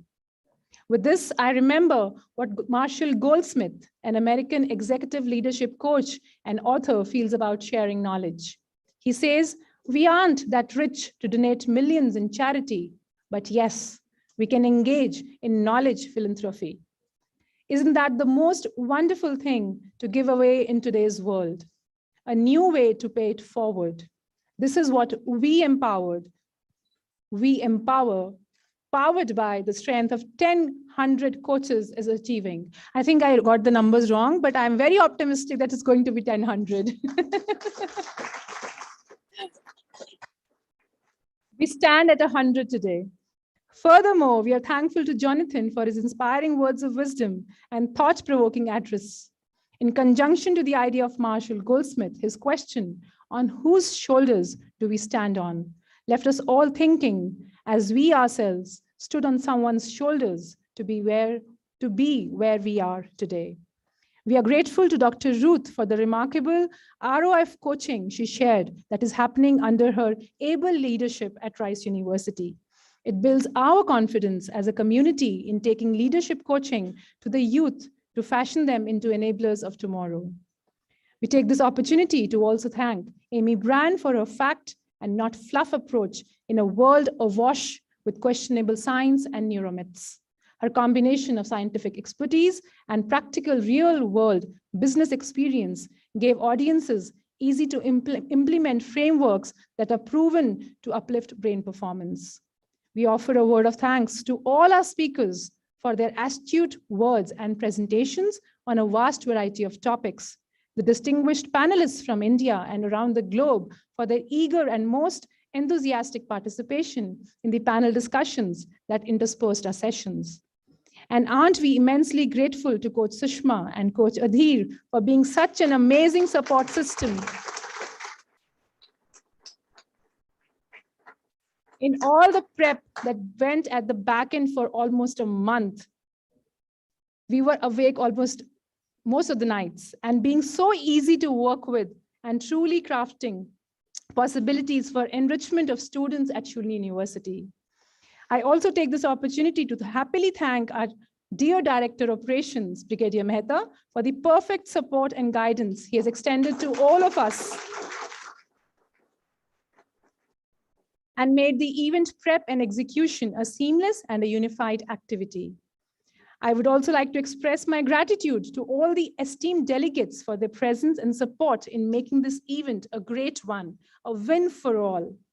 We, the We Empower team, also extend our hearty thanks to Ma'am Poonam and a dedicated team for their unstinting support and efforts in easing out many creases in the prep-up for this conclave. I would like to offer my heartfelt appreciation to all the student volunteers who, under her able guidance, vibrantly monitored the audience to ensure that the event ran smoothly. I thank the deans, the directors, the HOS, and my dear faculty members, and especially Renu ma'am from the Law Department for being with us and supporting us through the journey. I thank our advisory board team who has been there from day one, my sounding board, to go back and brainstorm ideas, and when I felt nervous about all the activities around the We Empower project. Thank you so much. The advisory board in no particular order, starting from Dr. Kesari, UG, Dean UG Studies. Big round of applause.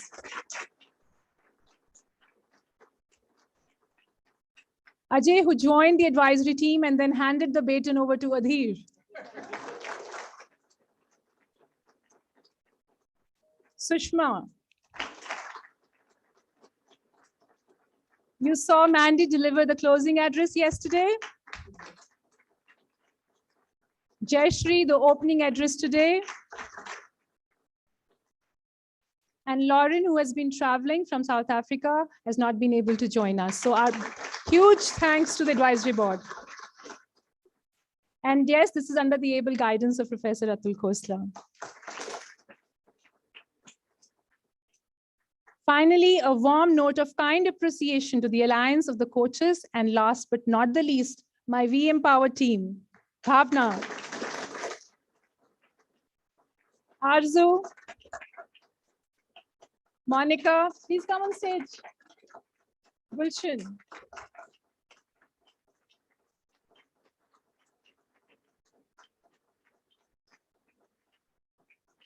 And the Shulini fraternity. A big round of applause for them.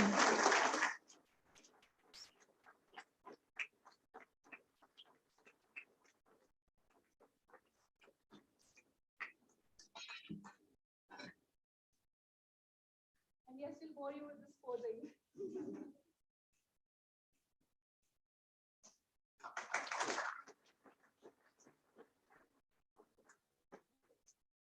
I also truly thank the hospitality department because all the snacks and teas and yummy goodies have been coming from there. Thank you, students. You can pass on our regards.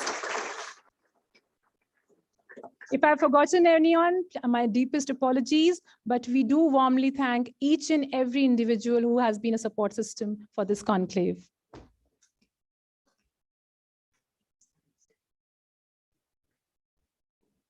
And do you know, we wouldn't have had this conclave without the active support of Kamal Khan sir and his team. A big round of applause for them.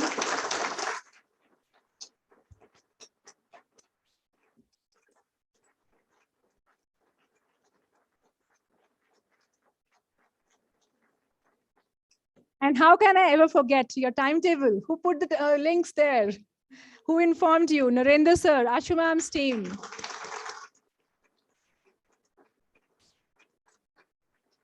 I think we could go on and on and on because this program would have not been possible, as I said, without the support of every single individual at the university.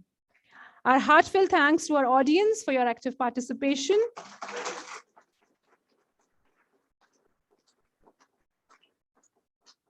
I cannot thank everyone enough for their involvement and their willingness to take on the completion of tasks beyond their comfort zones. and the coaches who visited our, I think I'm completely tired again now, who did come to visit us at the campus. A big round of applause for them as well.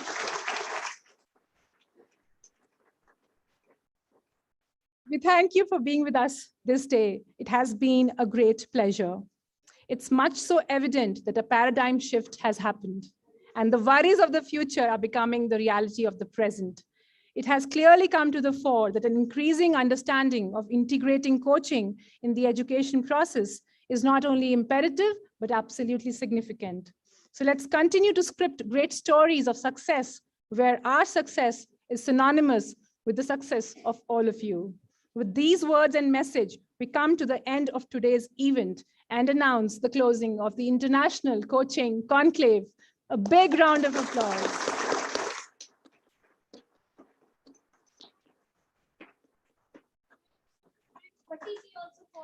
Yes.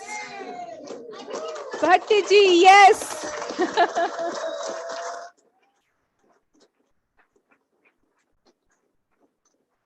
And I am envious of this applause which Bhattiji got. Yes. Yeah. Thank you, Bhattiji. Thank you. And Kesri ma'am has been coming to my rescue so that I don't get any scoldings later on after this conclave. Thank you so much. We will also be having the cultural fest now from 5:30 to 6:30. You are the participants. You'll be given first preference at the OAT between 5:30 to 6:30. The Chakde Shulini event, the closing celebrations, the cultural celebrations of the International Coaching Conclave.